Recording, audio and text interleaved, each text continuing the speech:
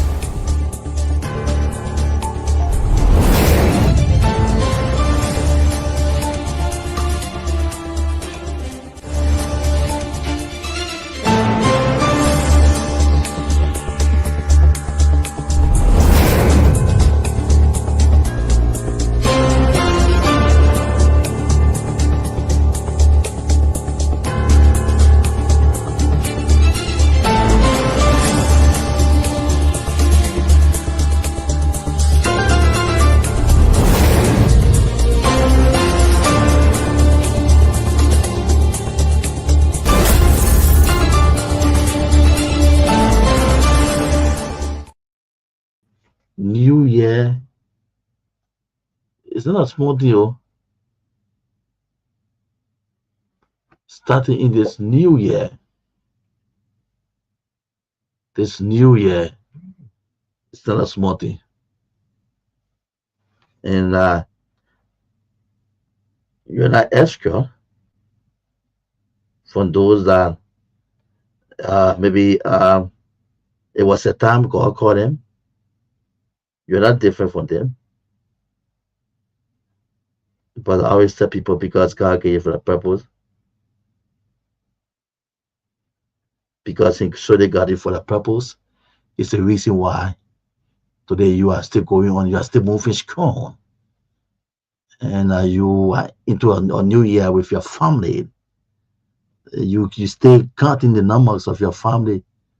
Nobody has left that family in the hands of a very premature death. Nothing.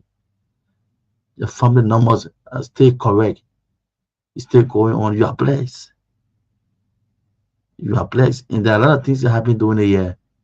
So many things can happen during the year. It comes with a lot of temptation. People struggle during the year. People hustle during the year. A lot of things happen during the year. But give one the strength to you, giving the opportunity to see another year and moving strongly. Give God the glory, give God the praise. Let's keep praising Him. So today, the president, our old man,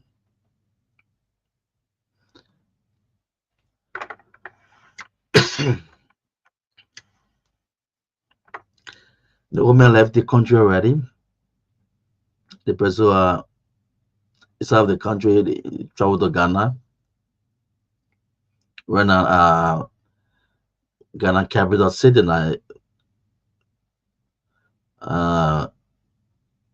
it's going to be very, very basic as of tomorrow,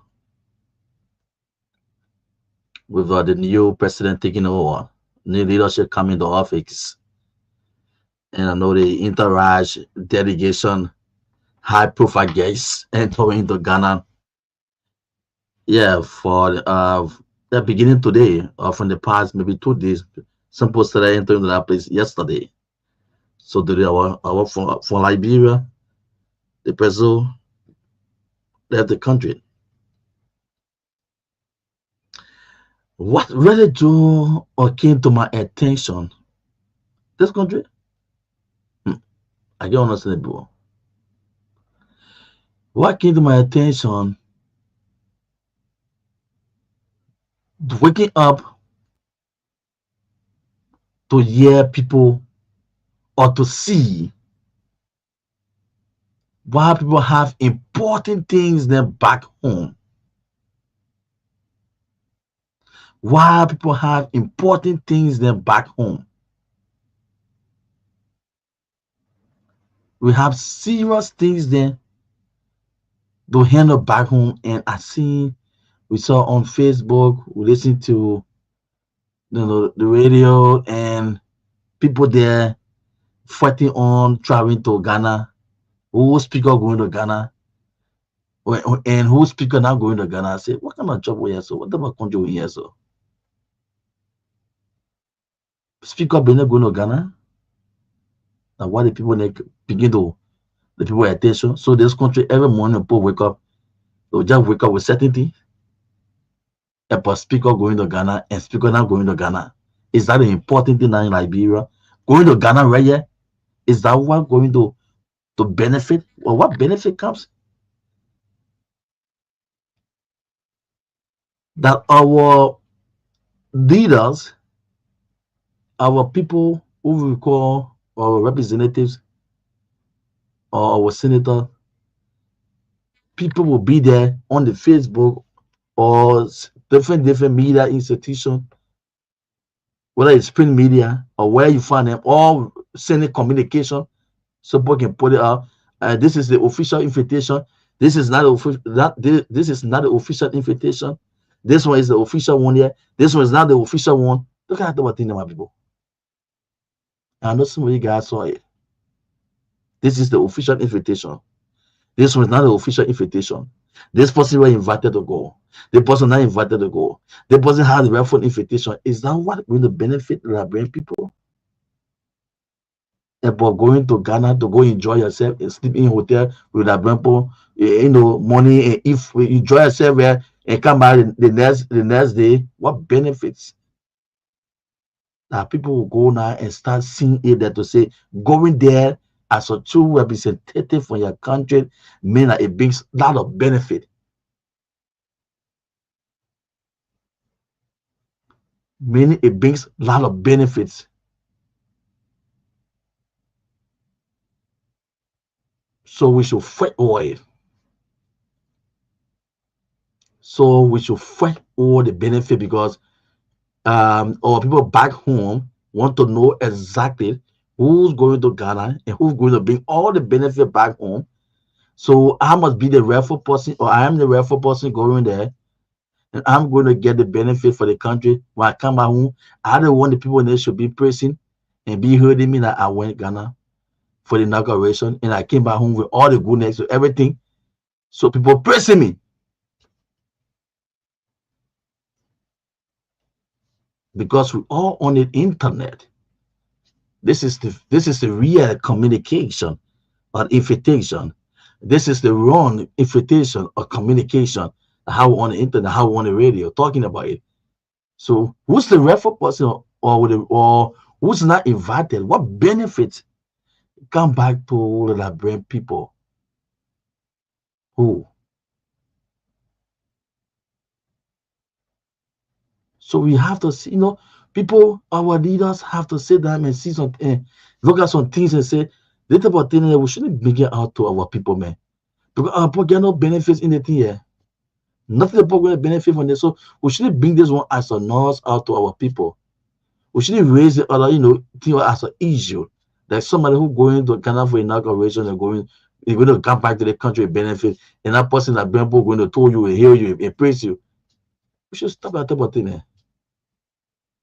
We have to stop it. People know people go, people stay online. People stay online for more than hours to go and vote you into offices, to go there and represent them, to make good decisions. That about going to Ghana, Benin, I can't take some money throwing all around your head. We get a wrong invitation and the right invitation. That's about thing you can't do.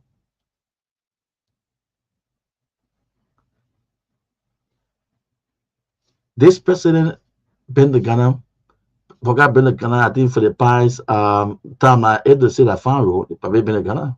He went there. So who do you think meeting the outgoing president and the incoming president, meeting them and having fun? So who do you think when that man go Ghana and meeting other people, who do you think the post invitation to? When openly have been cleared and said to the Liberian people that this is the speaker that we want to work with. This man, Richard Kuhn, is who we want to work with. Clear from executive.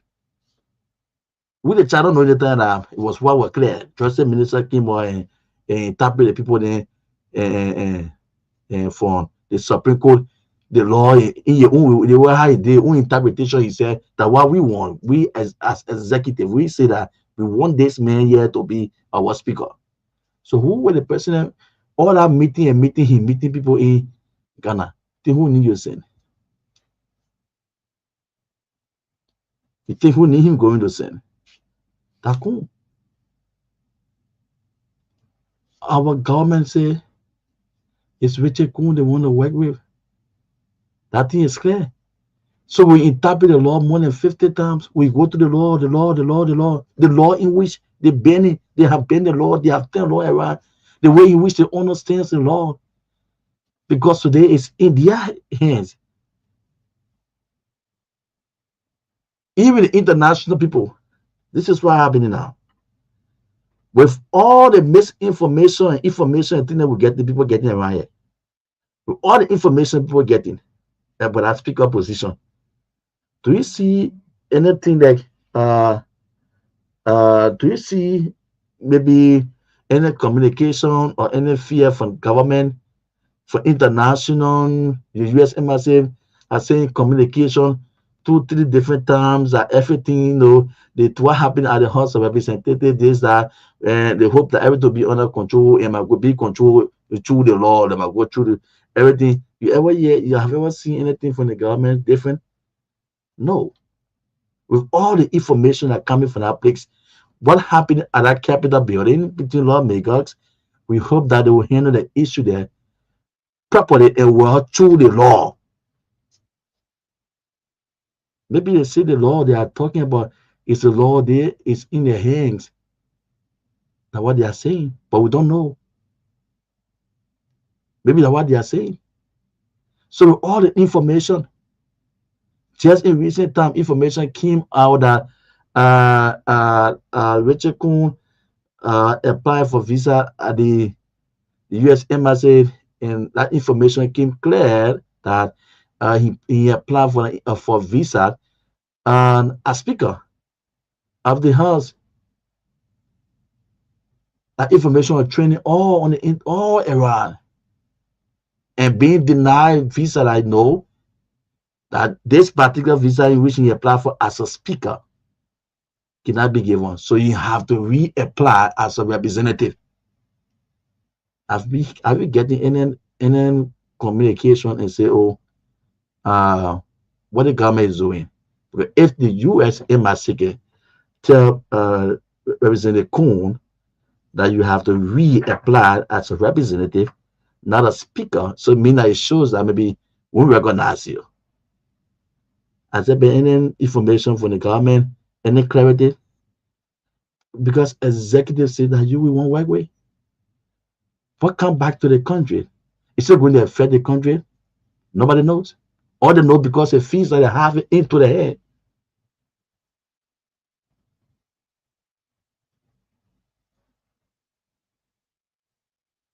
So everybody, with all the information going here and there, whether negative things for the country, whether positive things for the country, what exactly our government is doing for the common people. For the common people. For me, when I say that, I always say for the common people. For the woman who go to sell her potato green in the market, instead of send her children to school. The man who push that wheelbarrow to sell water in the gallon from apartment to apartment, a man who sit in the traffic all throughout. Someone sleep in the cold doing security work. What's the benefit of all these things? So money they people wake up that were trying to Ghana, Benin, people pick up. So money. Who's supposed to go Ghana? We're not supposed to go Ghana. Is that what we're supposed to be saying? What benefit comes to our people? There are so many things in the country need to be handled. There are a lot of things in this country need to be handled. We already gone 1 year. We got 5 more years to go.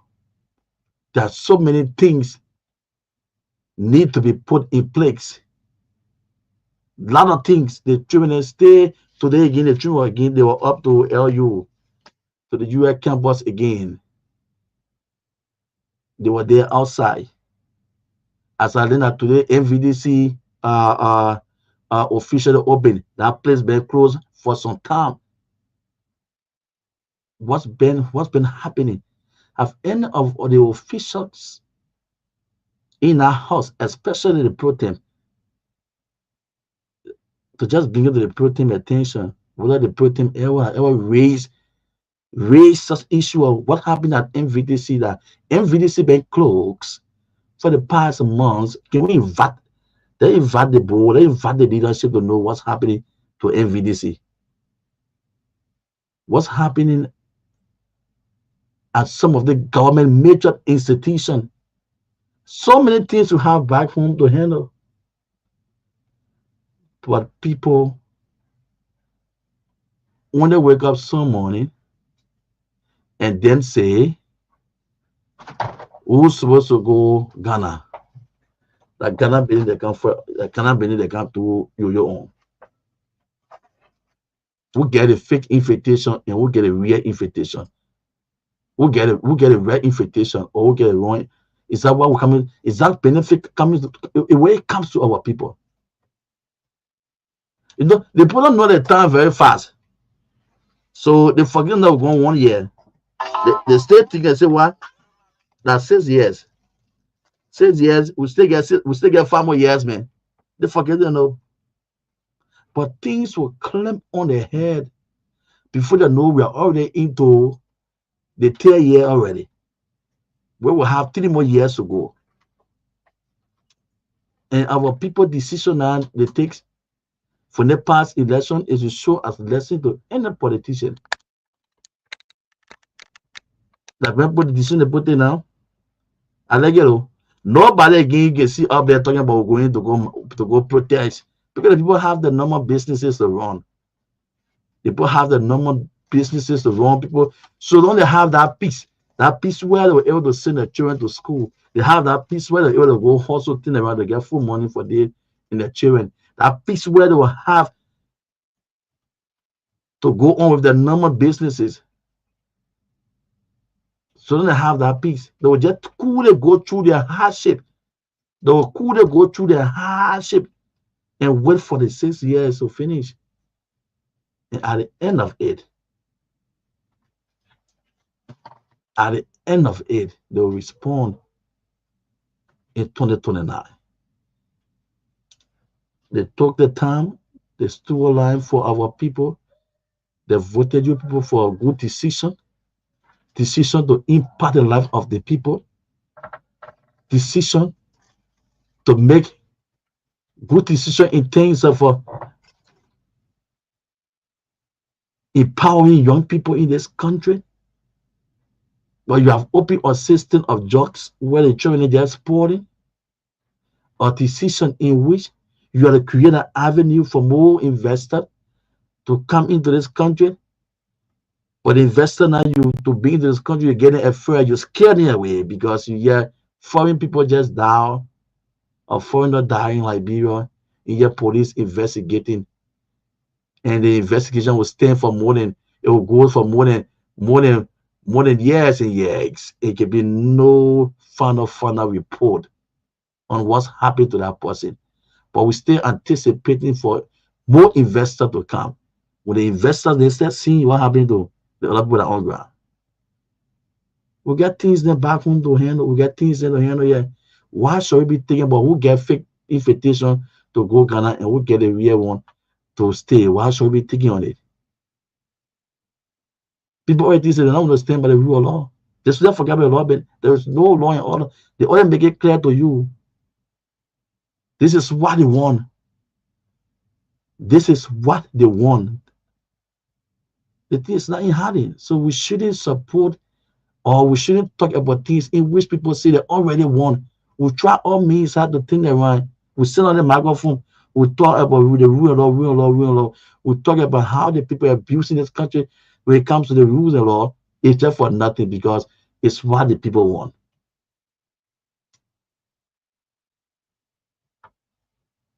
It's what the people want. So we talk about the investors should come, foreigners should come invest more. But we're seeing the foreign people, yeah, of men that recent time from a very big hotel. Investigation is still on. Secret killing, Liberians, the body find every corner sitting around in this country. Investigation is still on. Fire outbreak at that Capitol building. You still investigating. Then what going to open? What are you opening for people to come in? But we're here fighting for an invitation.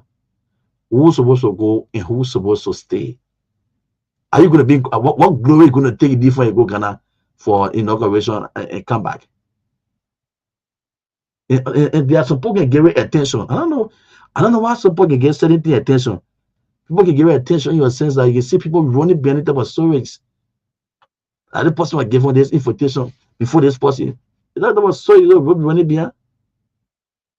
They have good stories for you to run behind and be to the attention of our people. That story is how many months how many the police making now? Or recently, I think just a day ago, a police officer shot himself somewhere. Police officer killed himself. What's the reason? Who knows what went wrong? What happened? Those are things you have to bring to the people table for you to tell them and convince them what went wrong, what happened for that police officer to kill himself. To know what's happened to the nurses who are on stress, they feel time. Doctors are on stress, they feel time. The stress that went through the time, what's become of the benefit? To know what exactly happened there at MVDC that today open. What happened for the past months? Why it been closed?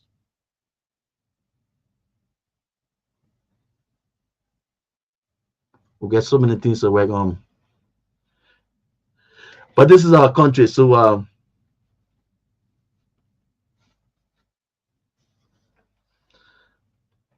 this is our country, so we just have to accept it as it is and move on. So for those of you who just joining us, as I said, thanks again for joining us on our page, Ria TV, and then closing argument. Uh, Going, going, Kamo Thoughts, Sion. Welcome, Gorin. Alfred A.D. Harris. Welcome, Alfred.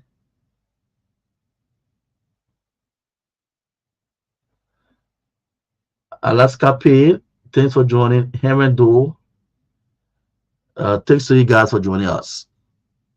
So we get so many things to handle back home here, and we hear it from the people.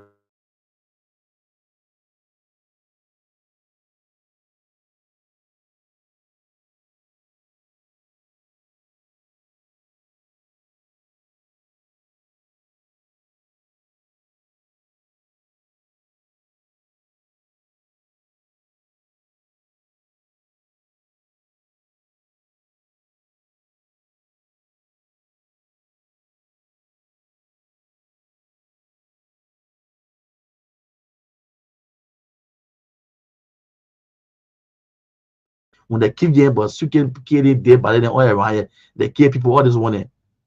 We all good justice.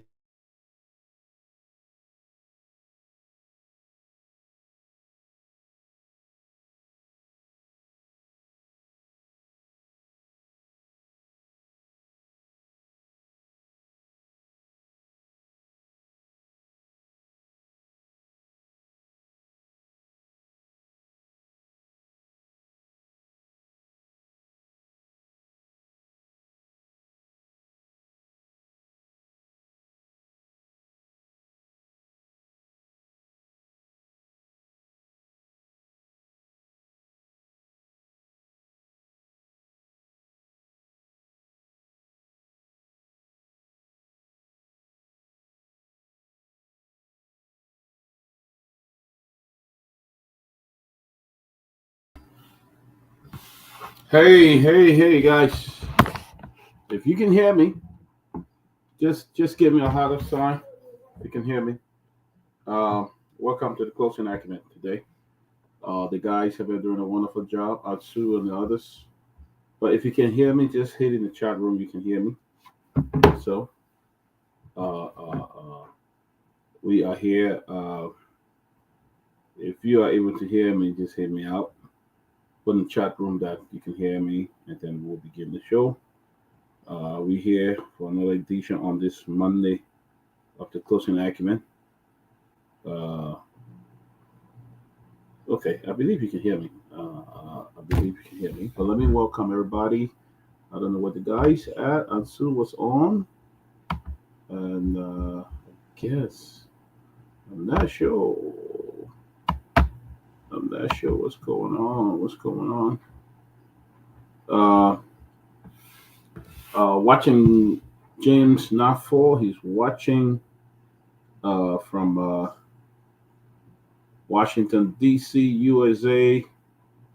Welcome Godwin Kamoto. Welcome Godwin. Happy Monday. Welcome Aphrodis.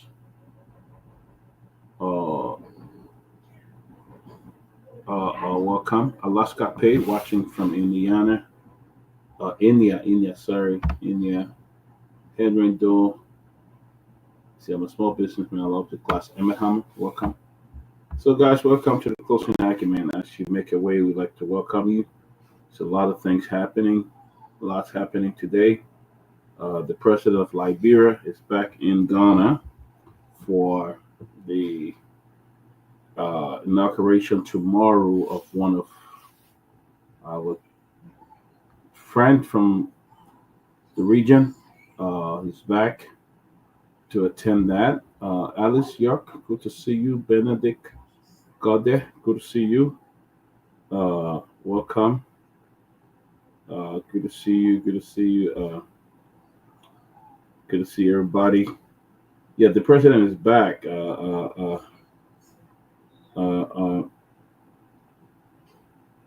In Ghana, he was just there last week to attend his friend's wedding, and then he's back in Ghana again. He was just there, and then he's back in Ghana again. Welcome, Abdullah Dolly. So, welcome, Abdullah Dolly. Good to see you. Welcome to the Closing Acumen. Yeah, the president went back to Ghana tomorrow. President John Mahama. Uh, uh, uh, John Dramani Mahama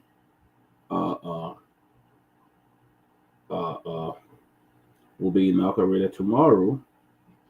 Let me see. I don't know what would be the 40. Let me see. I'm not sure what president he would be. What is the 50 or 60 or 45 or 30?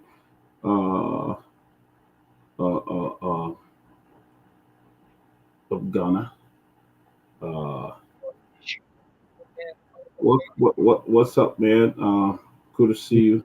It's time for governance. If he can't, he can just drop a little note and tell the citizens, look, I'm not well. Let someone just take over the country. But why doing it? Almost like the statement he made on the ex-president, the former president, taking major, giving it to board. If that statement just refers to him, that statement just refers to him. So you who have all the experience and then doing things that and not resemble anybody that got experience, it might imagine. Okay, my brother. Thanks for calling. We ought to get in a. We'll take more calls. I mean, is it? Yeah, we're getting signal from Peabody already. So Peabody join me already on the show.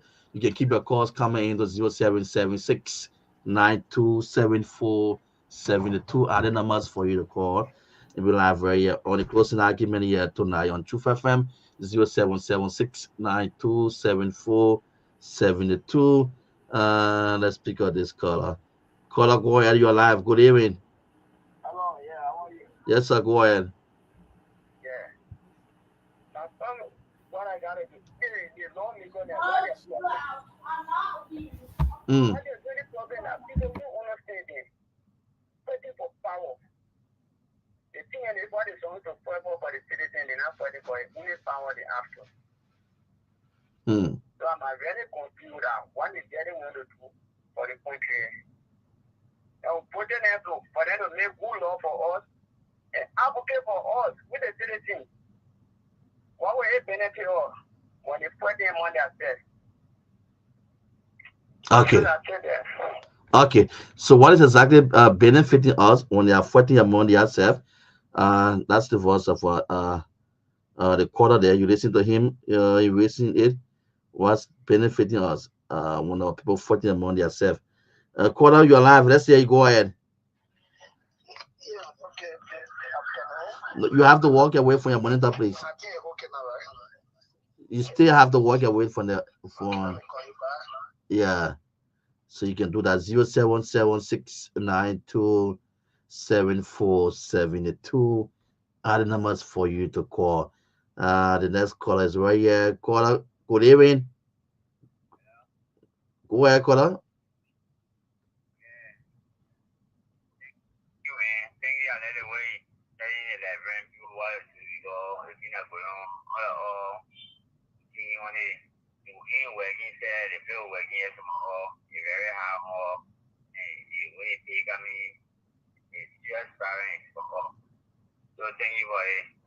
Okay. All right, my brother. Thanks so always for fighting closing argument. Thanks for fighting too. All right. The next caller is 0776927472. The number to call. Caller, go ahead. Hello, you're alive. Let's say go ahead, you're alive.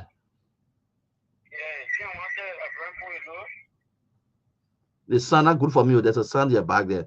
So just walk away. Walk away from the radio. Yeah, you getting me now? Yeah, you're alive. Go ahead. Yeah, they wanted like for the next election, nobody will vote. The legislature will vote for themselves, and the president will be the election commission. That's all I gotta tell you. Oh. Yeah. You know, easy. 0776927472. Caller, you're live. Go ahead. Yes, sir. My name is Jefferson that we're using and joining from Mount Barkley this evening. Okay. Well, thank you. My biggest disappointment is that everybody who preach equity should go with going hand. Mm. Yesterday, when President Weah traveling, they would say President Weah come with huge delegation, he's spending the country money. But today, you have people going right here to Ghana, going with more than 10%. What are the people going to do there? They are inviting the president. They are not inviting all of they are not inviting all of the ministers. But today you see people flying around here who are happy to go to Ghana. That thing is with I alone. We can't wait for the people 5 years or 6 years finish, then we start talking. Because anything you talk they will not hear you because they are in the boat and they're enjoying themselves. Okay. There are a lot of things in the country we need to talk about. But they are living the real things. There are a lot of things. So let Liberians just keep talking what they talking with nothing will come out of it. Because the people don't even respect the rule of law of this country. They don't respect. They don't respect human rights. Then let me hear that bar and let it say in. Thank you. Okay. Thanks for calling 0776927472. I like how the line is very, very hard tonight. So call, what's your concern? Let's see how you go on your live. Call your name and where do you call from? Call, are you there? Yes, sir, go ahead.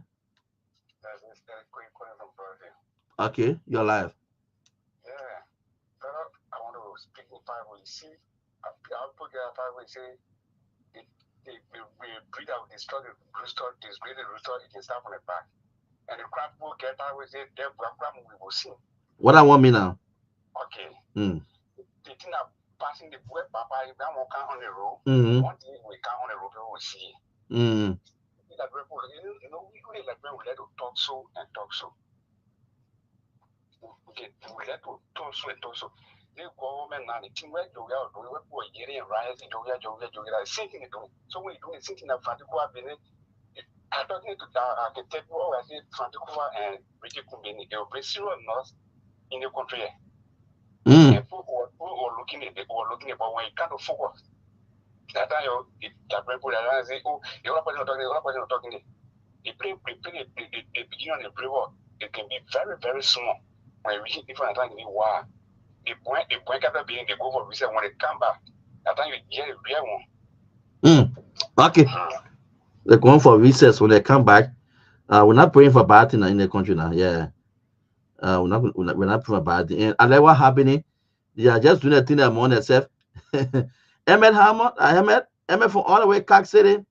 Ahmed, what happened? You sleeping at this time? Good evening. No current? Okay. Let me appreciate you this evening. Anyway, I'm Emma Hamokon Wakak City this evening. So what is out there have to do with security in our country? Because a police commander will doing extremely well. Also, Kana City. But a commander be working from one community to one community over. And we are taxpayers. We can have a county where you get Firestone, you get judges, other companies around within our counties, but police does not have a car. It's not sounding for us. But you get one representative, you get 2, 3, 4 cars moving at cover. But suddenly you go contract, you call the police to come and rescue you. I'm with the citizens who stood under the radio, we need security. So I'm asking the national government to do everything possible to provide vehicle for our police, But that commander, what happened? I think just in recent time, they gave new vehicles to the police. What happened?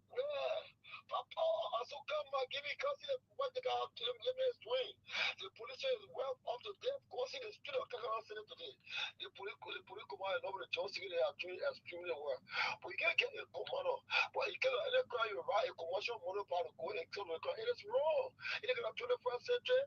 Well, paying taxes, then never do the trust. And so the trust could not damage the fact of the generation you can cut out. We have a look at the color. So we need the 24 officer and all security policy, how we can reduce the trust for the country. Because the trust is not coming with the sky, it comes with the pure interest of our nation. Thank you so much for giving me the time this evening. All right, Ahmed, you are always a regular follower, a listener for a closing argument, and also Truth FM. You always monitoring every program on this radio. Thanks for participating tonight. 0776927472. You listen to him say in Kakata, no police made the whole county no mobile. And they just gave the police some vehicles. I think on over 20 plus vehicles were given to the police. So what happened? If maybe if the vehicles cannot go in the counties, what are they doing? Are these maybe look at the road, conditions? So we want to give some of the vehicles, to the police commanders in the various county. But what are they doing? They were there for a better one. We can get a pickup for them to carry on their operation. Hello, hello, are you there? Good evening. 0776927472. You are live on closing argument tonight. Let's say go ahead. Hello?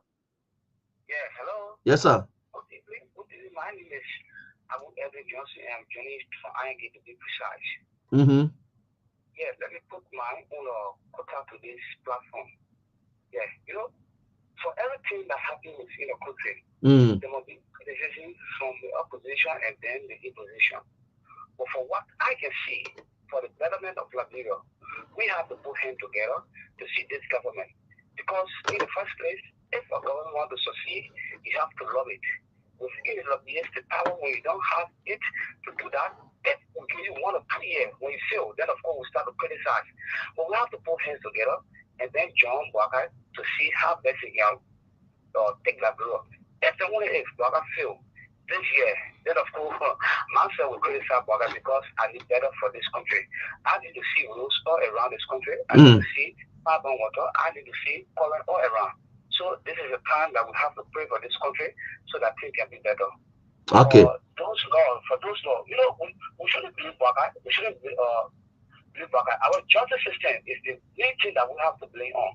Because if something happens, the CA, they can't talk anything, then of course it means that they are in the same room, my brother. So thank you for the kind opportunity they want to meet this up for this night. Okay, brother. Thanks for calling too.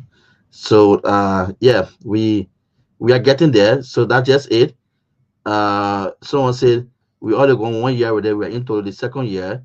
If there is there anything maybe to see different will happen. I will We're make gonna sure you take one more call, and then let's move on.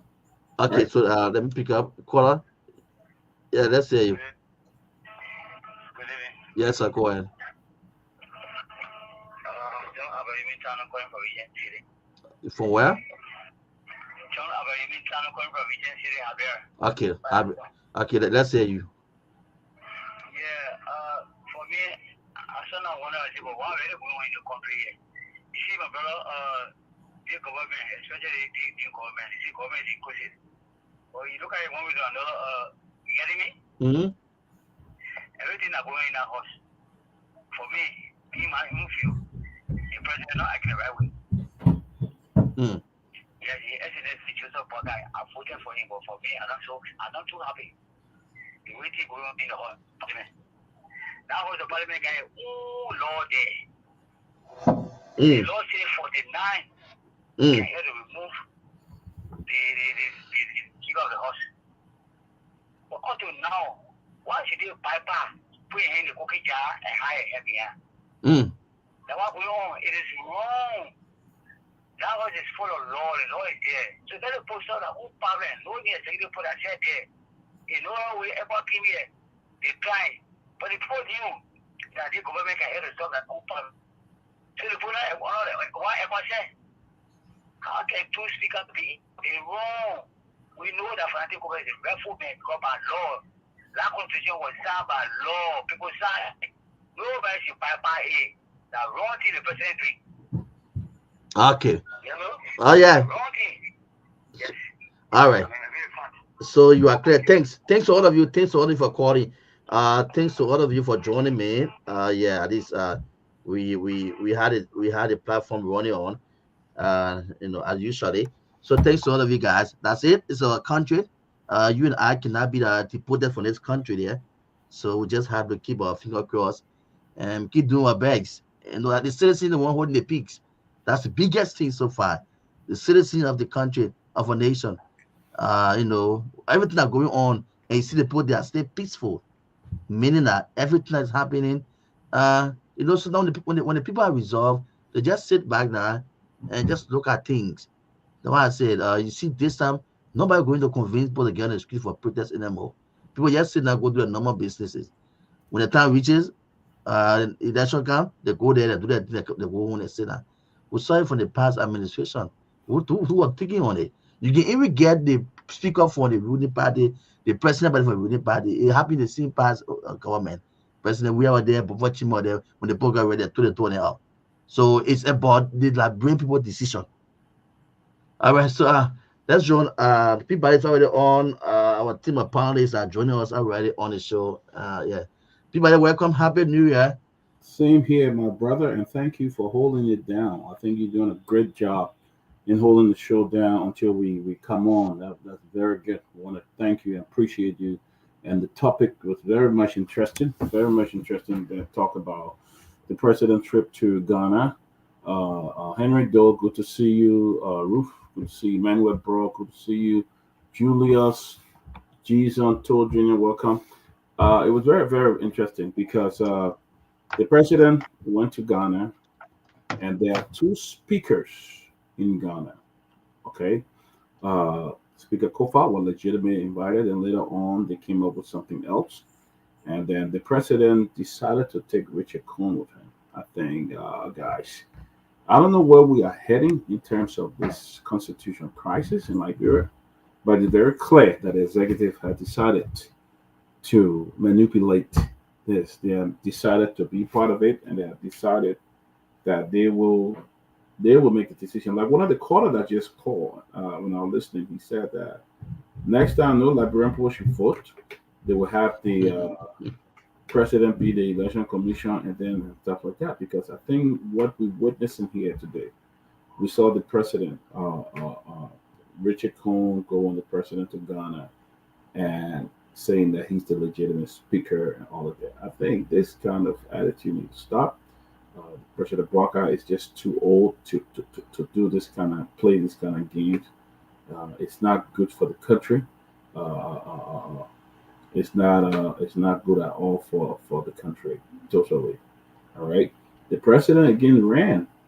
If you remember, President Barker was on the campaign trail, and he said that what they took the president job is not for what little boys, it's for big men and stuff like that. He criticized President Weah on many occasions when he was around private jet. But just today we saw the president again back on another private jet. Just Sylvester, welcome. Just after returning last week on another private, on another one today. Uh, uh, but Richard Kuhn traveling with the president, it's disturbing. Because honestly, Speaker Kofa is already in Ghana, but I heard he had decided not to do this or even show up tomorrow because it would be a conflict of interest. Because I mean, not conflict of interest, but it would just be not a good thing to do because the president of Liberia technically uh, decided to deliberately take Richard Cohen along with him, and which is totally bad. I mean, you're going to attend another country that had a democratic election with their leaders, and they are all together, and you are having this kind of issue in your government. You have the issue in the legislature, and yet and still you even making it worse. Peter Kofa did get a letter. If he wanted to, he could have shown up. He could show up. He got a letter. Well, it would not make sense. It would not be in the interest of the country. It would be disgraceful. It would be embarrassing if he goes there and there is another two speakers at one occasion. I think it's not good for the country. It's only fair. It's only fair that the issue be resolved before the president could have traveled with these people. I think he should have just left it like that until the issue was resolved, until he traveled. But what we witnessed today it's just not a good thing. But guys, welcome. We're going to talk about it. You guys took a call. That's the first thing we're going to start with today. President Barker left the country today for I think 3 days to Ghana or 4 days. He goes and come back on I think Thursday. He'll be back in the country on Thursday. And one of the things that happened today, he traveled with the controversial speaker, uh, Richard Cohen, and they went to Ghana. So I want to talk about it. Let's start with Sylvester. Grace, good to see you. thank you, Dr. Peabody. Yes, again, this Ula Balu about this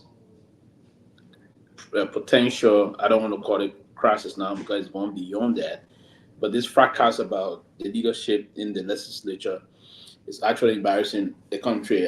If you one would want to push to that conclusion, but again, and part of the reason I wasn't surprised today from the diplomatic perspective, why the Ghanaians have to write another letter to Richard Nangwe Kun. That is a clear manifestation that the current government of Liberia informed their Ghanaian counterpart that this is the man that we recognize as our speaker, right? So again, most of the country worldwide, their major foreign policy objective is tailored on this issue about not interference.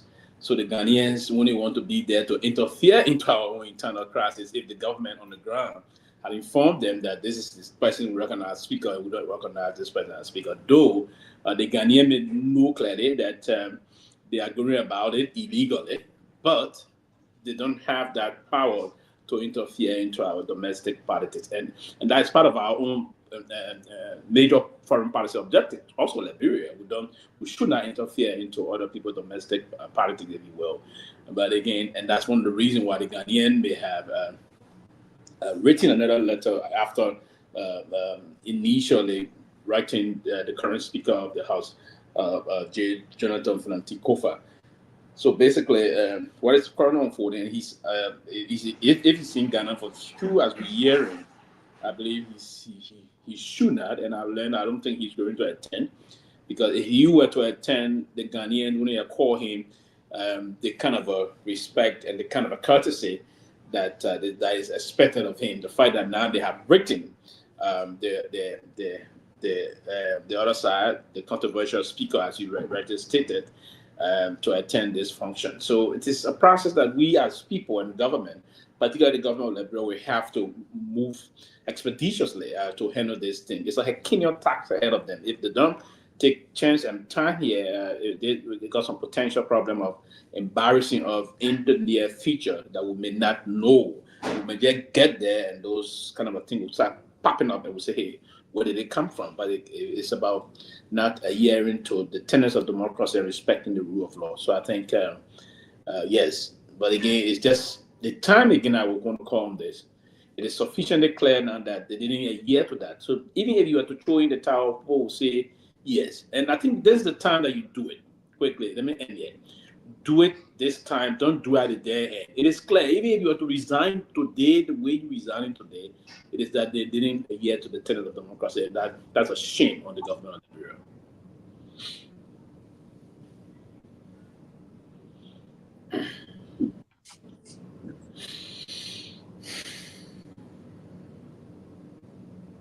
Are you there? Welcome, Grace. Good to see you. And you can, Grace, you look so beautiful. Your hair is so beautiful. Oh, thank you, my brother. Good. Well, mama, brother Peabody, he always would say that nice thing for me. Thank you, Peabody. You're welcome. So I want you to chime in and on what happened today. Richard Namakon is following the president to Ghana because Kofa is already in Ghana. So what do you think? Yeah, it's nice to be here. How you doing, Tamara? It's nice to be here. I would like to say hi to the people of Liberia, the people of Liberia in the diaspora and in Liberia over. And I'm happy to be here. It's saddening me that it is now known, it is seen that the president is actually, in my mind, behind this thing to recognize him as the legit speaker of Liberia. So it means that he has accepted that, which is wrong. And if I was advising Fanatic Kofa, I would tell him to go to that program whatsoever he should go to the inauguration. He was invited there. That's the right thing to do. Whether they recognize him at this point as the speaker or not, he has his invitation and it's his right to go there as the speaker of Liberia. So if he's not even sitting near Joseph Boakai, it doesn't matter. But from the Boakai camp, I don't know who advising the president with the problem that is happening, a decision made from the president's office. I don't think they should allow the speaker at this point in time, knowing that the House is at disarray. The House of Representatives is not working right now. You can't just silence one side of the House and continue to move on with the other side, whether they're in the majority or not. The way they carry on that voting to put Kun into power was very fraudulent. It's very illegal. So the president cannot side with that, except the president is behind this. So him not identifying with this speaker shows the Liberian people and the world over that he is behind this whole thing about removing Fanatic Kofa illegally from his position. And that's the thing. Now, I came here to say that if majority cannot work with Fanatic Kofa, it's understandable that the people don't want this man. They can't work with him. But they did follow due process. They have not followed due process. And even at that, when the man tried to expose them, they went and even did a fraudulent vote illegally and put another person into power. So now Fanatic Kofa has been proven right. This is all along that's what they wanted to do. And they have got their mission accomplished. This is not fair for our country. International community watching Liberians cannot settle their problems. These men are fighting among themselves, the girls, and they are not leading Liberia to the right direction. Is there time for even women to really take over the entire country everywhere? Maybe it will get along better. I don't know, but this is where I'm coming from. The president has shown that he has a side and he is going with that side. And this shows that the president is now behind the removal of Fanatic Kofa. Him carrying Fanatic Kofa to see the Pope was not a mistake. It was all planned. This is how I believe it is going on, except they will change and make amends with what's going on in that house and make sure that they go back and vote rightly, the right speaker that's supposed to sit in that position with all the representatives there to choose who they want rightfully as the Constitution says. And that's what I'm here to say today. I'm sorry, but Joseph Boakai is behind this thing. Thank you, Grace. Good to see you as well.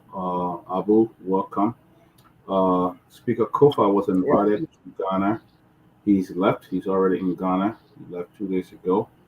And then there was a big turnaround. There was a big stuff going around that all on the internet that people have been placed on the list to try. I mean, the majority block speaker was also sent a letter. So Abu, you, the Unity Party supporter, why do you think President Baka will take Kong with him? Why do you think so, Abu? Abu, you on the show? Okay, you're not ready yet. Okay, all right. Well, all right. But yes, though. Sylvester, you've been into politics. Sarah hasn't come on yet. When Sarah come on, we'll bring her on. But Sylvester, you've been in I don't know about this though. So every country in the region that have inauguration, they invite the other country speaker as well. Like the Peabody, I'm here. It's just that I'm not. Okay, all right. Okay, you're in the back, so you can hear. Okay, but let's go to Sarah. Then we'll go to Sylvester to answer that question. Sarah, what's your take on that? Well, as first of all, I want to say hi to Grace.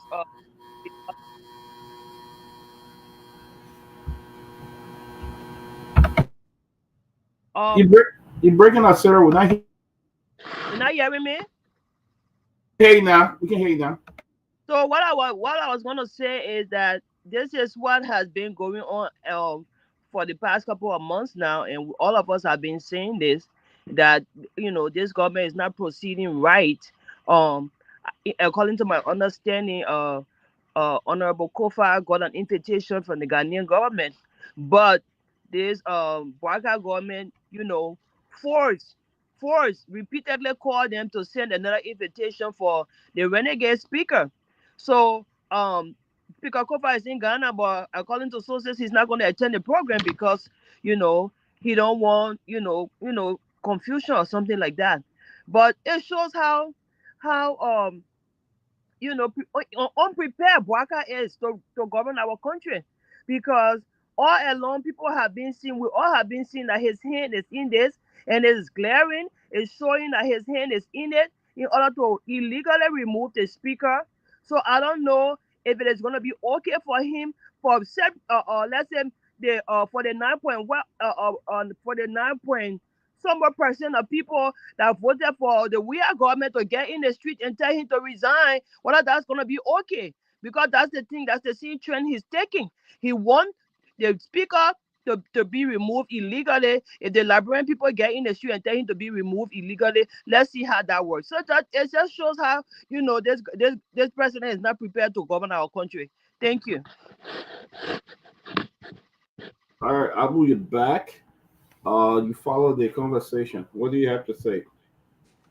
Yes, good being here. I think it is my debut sharing a platform with Sister Grace. I follow religiously. I think on Friday when you were on the show and people were extending deeper condolences to you for the loss of a brother.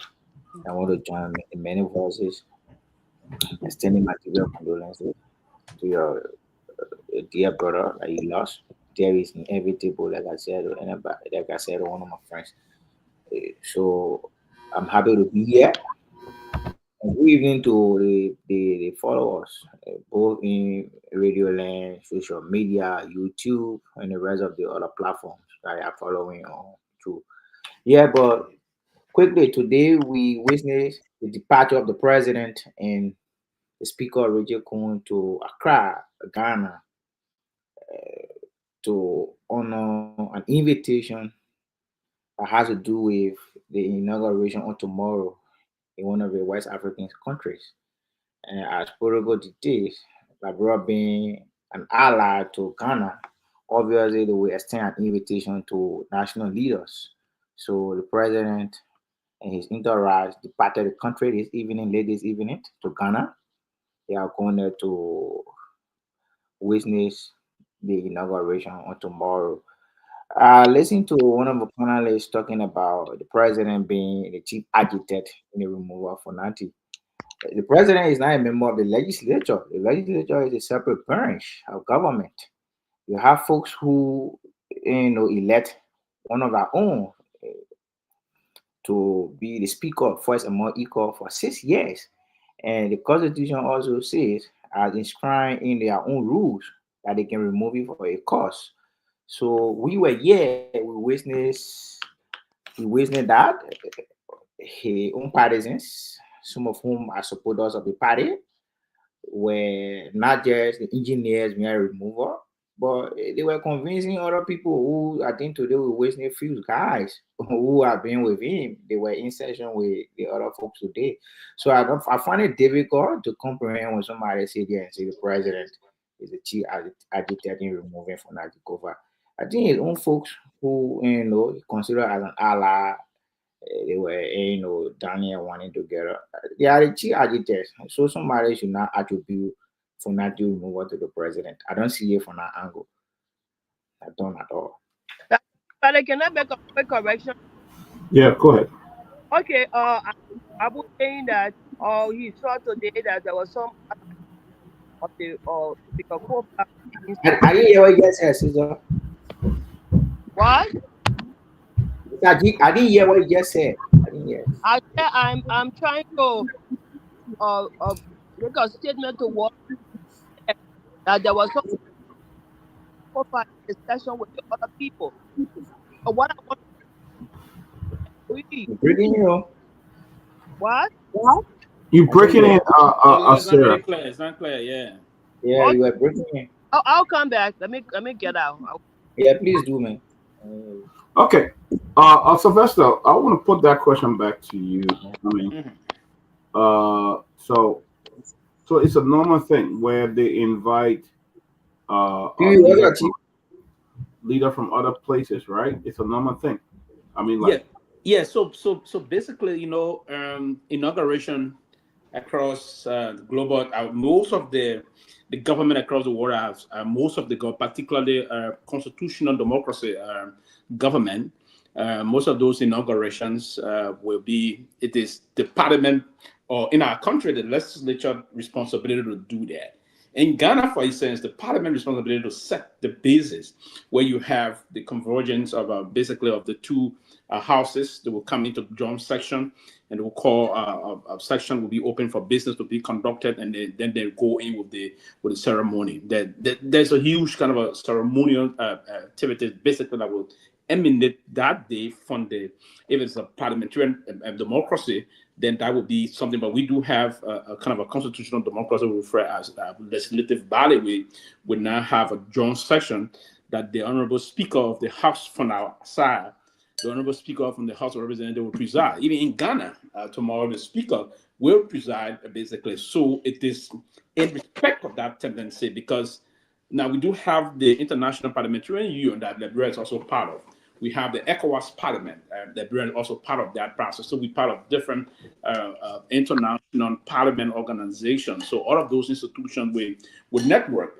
When there's a ceremony in one country, you tend to invite the others to come there. So yeah, it's kind of a process that will always unfold. Liberia will do the same. We invite the Speaker of the Ghanaian Parliament to attend most of our major functions and also our inauguration ceremony. So yeah, it's a kind of a tradition between country we have a bilateral relationship with that are subsisted for a period of years, and it's part of trying to come and complete that tradition. It's part of the reason. That's why I said when they send the invitation first to the speaker, and then the governor of Liberia probably have informed them. And now listen, there's other diplomatic channeling behind the scene.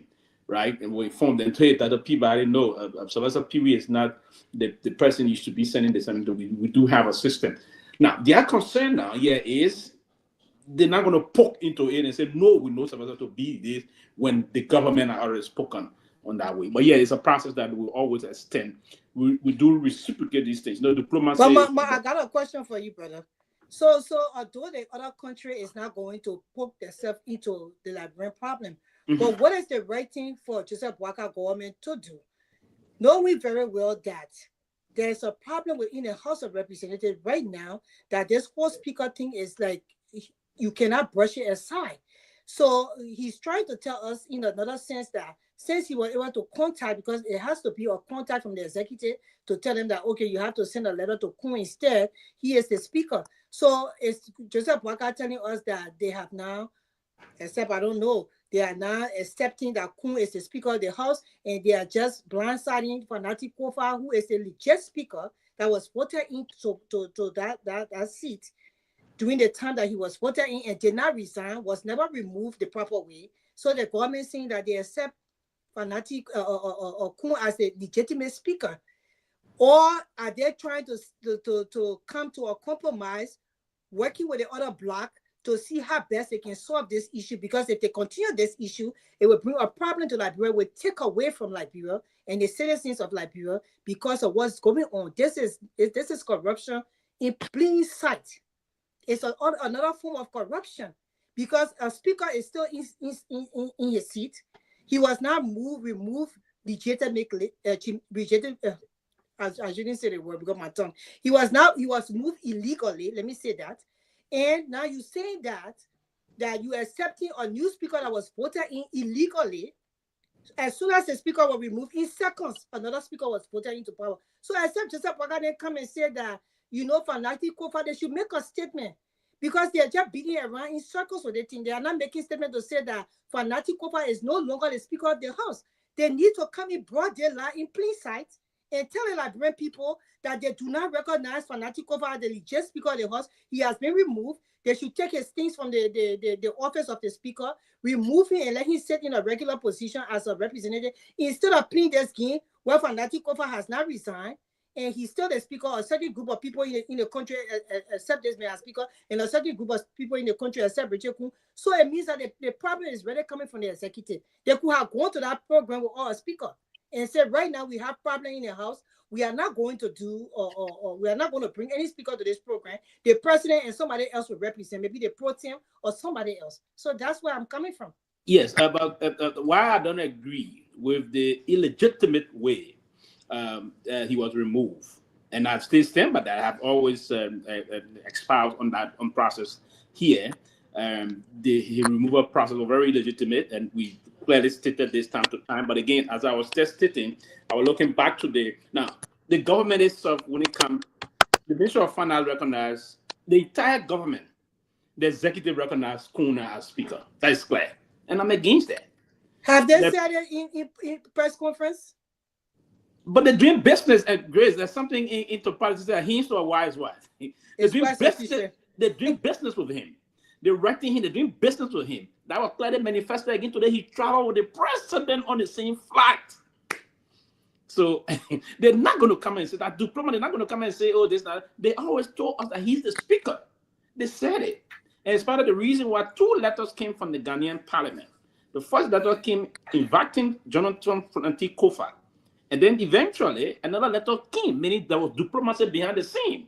And that's why in diplomacy, they're not going to come and tell you, say, oh, it's this. They will do it behind the scene. You'll just see it. It's enough to tell you they put on window. It's just like they say, when fire soon tire with you, you will see it. Or getting 2 buckets to tap the latest, the rubber. If they getting tired with you, it was reduced to 1 bucket. If the time kind of say tomorrow, you're not coming to work. That's it. So when fire soon tire with you, So is that fair to the Liberian people, though? But people before you, is it fair to the Liberian people, though, to be working on the behind the scenes and not telling the people being broad day like that? You know what? We are recognized Richard Kun as the legitimate Speaker of the House, and we are no longer going to be working with Fanati Kofa. He's no longer the Speaker. You don't think the Liberian people deserve that? But they're already doing it. They're already doing it great. They're not working with him. So they're doing it. They're not working with him. That's been done. They're doing it. They're not working with Fanati Kofa. Did you read the communication from the Senate? And it's wrong. And I detested this. But the Guar is still working with him. They're sending him letter to attend programs. They're sending him letter. Fanati Kofa was recognized as the Speaker of the House for other countries. Oh So yes, they oh yes. want And I believe you're right. And I believe the U.S. government, trust me, if they were to, and that never, I want to see it play quickly before you can bring other panelists in here. If there were anything, one thing I believe, one government I would respect, or the European Union, I don't think you will see them sending any letter recognizing Kun as the speaker of that institution.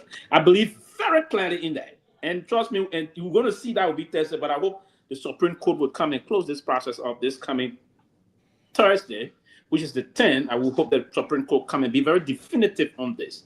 The illegitimate removal of a speaker doesn't augur well for our electoral path. It is wrong, and we should condemn it. It's not good thing. It's not a good thing. It's embarrassing. somebody need to put their stuff on. Pewee? No, it's not. Not for me. Not for me. I think from Sarah. No, I want to ask you something. Yeah, go ahead. So yeah, let me say good Happy New Year to everybody, and good evening to our viewers, and good morning depending on where you are. Pewee, you work with the Ministry of Foreign Affairs. The Foreign Affairs is the official protocol office of the state.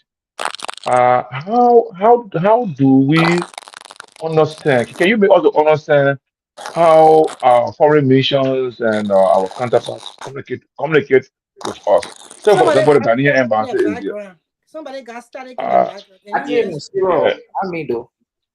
yeah, but I say my place is quiet. So, for example, the Ghanaian embassy is in Monrovia, Pewee, right? Let's say you work in the foreign ministry, you guys are understanding, and I wish I assume what you said as minister there. So, the Ghanaian embassy is in Monrovia. The embassy is fully aware of what's happening in Liberia. Mm-hmm. How so how do they communicate with us? Did they write our foreign ministry? Or would they let's say would they write the foreign ministry or would they write a specific government official for such occasion? Can you just tell what is the protocol, what's the process And involved in inviting foreign counterpart to attend such event? Say for example, during President Walker's inauguration, who did the invitation? Who did they write? Just that's give a us that's a some very information regarding that. that's a very good question you asked just now, and it's very good also for the audience and for the platform. So yeah, is it? So we do have a diplomatic relationship with Ghana. We have the Ghanaian embassy near our capital Monrovia. That the diplomatic we will call it near. We can say in. It's near our capital Yes. Monrovia because it's a country by itself in terms of representation.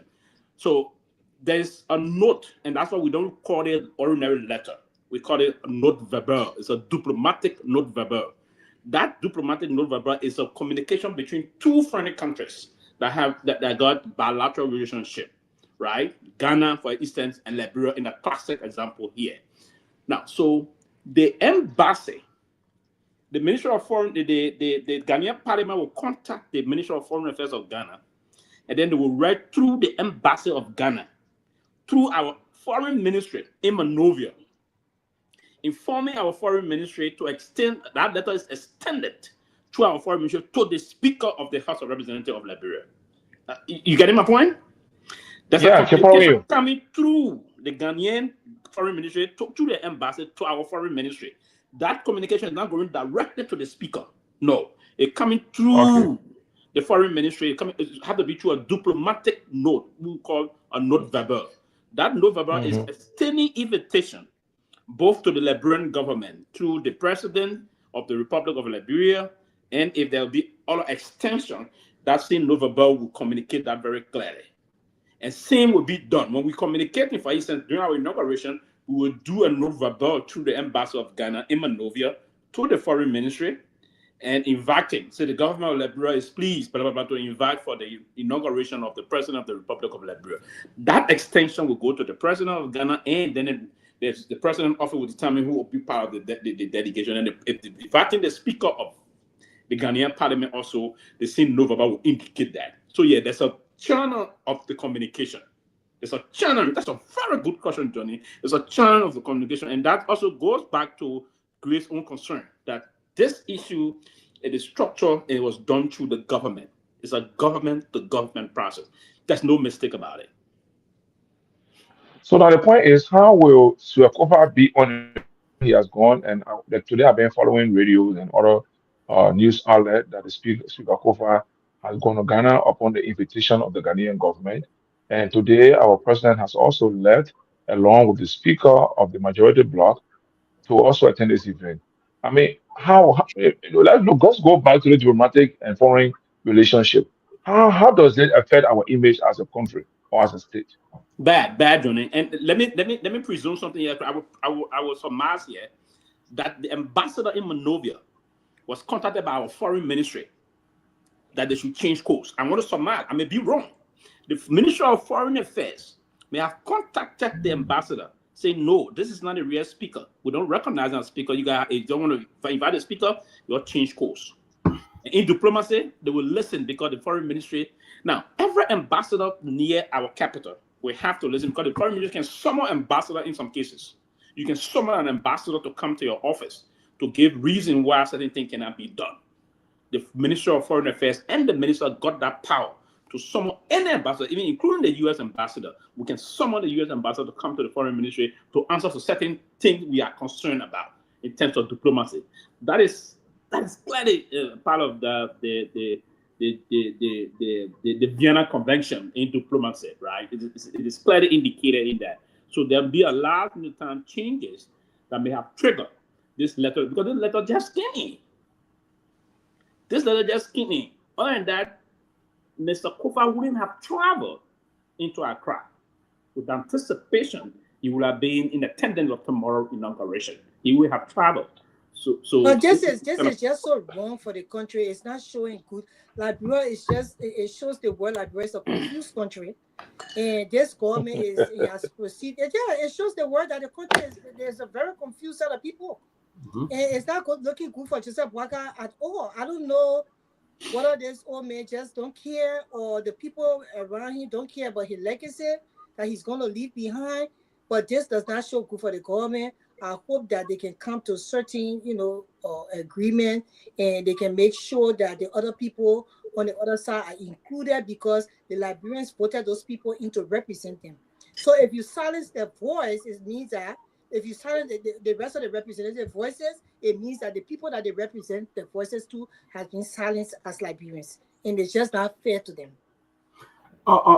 Is it possible that this letter was sent, then overnight it was changed? Is it possible that it just ignore it and say, you know what, I will take home with me whether Kofa go or not? Because Kofa is already in Ghana. He left on Saturday to go to Ghana. He left. I think Saturday. Yeah, on Saturday he left. Okay, to go there. Because if the letter had not come to him, he did not receive it, he wouldn't have gone. He left on Saturday. So right in there, overnight, it was changed to have this guy go. And there were some letters that were actually online that was really disturbing. They have fake story. They were addressed normally Kanga as pro tem, but if you read the body, they say, "Oh, madam, they were calling her, I think, my speaker or stuff like that." So a lot of fake stuff going on. But Kofa did receive the letter. Kuhn did say he was going today. He had a press conference for, a few minutes. I hope the guys could play that if they had it. Yeah, he said he was invited. Yeah, he said he was invited. Okay, Speaker Kofa said he was invited. Yeah, so people, in addition to what you're saying, Pewee, we need to provide additional expertise or information. For example, if the Ghanaian government invited, do they invite government that will include the WM, the speaker, and other people, or will they write the individual persons in government? Say, for example, did they write Kofa specifically, or did they write to the embassy, to the foreign ministry, inviting President Boakai, and then in our communication, including the speaker and other government officials? How does that happen, Pewee? Because So I'm wondering how was Speaker Kofa receive a letter specifically to him, being a speaker of the legislature, and then having a separate letter going to the president. Do they write the government in entirety, or they write individuals? So basically, for the parliament line, because the Ghanaian parliament is the one inviting for the parliament is going to be the one organizing the whole inauguration process. The Ghanaian parliament is inviting the speaker. That's a regular process, the speaker, but that will have to come through a diplomatic channel. Now, the problem here, Johnny, is that, and as I said to you, when the first letter came, the Ghanaian parliament believed, my suspicion is that the embassy in Nyenwolo is informing, because they are very organized diplomatically, the Ghanaians, very organized. They informing Accra that we believe Kofa is still the speaker. Now we believe Kofa is still the legitimate speaker. It's part of the process that the communication came to Kofa. Now, my suspicion again is that the Ministry of Foreign Affairs may have engaged the Ghanaians in Monrovia, the embassy in Monrovia, saying, no, we recognize Kun as our speaker, not Kofa. That on the basis they send a letter first to Kofa. Now they're trying to change. Then the Ghanaian will say, okay, it's not our business, we don't have to interfere. So if you say you got a new speaker, now the reason why I believe this new letter came this morning, Johnny, today's deep, I know I'll call him I want to call it this renegade speaker if I want to correct him. Right. So yeah, on a serious note, we ought to protect the rule of law in the country. We shouldn't sacrifice no issue of friendship because I know this man, but he had no. It's wrong. So now the Ghanaian acted with no cause whatsoever violating the Vienna Convention, because the Vienna Convention on the issue of a diplomatic relationship is that we have to. We are the host country in diplomacy. We call ourselves the host country. Ghana is the sending nation. They got an ambassador in the our capital. So whatsoever thing the sending nation sent to the host country, whatsoever thing the host country rather. Listening, right? Man is talking. But there's no audio yet. There's the audio now stopped. Is there audio? Greta, you as you're going No, to sister country for a historic inaugural ceremony, if I may describe it like that. Oh, well, first of all, let me say thank you for the brief interview. I was contacted 2 days ago to accompany the president to Ghana to witness the inauguration of the new president of Ghana. He has made, being a new speaker, it's a pleasure for me to take advantage of these international trips to be able to connect my colleagues for our own better leadership. One of the major things that bring joy to us in this endeavor is the fact that I'm going to meet my colleagues. The invitation was sent by the Speaker of Ghana as well. So I'm going to meet him to be able to foster a relationship so that we can see how best we can work together to make our legislature a better place too. Sure. And you made mention of wanting to have a meeting with a Ghanaian speaker. I mean, what specific areas you want to tap into as well once you have a meeting with him, sir? You know, during the turnover, the election of 2023, we lost most of our colleagues, old colleagues. So we got dominantly new faces around who need some level of rehearsal. It is in this vineyard that I think I'll take advantage of, where some of my colleagues will be allowed to go to Ghana and watch the sitting, how they organize the session as well, to gain some level of experience. Because they did it in the 50th or the 52nd, a similar thing, where most of the colleagues left from here went Ghana.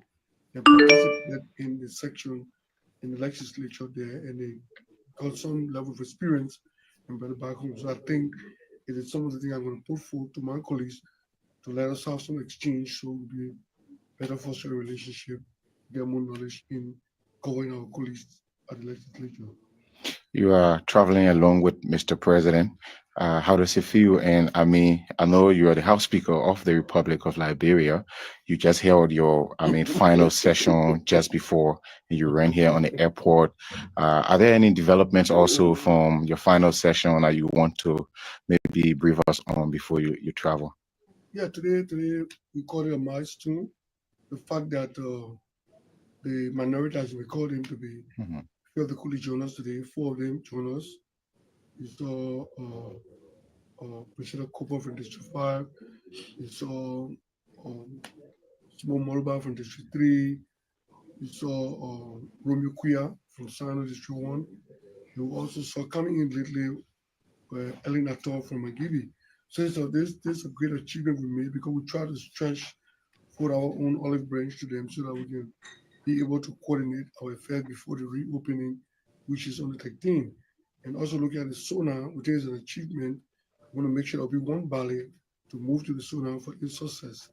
We don't expect us to be in this thing commotion for the SONA. So we do all we can to make sure that the other 28 guys on the other side join us before the SONA. So there's a way of progress for us. We consider the level of progress for us. We've achieved a great extending olive branch to them, and most of them have agreed to come to join us. It's just that today, most of them weren't aware that we're meeting today because This is a non-section day, but the extension that we put forward ends today the 6th, so we had to close today officially. So I must thank my colleagues at least for taking the bold step to come to session do library people work. And I still want to appeal to others out there to join us who can do library people work. The war is over. I can call it war. The battle is over.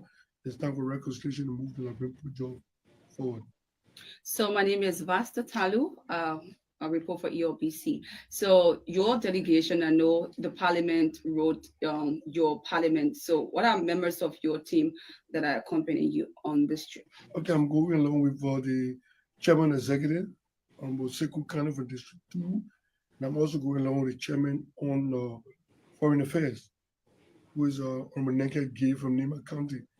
So the both colleagues will be accompanying us at the program tomorrow. They'll be departing late this evening with the commercial flight. But I'm going along with the president on this flight. Lastly, if there's anything that we didn't talk about, you care to comment on, then we can leave you, sir. I just want to say thank you for the brief interview to inform the library people on our endeavors to bring peace back to the legislature, especially the House of Representatives. I want to say thank you so much, and I think I'll find an appropriate time to give you an exclusive interview in return. All right, guys. It appears that this man did not get a letter from the Ghanaian government. It appears. I'll give you a chance. I'll give you a chance to talk. Give me time. Everybody, one time. Give me a chance. I'll give you a time. It appears he did not get a letter. If you look at the letter that is posted on Facebook, there's one that is original and one appears to be a copy and paste into something. But yes, his own statement said that he was invited to accompany the president. So the Ghana government told him you need to accompany the president to the inauguration, all of that. So there's a serious fraud here that we're looking at. I don't know about you, but based on that interview, there's a serious fraud. You may just be right, but he said he got an invitation, so and that's what he's saying. Yeah, but then he said you were invited to escort the president, but that's everybody right. Let us see what happened tomorrow. Yeah, let's see. But obviously, Fonati will not go to the inauguration. He has said, the speaker said he would not go there. So what we're seeing here is, I don't know, but I want you guys to chime in. Let's start with Grace. Sylvester will come to Abu. I want you guys to chime in because I'm kind of confused right here after listening to him. Well, to me, I see that I will not refer to him as the speaker because I believe in fairness. So for me, the illegal voting of going into power, for me, the whole session when they went to voting to power was very illegal to me. That's what I think. So I don't refer to him as speaker. So, but you can see the uneasiness in Mr. Kong. You can see that he's very uneasy in the interview because, wrong is wrong and it's wrong. There is nothing you can do about it. I heard Abu saying that, the representatives then went in to the meeting or the session today from the other block. At this point in time, doesn't mean that they're accepting Richard Kong as speaker. I think even people on his block are not even accepting him.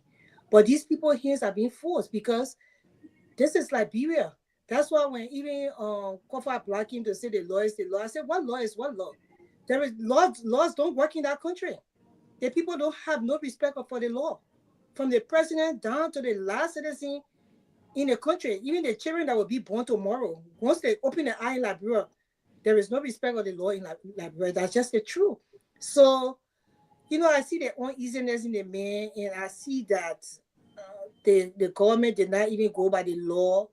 By right, they're not supposed to have one speaker receive a letter and then go behind and ask for another letter for another person who is not really the speaker of the house because the speaker of the house have not really resigned and he was not removed. So, and if only they could just do due diligence, we're going to be cool for all the Liberians, including myself, because I will reiterate what I said. I personally feel that if you're leading something and the majority of your people say they don't want you to lead, it's the right thing for them to be able to vote you out and you have to accept it. But the mere fact that they did not go through the process in voting for Nati Kofa out and he has not come to resign his post, I don't think the government is going right. And I think this will bring problem to Liberia. This is going to be an issue for the country. Right now, they're taking it for play, but it's no play. They should be very careful before they bring chaos back to our country. We don't want that to happen in Liberia anymore. Thank you.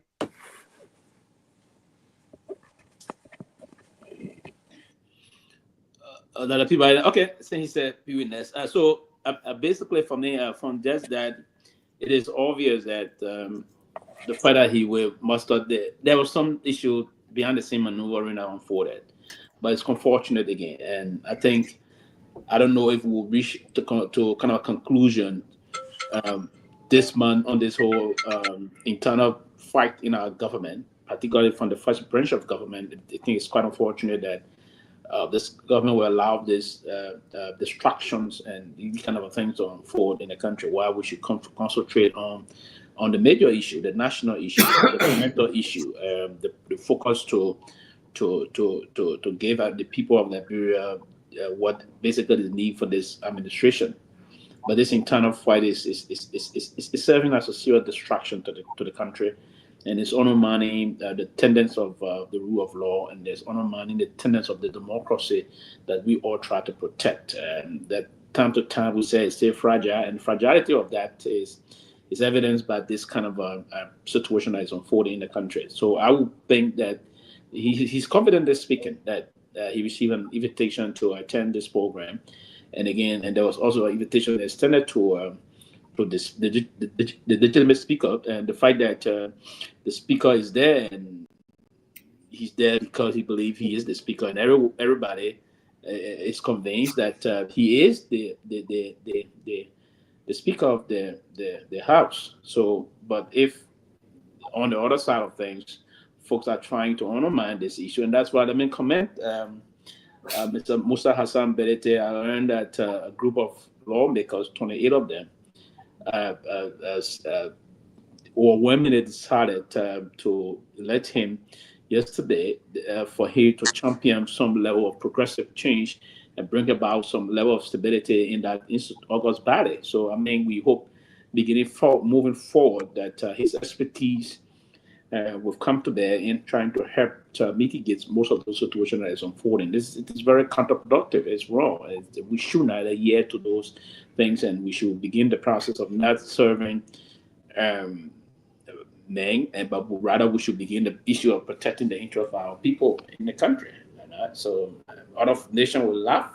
They will not laugh at us, but they will rather laugh at us in the way we are exhibiting ourselves outside of bureaucracy. So I mean, it's just unfortunate. It's very unfortunate. Well, it's interesting, but from all indication, it appears that the speaker, the legitimate speaker, Speaker Kufuor, will not be in attendance. I confirm that he will not be there. Can I make a comment, please? Yeah, go ahead.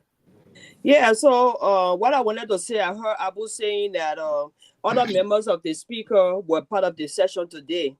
Other members of the speaker being part of the session today does not validate that Rachel Kuhn is the speaker. They didn't go there to validate him. They went there because that's their constitutional right to be there. I just wanted to make that point clear. And why are not going there? What? Why did they go there today? They were not going there in time past. They were not going there because you know the reason. You know the reason. Maybe they came together and decided that they will go there today. But their being there does not validate Rachel Kuhn being the speaker. The whole world knows. So what prompted going today? What? Say, what prompted her going? Don't interrupt me, my brother. Let me talk my own. You tell your own.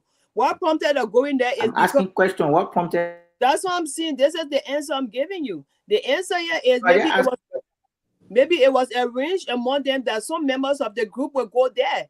It doesn't mean, it does not validate the fact that did they give any support to Kuhn? Did they say that, oh yeah, we came to join you because Kuhn is the speaker? That's not the case. The thing is, they decided to go there because that's the constitutional right. They are still a member of the minority black. They are still a member of Kofa Black. That's what I'm trying to tell you. So don't come and spin things around here and think that Oh, sorry, my alarm go. Don't come and spin things around here and say that, oh, because the other people went there, so then that means they're part of Kung. That's what I'm trying to say. The second thing I wanted to say is that where are we going as a country? Where are we going? The Supreme Court had a ruling on this. The Boycott government is aware of the fact that these men or these guys proceeded wrongly. Yet, with all of that, they're still continuing to do what they're doing. So how sure are we even in other things to come? That maybe let's say the election, how sure are we that these people will even get power easily if they cannot even respect the Constitution? It's something for all Liberians to ponder over. Thank you. Yep.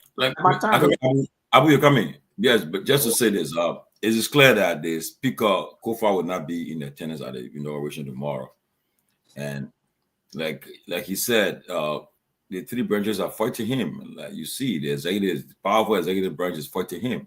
Exactly. But the fact that the president today will take they take Representative Kun on his plane that he flew all Liberia to go attend the it shows that the president.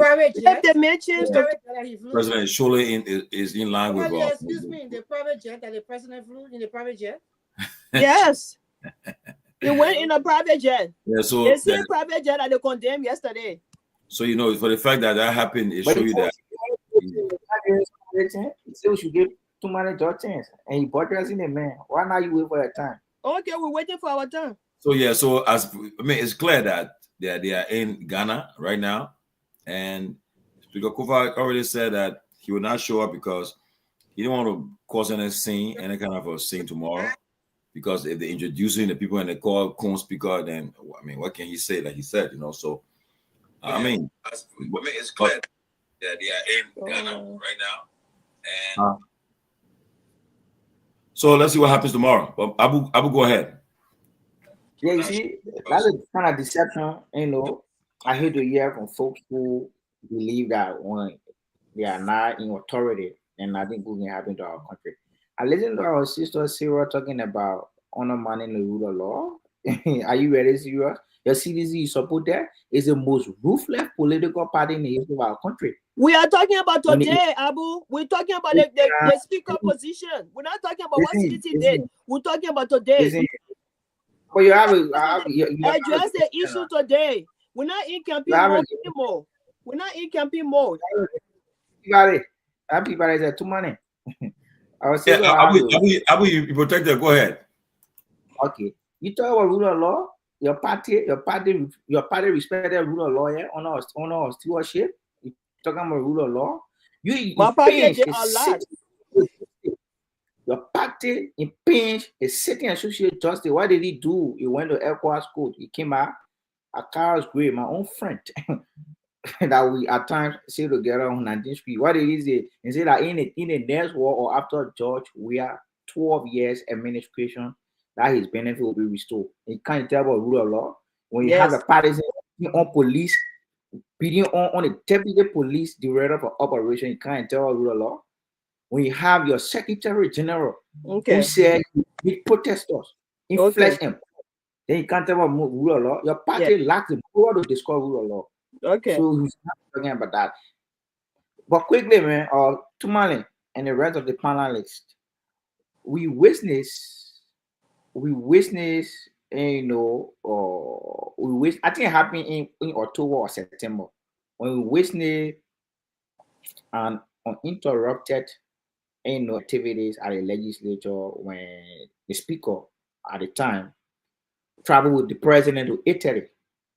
While there, three of his folks who believed to be from the minority bloc were seen in camera insulting the mother. You just came up back. You're making the topic long for us. You're making the topic long. We all know all that thing you're explaining. Get to the point. Get to the meat of the issue. Abu, we're talking about the session we had the man want to make inauguration in Ghana. So go ahead. Yeah. But he said we are undermining the rule of law. Who undermining the rule of law? The CDC don't have the moral to discuss rule of law. When we okay, we know. Okay, then get to the issue now. Get to the issue. Don't lecture. All the things you're talking, we already know about it. But the thing is, that's the reason why they voted we are government off. Exactly. You come here to lecture us.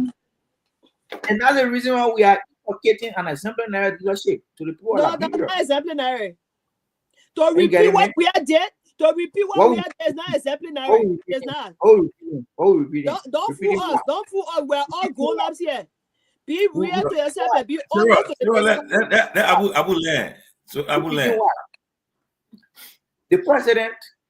The president is in the rush, left for Ghana this evening. I heard somebody talking about the speaker was not invited. He was invited. Why did Funati not post his letter or invitation? Speaker who posted his own? Why didn't Funati post his invitation letter? He come and make it appear that we are the one who fabricated letter here. We gotta be honest with ourselves. The exception just portray deception. You talking about not respecting the rule of law? What did the Supreme Court say? Ultra-virus. That's what the Supreme Court said. There were legal luminaries across ultra-virus. So who side the ruling favor? They can't tell the other virus.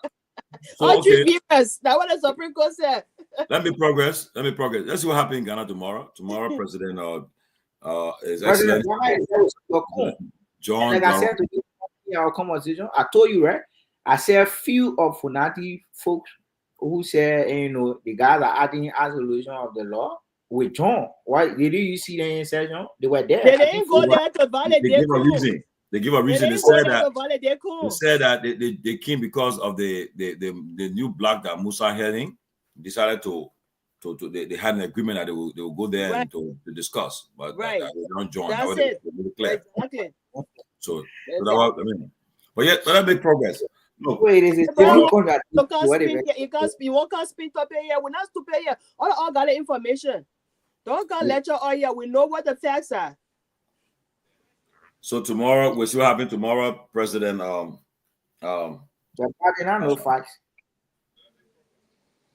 You don't want in government now. You don't want to know the facts. Go by the facts, ba. Tomorrow, President Nana Akufo-Addo will be turning the ring of power to the newly elected president, John Dramani Mahama. And I think they say over 10 heads will still be in attendance, including Liberia's President Joe Boakai. How many presidents came for our own year for Boakai's inauguration? One. That Nana Addo and Marabio, right? Marabio too, actually too, yeah. Marabio, yeah. I think we have 8 heads of state working for we are.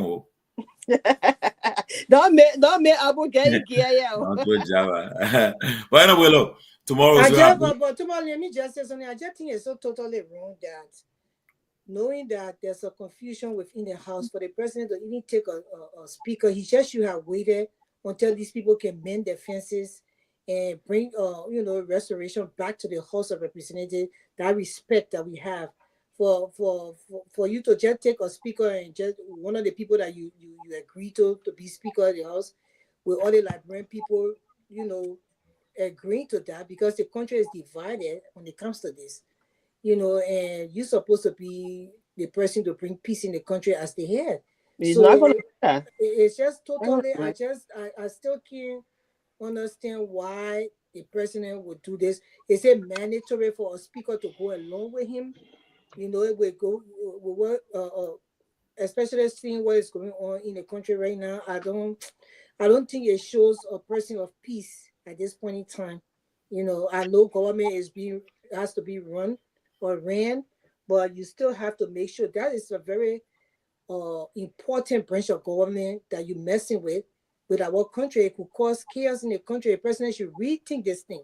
It's very important that they rethink it and make sure that peace come back to that house for the Liberian people work to be done properly. No, but I can tell you this: it's all indication that the executive branch is not with Funati on this. They are made their mind. They have taken a side, so just got to move on. Yeah. So, but Tomalin, let me come back. I want to ask Abu a question. For the general purpose of Liberians, forget about the political aspect. Did the Supreme Court recent ruling nullify Kofa from being speaker? Is there any way Kofa is no more speaker based on the ruling of Supreme Court? Johnny, to answer your question, I'm not a legal luminary. I don't pretend to be one. But the last time I checked, legal luminaries were arguing among themselves. And some of them were saying the Supreme Court using that legal terminology. I'm not a legal expert to tell you whether it went the Kofa way or it went the Kun way. And that's the reason your people, when I say your people are not being personal though. The Kofa block, I didn't went to the court. I didn't file bill of information for the Supreme Court to decode her message. But what I've gathered from some of my friends who are lawyers said that the Supreme Court did not stop the majority block from conducting business. Well, but Abu, I will try to agree with you a little bit. The Supreme Court never did justice to this whole process. They played a bad game. They wanted to satisfy both sides. They just left it hanging, and that's why the Kofa group has sought information from the Supreme Court on the interpretation of their own opinion that they rendered, and they said January 10th. So we say 4 days from now, we'll know. They will respond to the information that Kofa blocks sought. And to make things worse, the Justice Minister and Attorney General of the country, Councillor Osford Tuer, a respected lawyer, I have high regards for him. He's the Dean of the Supreme Court Bar. He's the only cabinet minister who can disagree with the president publicly on issues of legal matters. But for him to go and interpret the Supreme Court's opinion differently, as long as he did it, the executive ran with it, the Senate ran with it, and how come they did? But yet and still, Kofa has made it clear that he will not resign. He's still the legitimate speaker. That's why they're having problem. The president has yet to sign the budget, saying it will pass. The two houses have concurred. It's on his desk. Is another reason why he has not signed the national budget, because he knows that people consider it to be illegitimate. So that's the reason why he has not signed the budget. So that's why he's hanging. He has work to do. But it's clear that President have taken sides in this crisis. Let me come in small too many. Because I think Abu has a lot of insight when it comes to the government's activities. Yeah, can we allow Abu to let us know whether the president has signed the budget or whatever is happening with the budget? I know Abu knows a lot. Abu can help the public. You got me tell Abu into guess now. Yeah. So Johnny. Yes, brother. The last time yes, brother. I believe are very knowledgeable about the budget. And the budget is a public instrument. When the president signs it, it will be communicated to the public. I know you're aware of that. Are you asking me that question? But you have to represent the United Party. Abu, maybe see, man. Maybe see, man. Abu, man. But the budget, I'm not responding. Abu not responding for the popular. Listen to us. Abu, listen. The audience of this show is so sophisticated. They are so intelligent. So when we make statement, let's try to make sure that we provide statement that will justify who we are. I mean, the way you spoke about the issue, the audience will be feeling so terrible about us on the show. I mean, you are an installer of United Party, and for the very fact that you know what's happening there, everything somebody say you will contact it because you're from United Party. So we want to understand from you. Both houses passed on this thing. So what is happening now with the budget? Has the president signed it, or if he has not signed it, what's the situation? Then he's telling me that everybody knows. Johnny, to be fair to Abu, Abu is right. The house. No, somebody, Abu not right. Abu is not right. Abu is here giving us information about what's happening with the government. No, the house passed the budget. The Senate concur with the house budget. 19 senators voted to concur with it. The Senator Bogar's desk now. Like he said, if the president signs it, it will be public. Up to now, Bogar has not signed the budget. You are no. He ain't signed it yet. So, but to my another topic, man, I think Johnny just want to put my leg. Do you know the reason why he never signed it yet? When the president signs the budget, man, that's a question. Good question, great asking. It will be communicated to the government. I'm not the president. Do you know so far why the president hasn't signed the budget yet? Do you have any insight? I'm not the president. Okay, let me I progress. always say you can never be the president. Thank you, Grace. Thank you for helping me with that question. I'll go into Grace. Do Thank you you. have any insight from the maybe the press secretary? I cannot disclose anything to you. I'm not the president. Okay, so I don't work at the executive mansion. but Grace, tomorrow on Thursday So we'll have it. you representing the UP government on the platform, and that is your answer to us. No, tomorrow. What are you even doing here if you can't even answer properly to us? No, but to be fair on you, to be fair to him, the man is. I mean, he's not UP spokesperson. He just came here to defend. But so I mean, he's not a person. So he's a defender. Yeah, make him I understand. but on Thursday we have the deputy spokesperson. I come in. Wait, let me say something now. On Thursday we have a deputy spokesperson for the government. Will be on our platform. I talk today. He will be able to address all the issues we're asking. So let's wait for him here. The deputy spokesperson for this government, Daniel Sando, will be on Thursday. Will be on our guest. He'll be here over 3 hours. He'll answer all the tough questions. He said he prepared to come and face us. So let's wait for him. We'll ask the question why the president has not signed the budget and so forth. So I think we're making some progress. Okay. So my thoughts about this thing, I want to bring it to you guys. We're finished. Hurry now. Okay. Is that Grace? I am Brother Abu, president of the United Party. I did not come to speak on behalf of government. I did not come to speak our lives. I came to state my opinion as how I see it. And trust me, I won't say anything here because I want to satisfy a particular group of people. The essence of our being here is to sensitize the people as to how we see things and how we believe that this country can move forward more of our political. Okay, you asked me a question regarding the president signing. When I address it, Abu, what you gonna bring up back in? In the office of the president. The budget is a public instrument. When the president signs it, that's something I'll be hearing. Abu, you already addressed it. That make progress. Okay. I think when was it? Yesterday, President Baka appointed a new president of the University of Liberia. Let me open that debate. For me personally, from my point, I have no problem with that.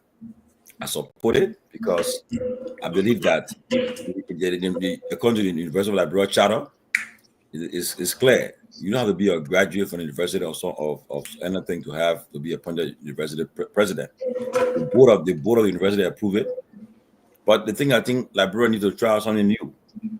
Perhaps somebody from different orientation will come, different background, with different orientation, come into the head of our university. Let's see what happens. Like I love the response that Charlene Bronson gave. If the person fails, it will be on them. The leaders will say, "Well, we raised an issue." If the person succeed, it will benefit the country.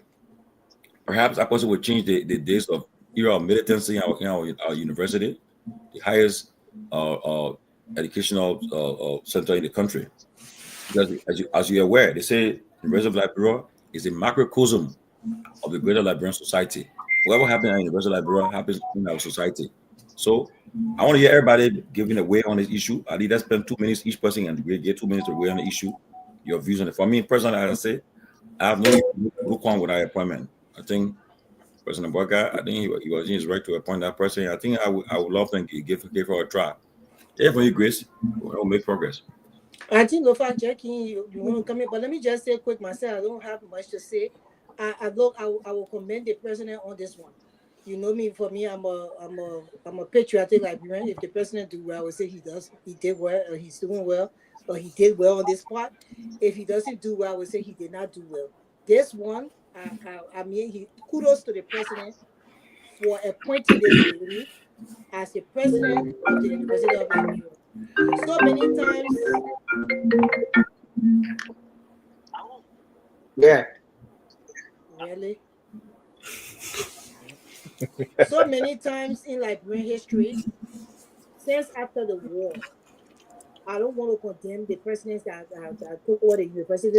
Nothing has really been done about that university when it comes to real, or education, and even the infrastructure of the university, and so many other things concerning the university that could have been way better. So if the president decides to put a lady in that position, whereas she's married to a Liberian, I think she got children, Liberian children. And so I don't understand where our country with this thing, oh, they're not Liberian, the person not Liberian. Even sometimes if you were born Liberian and maybe your other your father, your mother come from another country, they will say it.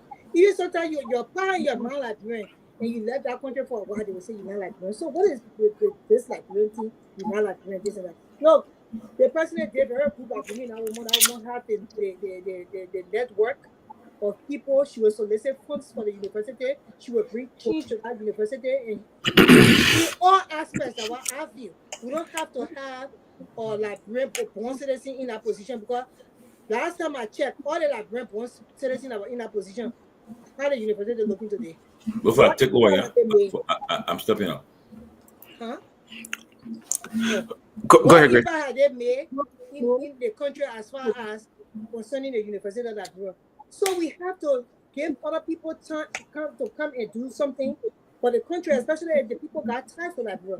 It's one thing when you sit down and you see people raise money and help Liberian citizens, then you say, oh yeah, you praising the person because they helped Liberia, they were able to donate to Liberia, they were able to give Liberian children opportunity, they was able to get scholarship, they were able to get rest and all. But then when these people come and they want to step in certain position that's not even against the constitution of Liberia, they'll come and say, oh, the people not Liberian and this and that. It's just so sad. It's so sad. So we should learn to accept people that will come and help us. And I think this one, President Baka laid it on the head. He did. All right. Well, I guess we'll just continue from where Tomalin ended. Let's hear from Abu and thank you, Grace, for that. Abu, let's hear from you. I guess you are a true representation of the UP.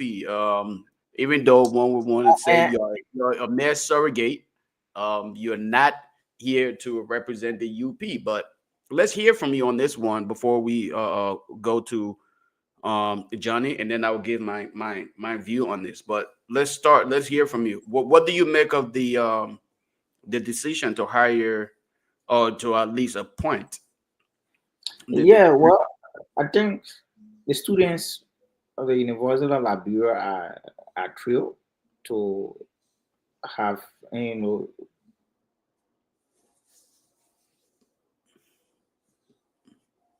getting me? Hello? You froze for a little bit, but go ahead. Hello?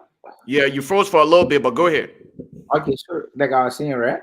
I think the president put smile on the faces of the students of the University of Liberia, having sat for quite a little over, I think, 2 to 3 months. The vetting process was competitive, and her pick, I believe, was the best because those who were on the committee to vet Kennedy, who have showed desire to be president of the University of Liberia, were also investigated people. Fortunately, she came first.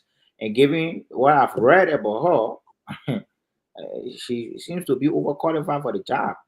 But when the reservation is the University of Liberia, I'm not a product of the University of Liberia. I did go to private university. But the University of Liberia environment will have to be restructured. The facilities seem not to be on par with other universities. The student concerns has been, probably library, the infrastructure seem very dilapidated. And so the president on yesterday, I hear folks from the other side saying the president brought a foreigner, the president brought somebody who does not understand the intricacies of the University of Liberia. But listen, I read on so many presidents at various universities across the world, and some of them are not national of that country. So for somebody to see it because the president is not elaborate, the president does not understand the struggles the students go through because the president did not pass through that war. I don't think it should be it though. Because the essence of the president appointing that identical woman, and to be a PhD holder, you must have gone through a lot. So I just hope whatever she learn will be instilled in the faculty staff. She will set not just a legacy, but to erase the mindset that foreigners or whoever she is can lead that place as the university students want. The president made an excellent decision. I'm proud of him to have appointed that lady because I read her CV. She's actually, equipped. She has a pedigree to change the narratives at the University of Liberia.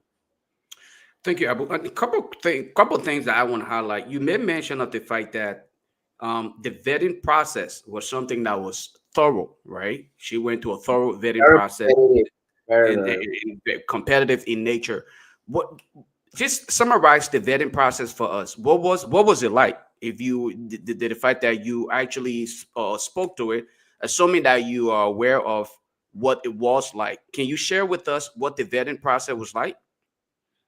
There were a couple of individuals, and I submitted their CV because it was an open process. The vetting committee, I'm told, had two finalists.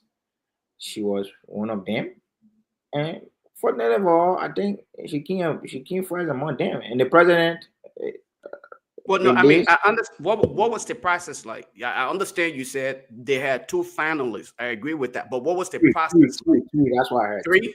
Three? Yes, yes. Okay, so three finalists. But what was the process like to get to that point where they were able to select the three finalists? What was the process? Because I mean, if you're saying to us the vetting process was thorough and critical, I mean, I just want to answer for the sake of our listening audience. What was it like? When you're applying for a job, you are asked to present your resume. When you present it, I think the best person fortunately for you, you'll be given an opportunity to serve. Right, and That's how I I see it, though. understand, and I don't want to make it seem like you came for an interview here, though, Abu. But I really wanted to learn what the vetting process was like, and what it's like, because going forward we are looking now to see. And then finally, you also mentioned something about you said folks from the other side. You are thinking or speaking of a nationality. Do you mind just sharing with us? You know what? Never mind. Let's just go to Johnny on that. I don't want to make this seem as though this is an interview for you, Johnny. I just wanted to really learn something from you as to what was really gathered from the There's entire a vetting feedback process. in the Huh? end. You are echoing. Oh, okay. I think Johnny, can you mute? Yes, was that always the case, or is that after Johnny came in? Okay, right now you are not. I think it was after I came in. Okay. So anyway, Johnny, let's hear from you before I chime in on this one here. Let's hear from you. Okay, so I mean, my take on the appointment of Madam Mapai, and it seems to be that this lady, I mean, from our personal perspective, she's the wife of a friend of mine, a Liberian fellow he and I, graduated the University of Liberia. And by hearing the name, and just today I got some information that she is the wife of our colleague who graduated with us. But however, let's go back to the appointment. I really should not have a problem in the sense that President Boakai was elected by Liberians to serve Liberian people. So, whatever way he wants to govern the country, if he thinks that's the way it is a mandate upon which the Liberians elected him to perform. That's fine. I mean, I know the University of Liberia issue is not just the leadership of the university. It's actually the support from the government to the university. I mean, so I'm hoping that by this woman taking over the University of Liberia, the Liberian government will support her and all necessary ingredient that it will take to make that place a real learning environment. I am a graduate of that university. I remember serving as head of the Sociology and Anthropology Students Association. And before my tenure ended, I had to open a reading room project where I was in contact with the George Washington University and a friend of mine, a professor at that university, who is an editor of social science books, used to normally supply like 30, 40 books every 3 months. I had a shared, I mean, my leadership had a share of books in the demographic reading room. So I know the issue at our university from my perspective as a student. So I'm only hoping that whoever is head of that university will have the maximum support from government to ensure that the young people have a very good learning environment, a competitive educational environment, not just people go to the school and graduate a paragraph. You know, I mean, you cannot even you cannot defend your degree you earned. I really want to see the history of that university where we know in years past that university produced one of the best Liberians. I'm hoping that this lady will do her best and Liberian government will provide her all the support. I mean, on the issue of nationality, yeah, it comes in because once she's there, I'm hoping that she will also be whether she will pay tax to the Liberian government or she'll be paying tax to the US government. Those are issues that we'll be looking out for. But in terms of her function to serve the people, I do not have an issue with that. But if there are any legal issues that surround her appointment, and if those legal issues are not satisfied, then that will be another issue to look at. So let me stop here and allow the other panelists to make comment. Okay, and then I'll hold my thought again. Since Sarah just joined us, we'll hear from her. We'll like to also open up the phone lines here and back home and get people's view on two specific topic that you guys discussed. Unfortunately, I may not have been here to charm in, but again, let's give our audience the opportunity. I'll open the phone lines here and then back home. At least take about 10 calls, and then we will go back to discussing stuff on here. But Sarah, let's hear from you. What is your take on the university president's appointment? What do you make of it? Well, when I heard the name and I went through the profile of the lady, I personally don't have a problem with her nomination. I think it's a great nomination. But my second thought here is, were other Liberians considered for the job? Were other Liberians qualified for the job? What was the voting? The vetting process like? And to Brother Johnny's point that he mentioned about, it's not only about leadership, it's about the support given to the university. So were all of these things considered in order for the president to make a decision to get somebody else instead of a qualified Liberian? That was my concern. But at the end of the day, the president is the president. And according to what I heard from sources, that there was a lot of connection with Prince Myean, knowing his family and all of that, which I don't want to get into, but it's possible. Okay. And because of all of that, maybe that's the reason why this decision was made. But she's like, from what I saw on her profile, I think she's great. Her profile is great. But whether she can actually, survive the kind of rumbling that goes around in our country with regards to, that particular university, that remains to be seen. I hope she can pull up a really, really tight jacket on if she gets there to make sure that things are done. And I heard that they're going to be offering her $25,000 a month as compared to $7,800 they were paying a Liberian. So you can just see the disparity in terms of the salary that they're going to be giving her. So she must be. No. Let me talk. I beg you. Let me talk. They'll get done.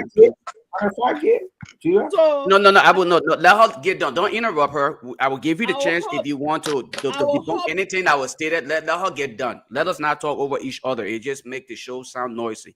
I will hope that there's very healthy salary she's gonna get. She will be able to do the job for it. She's going to, because that university needs a lot of work to be done. Not only her being the president, we need a lot of support from the president, from the government in terms of the supplies for students. A lot of other things that needs to be done. So I will hope that she put on a real tight jacket in order to succumb all of the other things that happen in our country that you and myself know about. So I will stop here for now. Okay, I'll give you the opportunity to debunk. If you debunk, I will debunk too. That's cool. I'll give you the opportunity. I will open up the phone lines back home, and any one of you guys who wants to chime in on this part of it, I will reserve my time. I will give you guys the opportunity. Grace, Johnny, any one of you guys, but let us just be cognizant of the time. Let's use 30 seconds to at least to respond if we need to. Why the guys in studio back home come on? Go ahead, Julius. The first belief is you won't want to narrow the conversation to who is connected to who, because the process was an open process. There were folks who presented a resume to the committee, and are people who have no connection with the guys that currently running this administration. That is people who let me interrupt you here, please. Let me, but Julius, okay. Go ahead. My sister said she heard that the husband has some connection with Prince Moy. So probably because of our hearsay, that influenced the appointment of the fellow who Prince Moy has connection. That's not what I said. I said I wouldn't like to get. Sarah, see, I'm sorry. Let him land, please. Okay. Let him land. Go ahead. Okay, so I heard something like that. He said 25K. It's 25K. If I got that money, that's more than 25K. Nobody paying anybody at 25K. And sometimes, yeah, nobody paying anybody. Okay, so Abu, before let me just say something quickly. Yeah, go ahead. Our callers are already calling from here, so go ahead, Grace. I will take the calls here, and then I'll let you. Caller, hold on 1 second. We have to look at the bigger picture. Progress often involves looking beyond borders. So if the thing with the Liberian thing, or the not Liberian, and a lot of Liberian could be paid or do a better job. Look, Baka was smart in this move. The budget for the University of Liberia is not much money. This woman has a network. She has contact and connection that will bring more money to the country to help the University of Liberia. So I think the president was looking at that as well. Unlike a Liberian sitting there and just depending on the government to do everything. For you to be a president of an institution, you have to be able to go and solicit funds to bring to that institution. Most Liberians don't have that in them when it comes to that. So, I'm a typical Liberian person, and I'm telling you, it's hard to even be able to solicit money from Liberians like that, especially when it comes to those Liberians being donated to that institution, but it's not enough money. So I think the president was looking at all of that and saying that, you know what, this woman has done a lot of work for Liberia. She has done.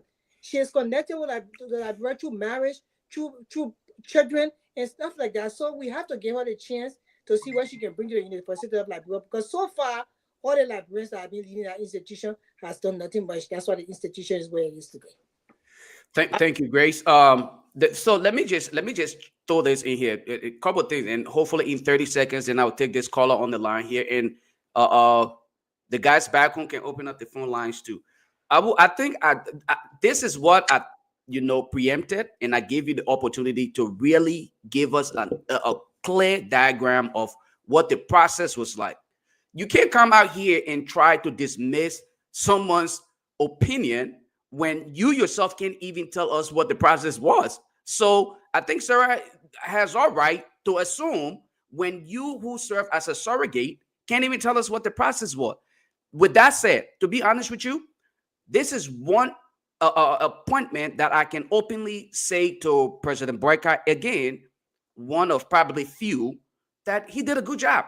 Looking at this woman's resume, right, and considering her success rate in previous positions, I'm not only looking at how rich the resume is, but I'm also looking at the success rate in previous positions that she held. Look, I think we give it a try and see, because I'm looking to see her be much more of an asset than a liability to the institution. You may look at the relationship and all of those things that come with it. I think she has a lot that she can offer us. Hopefully she can transform the culture of that environment to some extent. When I say the culture, I'm not talking about our actual culture, but the culture of that learning environment, what the young people are typically acclimated to. I hope that she can turn it around and make that one of the the state-of-the-art universities in that part of the region geographically. So I will stop there for now and just say that's my contribution. I think that appointment was great. Hopefully she will succeed at it, and I really hope that she does. Let's take this caller here. Caller, go ahead. Your name and where you calling from? Caller, go ahead. Your name and where you calling from? Caller, are you with us? Your name and where you calling from? 267. Yeah, Julius, thank you. Go ahead. The question is Even especially from Westlake College here in Massachusetts. Yeah, it's a good university. But you have problem from the never You got a lot of distraction. You got a lot of distraction going on behind you. I don't know what's going on. I'm not getting it. Yeah. Let's take the next caller here. Caller, your name and where you going from? This is SB. Go ahead, bro. Oh, thank you. Thanks for having me. You can hear me, right? Yeah, you loud and clear. Hopefully. Thank you. Okay. I'm glad that you're able to give me a chance to come on the show. Just give me a couple of minutes. I just want to say a few things. I understand the sentiment of everyone, all meaningful Liberians who are very concerned and have paid attention to, issues that we face in our country. I get it. And at times, we may have difference of opinions, they may get heated, but we all just want what's best for our country. So here's my thing on this appointment. I understand my sister Sarah when she said, were there other qualified and experienced Liberians who would have been, given a chance for this job. I understand that. And you know what? That's a fair question. It's a fair question that should be asked because at the end of the day, we want our own people to hold prominent positions within the country to help develop and progress, the best thing that will happen for Liberia. However, if you look at other developed countries, and I'm going to stay right in Africa, you look at the likes of Rwanda, Ethiopia, Tanzania, Botswana recently, who's been booming over the past 10 years. And I urge my fellow Liberians, don't just come on Facebook talk show to get information. Whenever you have time, the tons of documentaries on this country that you can learn things on how they progress is out there. Go on YouTube, search, look up the documentary, you'll get a lot of information, right? A lot of foreign experts are into these countries, providing the expertise and experiences, right? The knowledge and skills from a practical standpoint, helping out the progression and growth and development of these countries. So for me, I don't see it as a bad thing. From an educational standpoint, I think she fits the bill. I think she understands, when we're talking about education and the structure. Here is how I think this is going to work, right? She doesn't understand the environment in Liberia, but the team of individuals that are going to be surrounding her, I'm going to plead to them, give her the guidance, give her the support, give her the provide patience and understanding, so that she can bring her level of expertise to what you guys know how to function in that environment. When we combine those two elements, we will see success. With all of the accolades that she has and her CV as vibrant in it, she's not going to be successful unless the people on the ground give her the support and that she's going to need to be able to inject her level of expertise into Liberia and into the University of Liberia, so that we can see our post-secondary institutions go back to where we want it to be. That's one thing. Another thing is this, and I'll be honest with you. Let me just say this quick thing and I'll be out of here. Okay, and I know people will argue and I'm hearing the argument. SB, go ahead. We got a lot of calls coming through, bro. Go ahead. Yeah, somebody pulled the screen and they look. Whenever there are high-level positions available, I'll be very honest with you, from a corporate standpoint, any organization, I don't care how you want to look at it, right? Even me, I've been working in hospitals since 2008. There is always some connection, especially when your resume is so full. Somebody's going to post one or two words here for you. Somebody's going to send an email. Somebody's going to make some recommendation. So it's not always a bad thing. I know in Liberia, the way we go about doing things and giving people positions is not the right way. So every time someone get a high level position, we say, oh, somebody connected it. There's nothing wrong with that. That's just how it is. That's just how it is. Somebody's always going to put a word to me for you and say, listen, you know what? I think you should look at this candidate, or I think you should look at him or look at her. That's just how it is. So it's not always a bad thing. And secondly, with the salary thing, lastly with the salary. SB, bro, go ahead, bro. Like, we already got callers coming. Yeah. Just 10 seconds. Go ahead, bro. Let me just quick on the whole salary thing. I don't know the exact amount. And I know this whole salary thing has been amplifying Liberia because we see our lawmakers making a lot of money, but the work and the work ethic do not yield any results. In real functioning society, when your work ethic is yielding results and the impact is being felt by the majority, your salary don't matter. I just wanted to put that out there. So thank you for having me on the show. Let's keep the conversation going. Thank you. Let's take the next caller. Caller, go ahead. Your name and where you calling from. Thank you, Julia. Quinta Lawrence Lauder from Massachusetts. Go ahead. And I think I looked briefly at the TV from the president-elect of the University of Liberia, or I don't know, I should say still Lincoln, the one of Lincoln for now. Go ahead. Because you haven't been confirmed. Mm-hmm. And she's somewhere from Westlake College, somewhere right here in Farmington, in Massachusetts here. Yeah, it's a prestigious university, a good place for learning. But what I wanted to say is a couple of things, right? UL problems have never been the president of the university. It's always been support. Support. That's why the young people protesting. The state-run universities don't have a library that even represents a high school. How do you expect that type of university to function? So you get deeper than a president, it will not work. The state-run university don't have a proper computer lab. People graduating from UL don't even know how to turn a computer on. You need something like maybe 2, 3, 4, 5,000 computers for that university, so that young people can do some of their lessons on the computer, some of their assignments, some work on the computer to know how it really functions. Because if you guys want to UL from the university, you're going to be working on office. You don't know how to operate computer. You're going to go to what? School-grown computer school? So the problems are numerous. It's not just the president. You can bring, I don't know who, to UL. Once you're not supporting the university, there will be problems. The next thing is that the doctor appointed was, like Abu said, yeah, there were 3 panelists, but she was not number one. There was one president he was the former president from ANEU, a very active guy. He ran the ANEU for, I think, 5, 6 years and did a great job down there. For 6 years.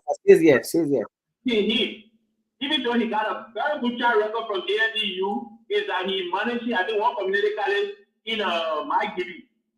Because ANEU, he got another job, the government appointed him to one of the community colleges.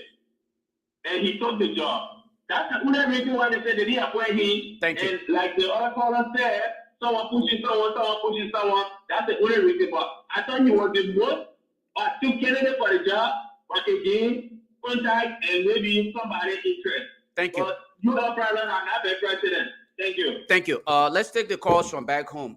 Guys, go ahead, Ansu. Thank you. Welcome back. Ansu, are you there? 0777 2859 61 0777 2859 61. Good evening. Good evening. Yes, good evening. Go ahead. Let's hear you say your live. I'm America from District 7. Go ahead. Let me commend the president for appointing that lady. We give her a try. But the reason why some always support is to remind people from the Unity Party or to remind the government. Because the past government, I can remember one person we are saying you're going to bring some foreign teachers to help to boost our education sector.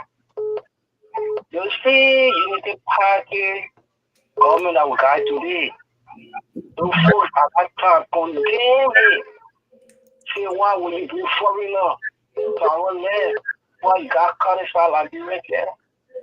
So if they can take that step today, wow, we just hope and pray that tomorrow, if they need power, if another group of people come to serve and they start to take these steps, they shouldn't come out and say it's wrong. So we wish her luck. We want the best for our country. We want the best for our brothers, our sisters, our children, our mother and father. Thanks. I'm Charlie, the one calling this again. Okay. Thanks for participating. Good evening. Yes, sir. Go ahead.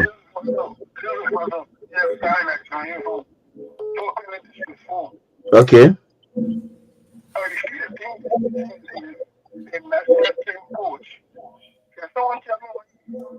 He was a senior worker.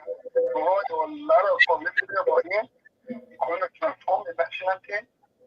He says there was no political support. What happened to him? He's gone. Why will you one person, can you tell me out of those 20 Liberians, there was no qualified Liberian support that going to transform the University of Liberia? Everybody saying the same thing. The reason why you know Liberians being there, they have been supported. You don't want to support your own. You don't encourage your own. But you bring a different person because you know this solidarity when I say that my Kennedy or my president appointed to why all flaw in the appointment, but I somebody connected and brought connection into me. We were there, you know, on glorious thing, praise and worship. Yeah, I'll continue, hallelujah. That's praise and worship. We still look at it from a critical standpoint and critique it in a very constructive manner. That's just praise and worship and glorious thing because you know our political leader or our president who did it. Thank you well, I need the MLC. All right, thanks for calling. Caller, you there? Yeah. My name is John. Okay, let's hear you. Yeah. Thank you for the topic on discussion. Firstly, I will take you back to what I will say over there because I was TUC. If I would say that CDC did not respect the rule of law, and you said CDC, the current government is saying CDC will proceed ruling that what is in the power. So if CDC not respect the rule of law, then that prompted you to disrespect the law too. Okay. Then okay. Let's go to political fight and that all. Okay. No.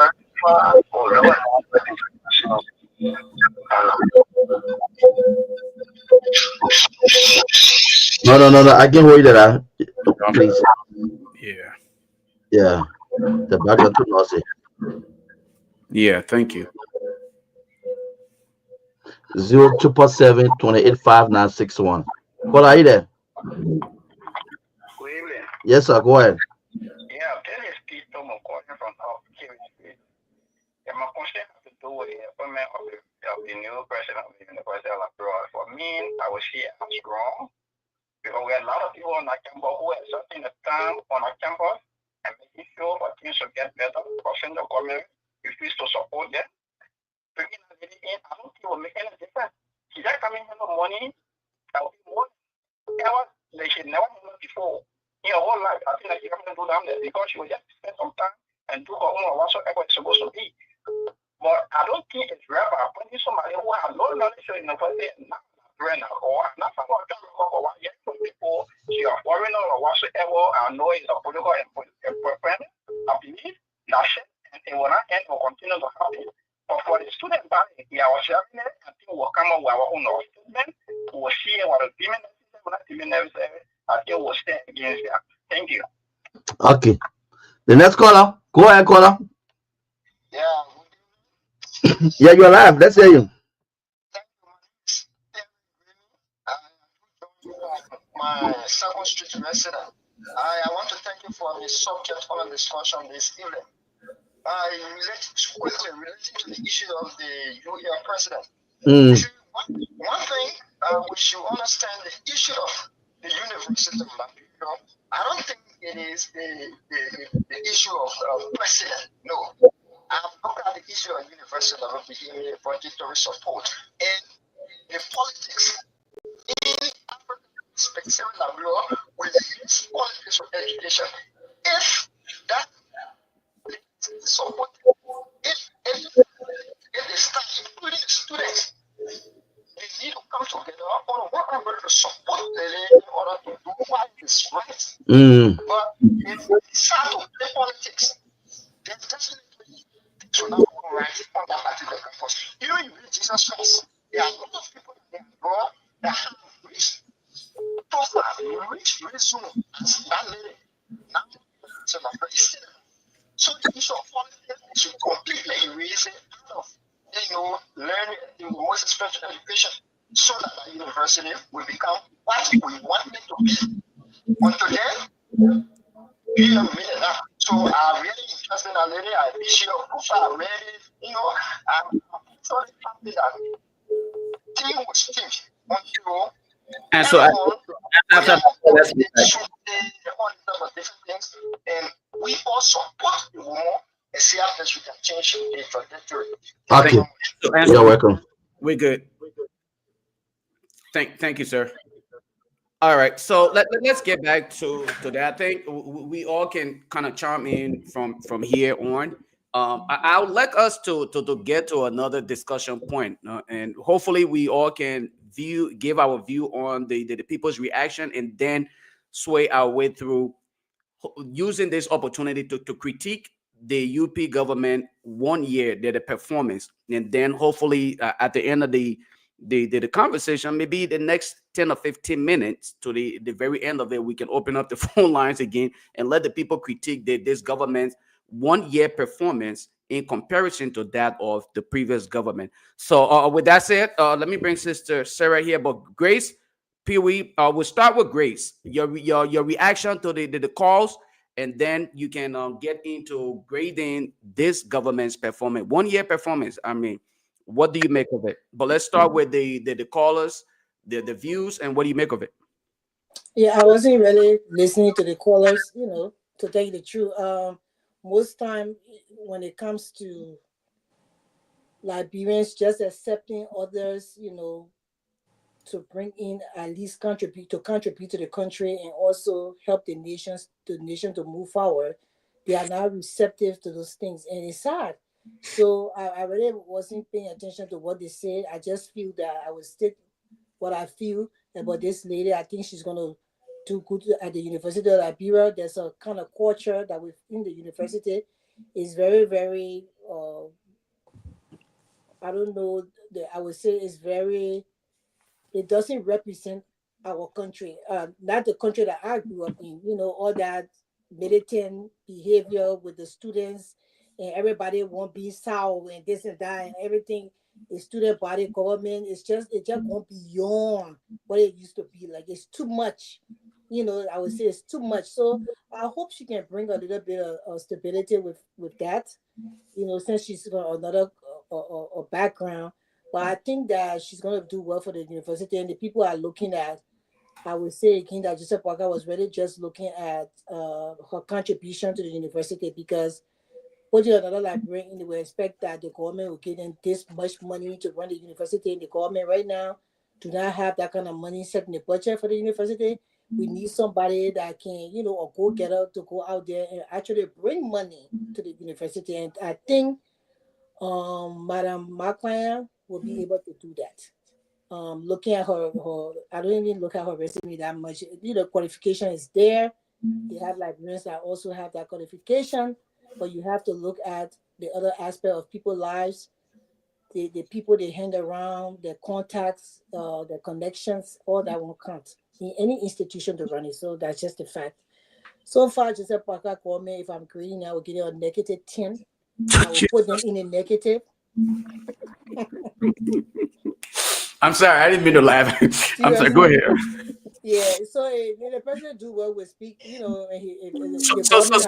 So Grace, I'm gonna ask this question. You want to ask me? I will answer you as you ask me. No, I just want to know, when you're grading them -10, is that in general? Are you considering any specific category in governance that you're grading them, or you're just saying in general? In general, I would they got -10. I will put it in a negative in general, and I will also say that the most part I graded them on was the activity of the president, and also the budgets that have been passed within the House, with all the fraudulent behavior behind passing the budget, things that have been happening within the government. But the main thing is that what hurt me with the president the most is that him riding private jets.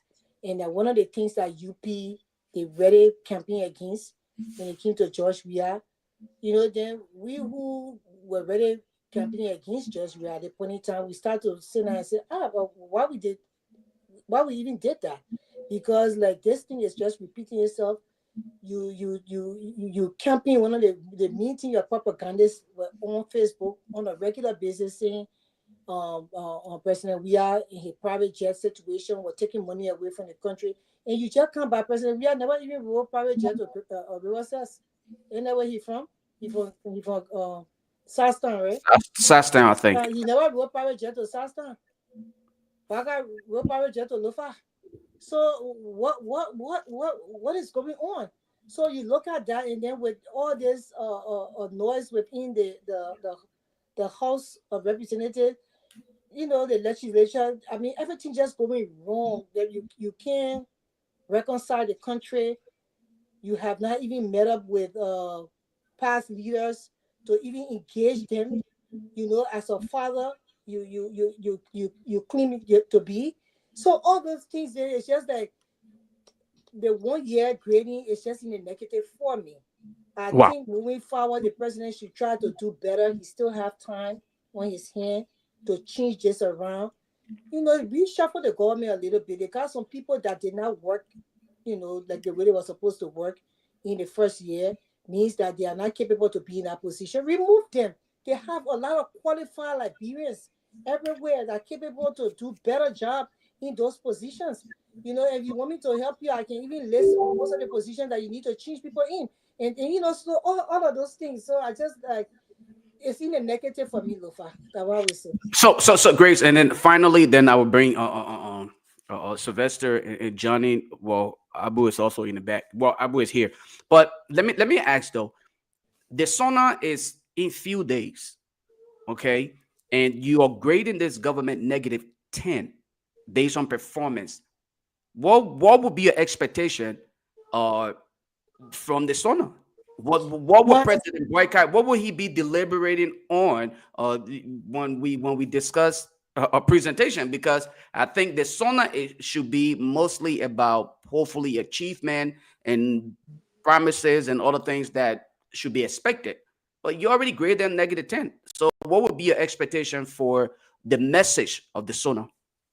Well, I think the SONA tradition should be changed around now. Instead of them coming to tell us what they did because they have not done anything. President Boaga should be coming to apologize to the nation and telling them moving forward what he's going to do and what they expect from him. That's why I think the SONA should be on this time, that he should tell the people, look, we did not proceed rightly, and this is the time for us to make changes. You know, I promise my Liberian people. And I was telling one of my friends today, you know, and that's why I'm not saying too many things on this platform, because people get paid for consultation. I'm not going to be giving too much information. Yeah, we just act like the rest of the Liberian people and just act like I don't know until I'm being paid to really give them my information. But for the president, let me just give you a little snippet. For the president to be using private jet is not a bad thing. But what are the people in the government to tell us and break it down to us why this president should use private jet? Number one, the benefit of him using private jet to the country. What does it benefit us? Number two, because there should be some benefit in it, and I will not tell you the benefits. Number three, the reason why the Liberian people should consider him using private jet. So we want those kind of information out there. He should hire some PR person to be able to put forth the information for the Liberian people to be satisfied, because to everything there's an explanation. But they are not coming forward with the explanation for us. So right now, we just need these people, the President Sona, to be apologies to the country and how he will move forward. The one or two things that he's doing is not news to us, means that those things were supposed to be done in fact. So in fact, there was a delay on the process of it. So we don't care about those things. We want moving forward. What can he do? And then promise the nation to reshuffle the government, put in people who has the ability to carry on this entity that he's putting into the people to put in the entity that will carry on this. Like what he did to Leches. What is happening to Leches now? You went and appointed Rachel Garguah, who his supporters are now all on Facebook, all in my inbox, threatening me and people from newspapers that they will do this to us and do that to us, because we say that the process is kind of it's nepotism. You cannot put the head of the Leches, knowing that his brother is the finance minister and he is the chairman of the board of Leches. Then the wife of the chairman of the board, who is the wife of the leader of Leches, is also heading a department within Leches. And he said we shouldn't talk. So this is some of the mess up of the president. He needs to come and rearrange things, or Rachel Garguah needs to resign his position and put the man somewhere else if you think that he's that qualified to work in your government. but you cannot come in and do all these things and you think we'll grade you a good grade. You even negative at this point. Thank you, Grace. Thank you, Grace. So let's take Johnny. Oh, Johnny went off. All right, let's take okay. Well, Johnny, go ahead. Let's get your reaction to the callers, and then join the evaluation process. The UP first year performance. What would be your evaluation? How will you quantify that? All right, so let me appreciate the callers. And like I said, I think most of the callers follow what I actually said. The issue at the University of Liberia is not the leadership. It's actually the government's willingness to support the university leadership to ensure that the University of Liberia is seen as a unique learning environment. And that's why, I mean, to just digress a bit, we've had leaders that have always, preached on the matter of education in campaign messages. For example, 2005 election, 2017, 2011 election, 2023 election was all about education, education, education. We had Madam Sirleaf for 12 years. Education was another issue. What did we do with the University of Liberia in 12 years? Did we claim one step? Did we make the University of Liberia to be the number one in the sub-region between Sierra Leone, Guinea? What did we do about University of Liberia? We came in 6 years with President Weah. What did we do again? And everyone that were in this government, 90% of them are product of the University of Liberia. So my point is, it is not the leadership of who is there. My issue is, what is government's, interest in ensuring or making sure that this university is the best in West Africa or even in the Marine sub region. So I agree with everybody. There's someone need to come. Let's give her a chance. Let's provide her all that she needs to work. Other than that, she may just get fed up after 6 months or 1 or 2 years, and she may resign or leave the country. Now, going to the evaluation. Like the last time I said, I would like for us to plan this presentation better, because then we should have indicators to grade the government. Grade the government on what? On governance, rule of law, security, justice, and the economy. You understand? Infrastructure.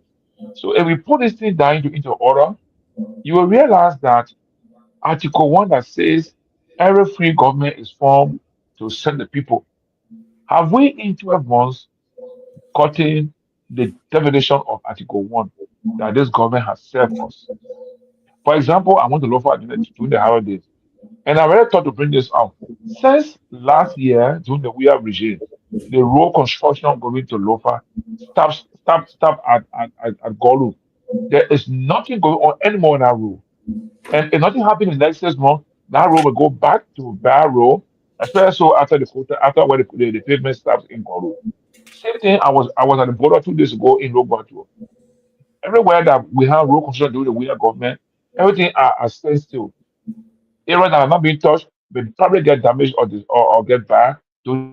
Everything has stopped. So in 12 months, most of the work that were ongoing during the Weah regime, the one I just observed on the Nima Road to Logbato, on the Lofa Road, they are all at standstill. So what's happening? So I think, like I said the last time, this first year I see it as 0 week for. Oh, China got man. That is issue that you got from maybe the traditional union that happens. Say they may not be on internet, you won't be on internet. They say no.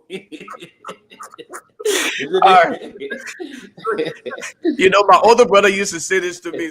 So, Uncle, that's what happened here. But anyway, go. Sylvester, let's hear from you. Abu, you know what? I think it would be. Let's be fair here.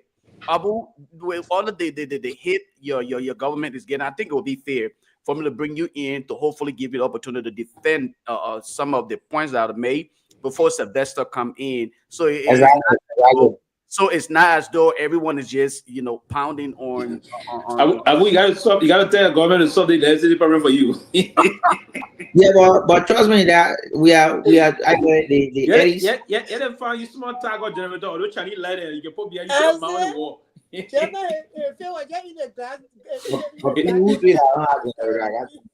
No, yeah, but they probably the LEC. Go ahead, Abu. I just kidding. Go ahead. Yeah, so I listened to Tony and Sister Grace saying that it's nothing to celebrate here. Our first year has been a waste of time and so forth. But let me remind you that our year in review or honor review 2024 MFDB achievement were able to stabilize the economy, were able to lower inflation. Inflation growth rate of 5.1% in 2024. We also crafted and formally launched our 2025 stuff, which family disbursement of salary today. Nobody crying for salary. People's salary are coming on time. Unlike we are administration, people were not being paid 3-4 months, and you want to believe that nothing is going on. If not personal, if not sentiment. And today, I can proudly say, under Joseph Barker administration, today 40% of the implemented revenue allocated to county service centers. Ansu Sirleaf administration, when it was functioning, because we are came to the presidency, everything was done. Today, we can proudly say that 40% of the implemented revenue sharing law will be going to county service center. Our external credit facility, Security IMF ECF program worth SDR 155 million, close to making 210 million, aimed at addressing macroeconomic imbalances and strengthening debt sustainability. And somebody come on the show and say we are not doing anything. You guys must be talking. We got debt obligation, which is responsible for several domestic and external debt payment. I made 36.6 domestic debt payment, right? 47.1 external debt, 4.3 million subscription. And somebody come and say, 1 year I was. Hold on 1 second. Make clarity on that debt payment again. You were providing some figure. I just said debt obligation. Okay, the debt obligation. Okay, so go ahead. Reiterate. Okay, I said responsible for several domestic 36.6 million domestic debts. Okay. When did you pay that?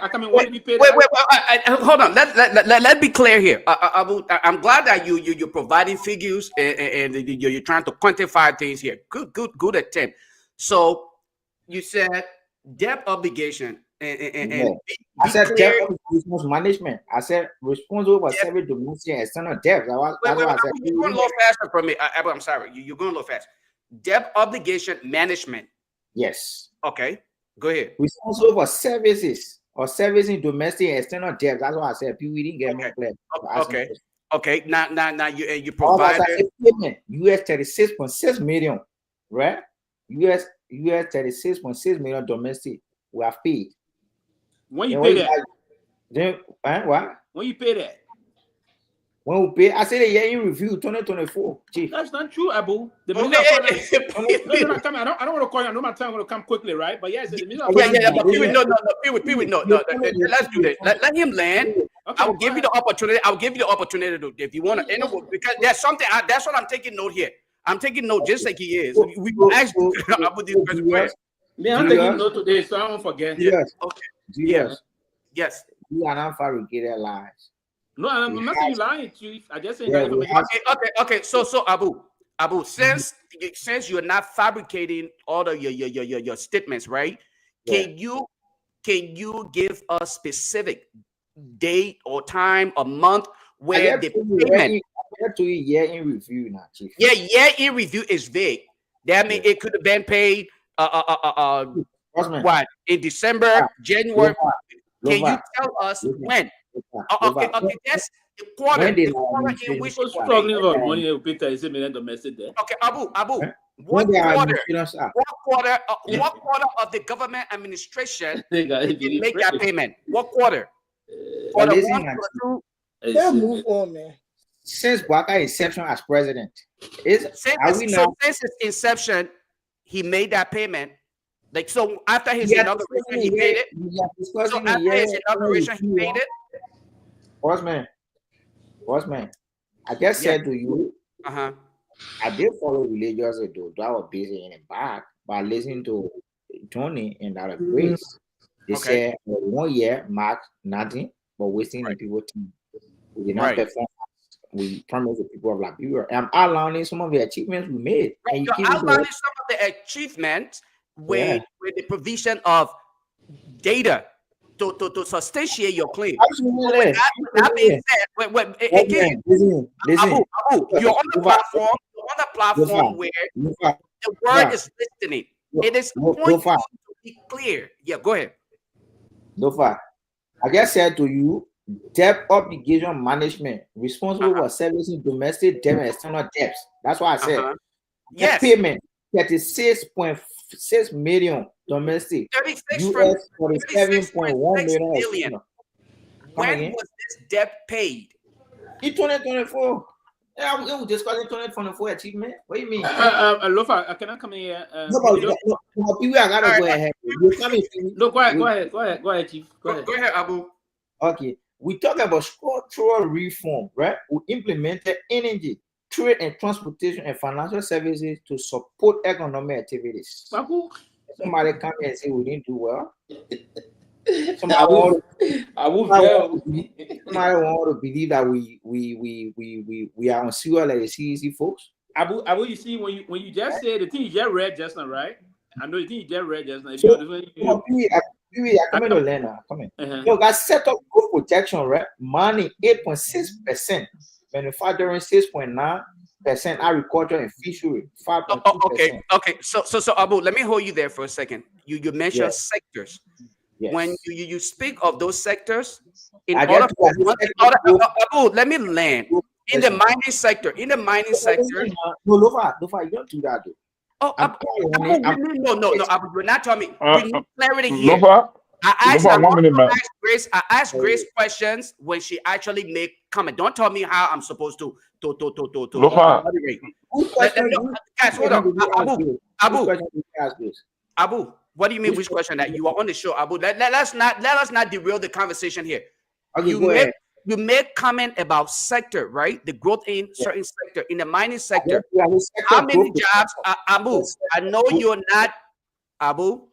How many jobs were created from the mining sector alone that you are using to consider your success as you speak to it? How many jobs are created in the mining sector? Okay. So for the mining sector, right, and other Ministry of Mines and Energy, the vast majority of whose 419 employees were demoralized. Today, we have more than 200 volunteer inspectors across the country who have no legal status. Today, represent the ministry. Volunteer. They're volunteering their services. Yeah, that's why I said in time past, right? I read, and maybe you did not hear me. I just told you, I said. Who's that report you reading? Who's that report that? The mining sector. He's saying the mining sector, they are volunteers. I said the mining sector. I told you, and now that situation is as of March 2022, 2024. Because we are you have how many volunteers do you have? I just told you, an adult of Ministry of Mines and Energy, the vast majority of whose 419 employees were demoralized. Today, you have more than 200 volunteer inspectors across the country who have no legal status to represent the ministry today. That narrative has changed. Dysfunctional computer equipment, including diamond testing. Abu, your statement, what you just read, you're describing what was in existence yesterday. I'm asking you what we inherited. Okay, but I'm not asking you. I thought you were addressing. I thought you were actually addressing it. I thought you were addressing it because Abu. Hold on one second. You said you disagree with Grace. Abu, you said you disagree with Grace. You disagree with Johnny's position. So give us the success story, and now you're referencing what happened before. Which one has been given? Lofa, can you allow me to just as Johnny, because he disagree with I me. would like Johnny, before I bring Because I was so follow up. I was so drop off yeah, Johnny, the I line. understand. I was Let's be fair here. Let me get allow Pewee to come in. Said you want to pose questions. All right. Go ahead, Abu. Okay, so you asked a question. I told you, I said it was 419. That's what we inherited. Today you have 200 inspectors. So that is to say we incorporated 200 who are volunteers. And you can't say we're referencing what? Go far. Referencing what? Okay, go ahead. Then we got physical decentralization. We are implementing, like I told you, we have implemented revenue law, allocating 40% of revenue to county service centers. The people in rural counties, they did not experience that under the administration we inherited authority from. They didn't experience that. And we have extended credit facility, as the ECF, second IMF ECF program worth SDR 155 million, approximately 210 million. Okay. So there are many things to talk about. So how would you grade the administration's performance? Come again? How will you grade the administration's performance? What we have done. I'm not learning though, Pewee. Go ahead. This is Lofa. I'm asking you, how would you grade the performance? So we kind of Minister of Transport. We have established a fixed asset verification. Abu, guess today? Abu, stop, man. I'm asking you to critique your performance. You out here, literally, you're reading for us, bro. Like I will let you land so other people can chime in here. I'm gonna take calls. Okay. Okay, so Abu, all right, go ahead, conclude. Go ahead and conclude on your reading. Go ahead, conclude on the reading. The Minister of Transport, under the year review, we established fixed asset verification registry.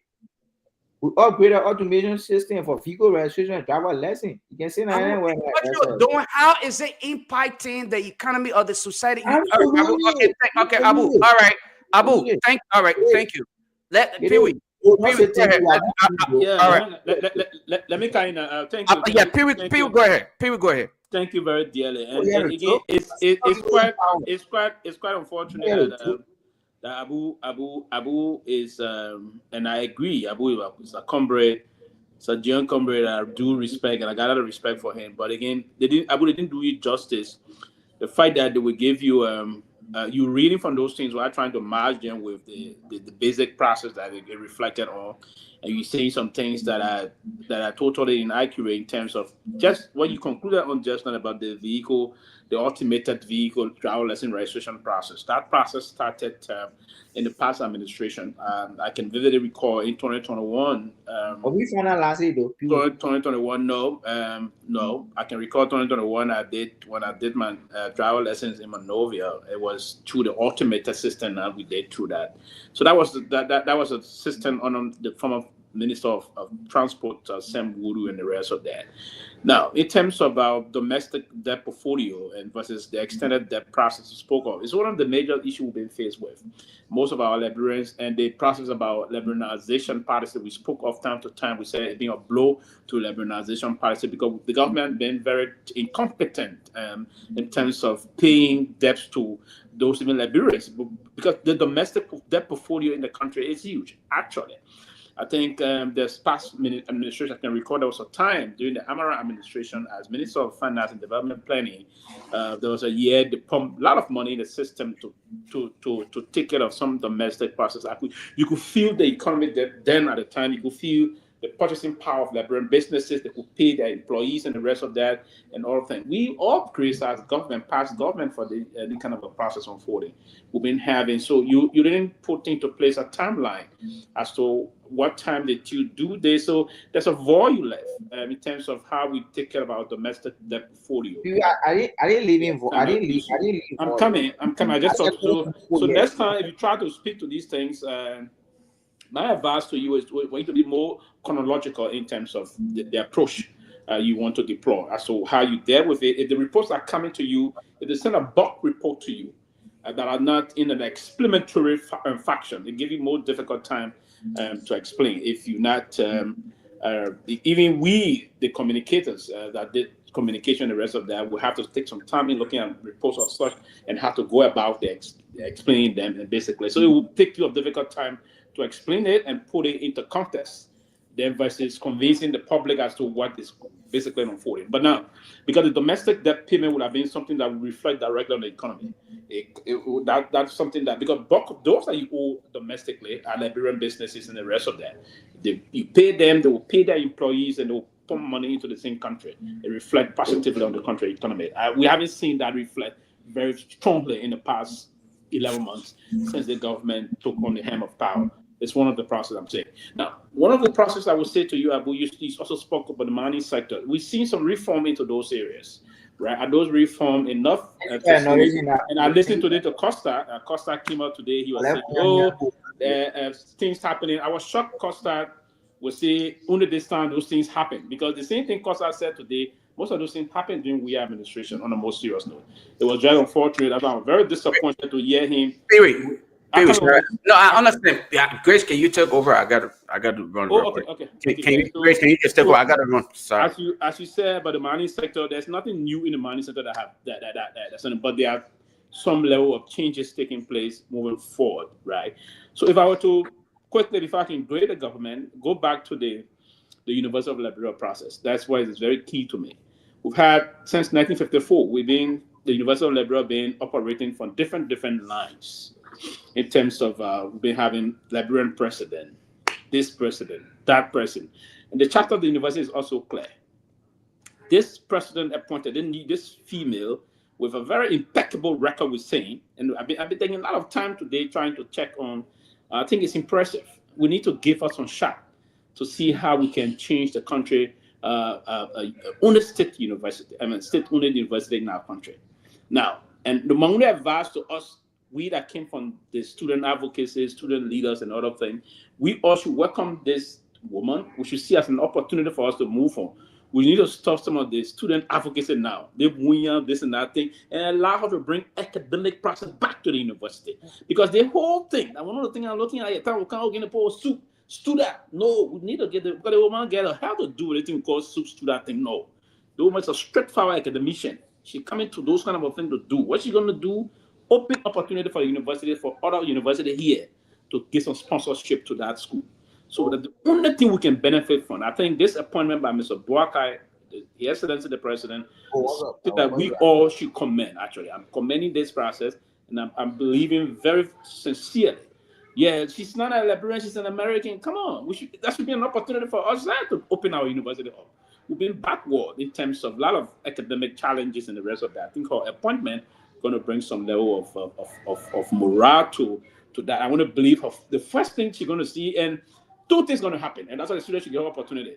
This woman, this honorable woman that was just appointed to head, all her processes here have been on a professional basis. She's going to make sure the faculty association going to be big. If not, she will be the first to even turn her resignation and leave. So the faculty office should not be worried. They will not come to help them. Because she's going to expose them, she's going to make sure they are paid. And the first thing she's going to come and start sitting with the government and say, hey, if there's the pay, you got to pay the teachers sometime. You got to improve this. You got to get some scholar program for professors and other things to do on moving forward. I mean, and you upgrade the standards. The labs should be upgraded, and other things should be upgraded, and other things. You have to hire competent people come and teach, and you pay them good. So, I mean, that's a good news for us. I will grade this government. The fact that it's a one-year government and almost pushing to the 1 year anniversary, I would think on the most sincere note, and the reason why when they push to be a little higher on them, I will give the government C. You know, in the learning process, you know, I learned from one of my professors. We deserve when a C though. I will begin for grade. The reason why I will give the government is that the government got a lot of in the first year. My boy. I will give the government C quickly. I will give the government C quickly. One reason I'm using the K-squared methodology in teaching. In the K-squared methodology in teaching, we students, if we just getting on the professor, we're not understanding the course, the professor, we're trying to make some effort to do the work. Why we're not doing the work? That measurement, that K-squared methodology measurement is what I'm using. So I'm getting this government C with the hope that they still have a lot of time to go. They have 5 more years to go for this term that we elected them for. So I'll get and see, but I think this performance this time around, I think they're trying to do something to put into place, but they're not on it. I'll get and see overall. Now, if we were to come, the day will come going to area by area, then there are certain areas I believe they flunk completely, particularly in terms of the rule of law and the rest of that. But all over, I would give the government C, and that's my thought process about it. Okay, so let's go to Sarah, and then Johnny can come in with his question. Well, for me, I listened to the callers. Some of them were having concern about, the support to the university instead of, the leadership or problem. But I think, frankly, the president's decision to appoint a lady, it's not a bad decision. We have had a lot of other people being president. They have tried their best. Maybe they were not giving the support. Hopefully, she will get the support. What? Start interrupting, Johnny. Can you start interrupting me, please? Yeah, you need to stop interrupting. Let's just all right.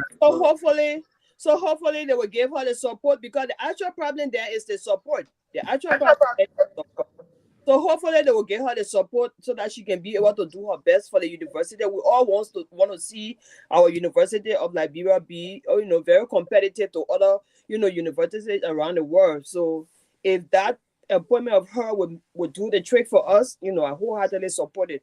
On the line of the government's performance is a negative D for me. I think they have done nothing, really, really nothing. It is a great, I don't want to say, just like Pewee said, let's give it some time here and see what they do. But so far, in my opinion, it's a negative D for me.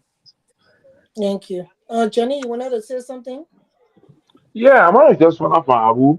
A lot of things that we see happening here are actually at the same point where we were in 2022, 2023. Basically, there's no major change. So, for example, I reference two basic areas now. Your travel Lofa on the eve of New Year, and I'm sure Pewee is aware. Since last year, the road where I was on Lofa road got stopped around Golu. Nothing is on the road, no machine going on. Abu, can you tell us why since this year, since you got to over, this road is now abandoned? Nima Road, listen to Nima Road. Everywhere that was done during the 2023 election, everything has stopped. And I think we all know that government is continuity. Why are these roads all abandoned now? And that the only area I see focus right now is the Rawasi Road and the 14 road to complete. But basically, Abu, let us know exactly. Don't be begging people for grape. People say, see, I think that's good for you. So can you respond to that? Yeah, can you respond to the Nima and Lofa Road? Why are we staying still since this year? Why are we not complete? And then road is a small road. It's a 1 kilometer road. It should be ending inside a year, less than 10 kilometers left or 20 kilometers left to complete the road. Why are we waiting? It's fortunately the president and hello, the public works minister. Hello. Yeah. Hello. Yeah, I'm hearing you. Yeah, we can hear you. Okay. So fortunately, for me, Pewee and the rest of the president and vice president here from Lofa and Nima respectively.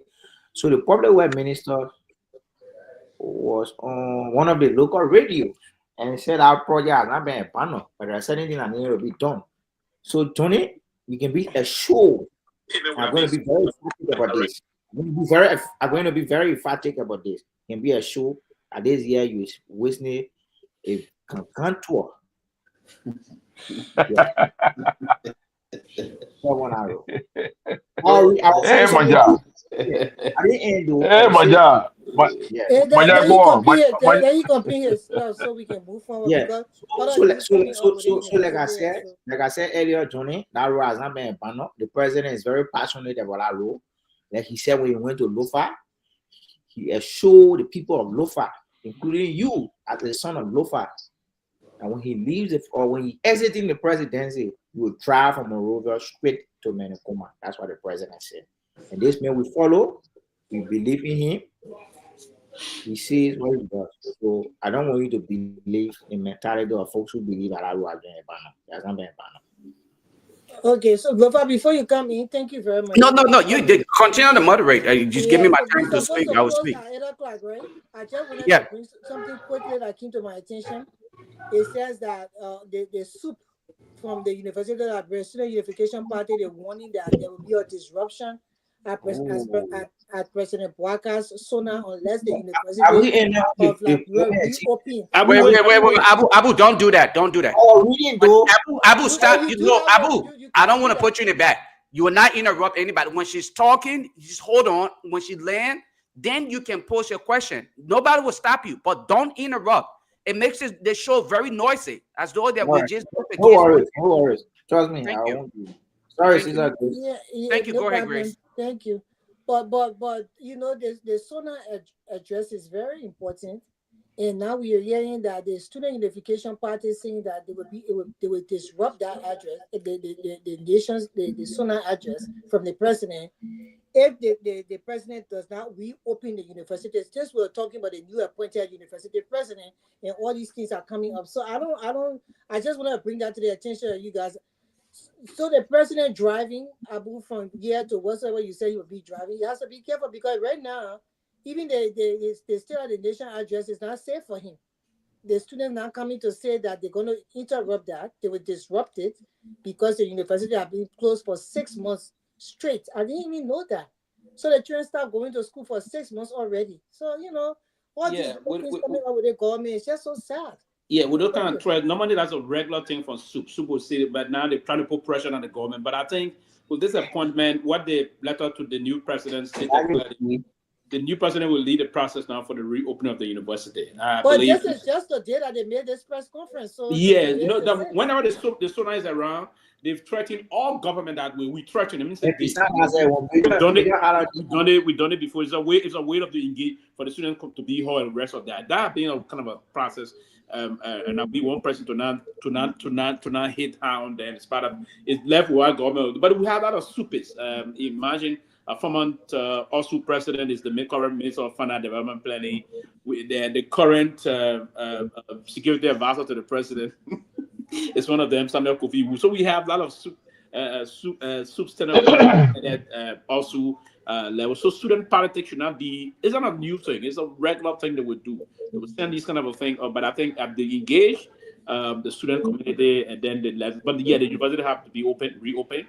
And I believe with the new president, with all of our qualification and experiences, to engage in government running and keep maybe that's not wrong. We're going to want to see more academic activity than student politics. Because if you give the student, keep them busy with other things, but there will always be student politics basically. That is the lap of politics in our country. I see. Okay, Lofa. So regarding the again, let me be grateful to our callers for the fact that they chime in on the conversation. And I think their input is always important. It kind of keep us, Absolutely. It keep us in line with why we are here, and we appreciate them for their contribution, and we hope that they will continue to do that. And hopefully, we can also open the platform. As far as degrading or trying to just evaluate this government, I would not go to bed and sleep sound tonight if I were to even consider a D for this government or D manners. I'm a little bit. Hey, Lofa. Hey. Then I mean you'll be unfair. Tomalin. Wow. 1 year, and you say you're not going to. You guys have fair to me, Tomalin. But you have to give me a chance. But here's why I don't feel like this government deserves to get a deep manners of considering everything that they ran on. I'm not simply looking at what Abu was reading or what we want to read into. Again, I look at performance. Let us look at President Boykai's history. Let's look at his record. After several years of governance, after 40 some more years serving in government, he served in the agriculture sector in up to where he served as a vice president, you will think that like we are critiquing this the University of Liberia president. President Weah came to the President Weah, President Boycott came to the presidency with a wealth of knowledge, experience, and understanding as to how he could transform Liberia. But upon his ascendancy, this is a man who claimed that he lived a modest life and he was very honest, believing the rule of law. It took President Boycott a little over 3 months to declare his assets. And after his asset declaration, President Boycott still refused to publish it. And at some point in time, they rescinded the decision to declare and publish his asset. That's just one thing. Let's talk about his appointments. For a man who claimed to have experience and understanding, there were multiple appointments that were made. And after the public backlash, he had to again rescind those appointments. What does that tell me? He came to the presidency with no agenda. It's unfortunate. Let's not leave that alone. The LDEA incident that took place, the saga of the LDEA. Amen. You would think President Boycott, who ran on the rule of law, what happened between Fadiga and that of the boss at the time? You thought people expected at the time that President Boycott would have acted swiftly. Unfortunately, that incident left hanging. It was just lingering around until finally a decision was made. And if I were to ask any one of you on here, how long did it take President Boycott to make a decision decisively on that incident? You cannot say it was less than 3 months. That tells me that a man who claimed that he was coming to fight drugs, remember the UP mantle, their messages that they used to win the just ended election was that George Weah brought drugs. It was George Weah who invented Kush. And President Boycott and his entourage were coming to get rid of Kush and hopefully rescue the nation from bad governance. President Boycott, today, we are no longer talking about Kush, but we are talking about what they call zombie. Now we have Kush and zombie, and nothing is being done to address these things. Instead, we are still begging for handouts. The young people have literally become nothing more than human. They are all zombies as the result of poor governance. President Boycott have actually allowed his kids to get flown out of the country to seek medical attention, to address some of the drugs issue. But our young brothers and sisters continue to sit in Liberia and go through all of these things. That's just a few things. Let me just continue to list for you. Not to talk about. When we don't, you give me time to end my own. Oh, I spoke for 5 minutes. Okay. Okay. In short. Let me. I can continue to go. I can go on and on and on. I just said to you, I will have to end my list. And list several things or several reasons why I grade this government D. My expectation from President Boycott and those in this current government is that they came with a wealth of knowledge, enough experience to transform this nation. Not that it was expected that in less than 12 months, the entire country would have been on the upscale progress and moving forward. But it is determined based on the at least process that are put in place. It is unfortunate that today we are still sitting here talking about President Boycott driving flying in a private jet. How inhumane can that be? Roads. And here it is. Johnny is talking about Lofa. The Lofa road is still there.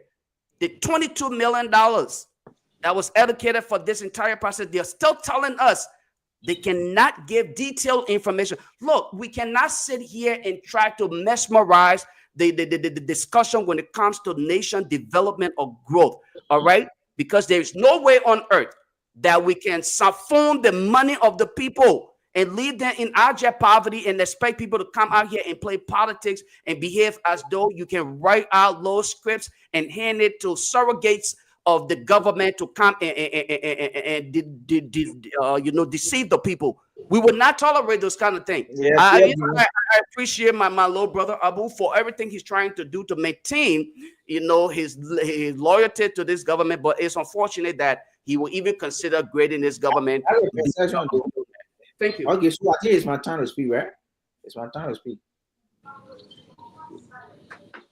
Right? Sister Grace, are you in charge? Yeah, but if Tomalin got anything to say, can you? I'm done. You can speak for 30 seconds. Let me come in. Let me Grace, thank you for giving the opportunity. Yes, but Lofa, the people are saying we should put on our page our official, like in America, the various networks, they come up with their official position on everything, right?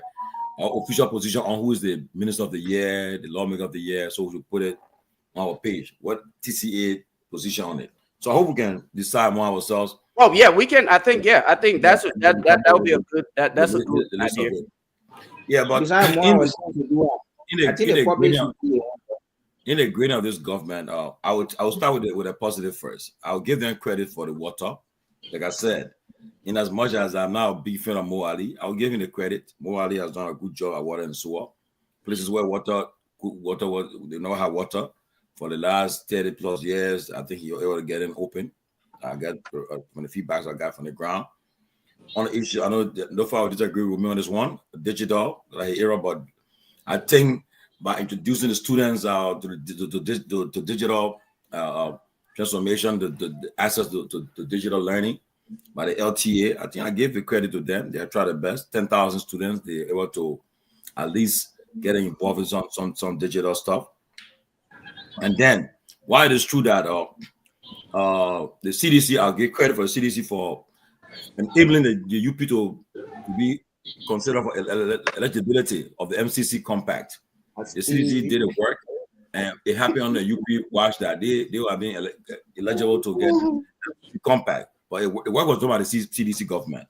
I give Minister Pewee and his team that credit for the MCC compact to Liberia become eligible now for $500 million. It would do our homework. But CDC get a credit for allowing it to happen. But it happened on the UP government, so I give them a credit. Or then the CSA. Can I interject? Yeah, go I know ahead. you getting the credit and everything, but let's see whether the UP government will even get it with all this mess that's going on. No, I said they have a lot of work to do. Yeah, they have a lot of work to do, especially with what's happening in the house. The people already not give it to them. So when it comes to the CSA, the Civil Service Agency, I think Joker have done a great job there, trying to reform that agency. You have to take a test now, or before you get employed. They have done a lot of great things at the CSA, and they have digitized the whole employment stuff. They have this time people cannot. Like for instance, when I left Liberia 2000, I worked in immigration. My pay was still rolling until I think after 6 months. My pay was still rolling, even though I resigned everything, but they was still getting my pay was still coming. But CSA boss, they have done that job. Nowadays, if you got everybody who get direct deposit, you gotta make sure that you're working in the government before you get that money. You no more come and stay in America and then your pay be rolling, or go somewhere and your pay be rolling. I think you have reformed that era. I gave the credit for that. And then also now come to that's a positive thing about them. But come to the negatives, talk about the issue about LDA. Lofa mentioned it.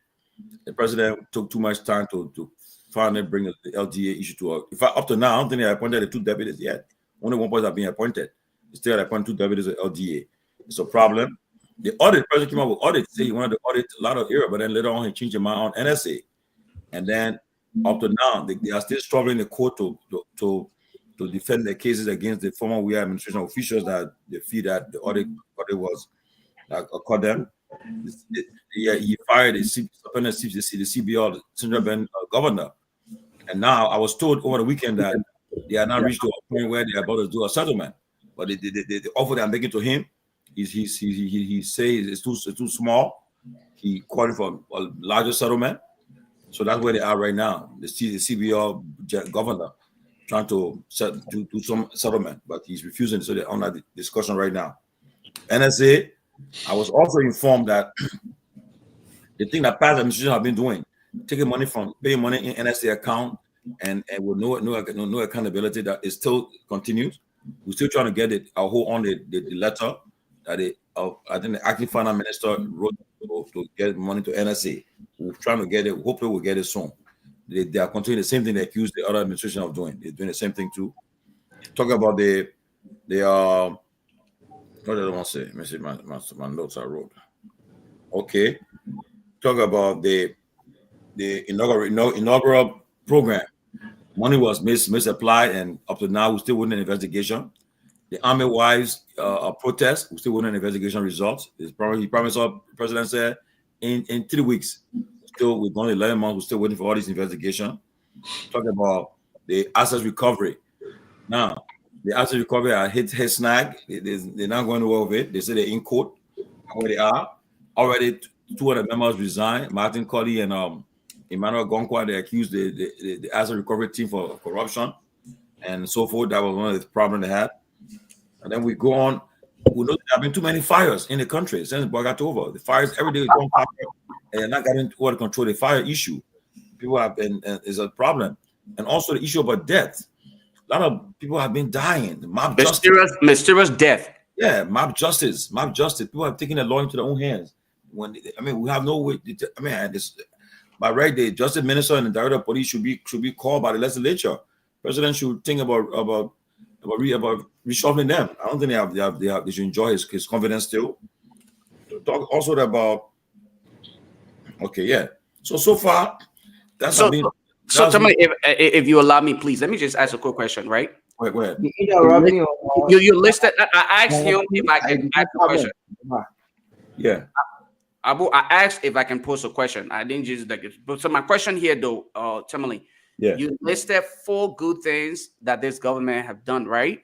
Yeah. You listed 8 terrible things that they're involved with, and I gave them a D-. Will you agree with me on that point? Just give us. Try to quantify things here, because I give them a D-, and I think that is even considerable, but they shouldn't even get that. But you listed 8 terrible things that they have done and 4 good things that they have done in a year time. What would you grade them though? I'll give them a D.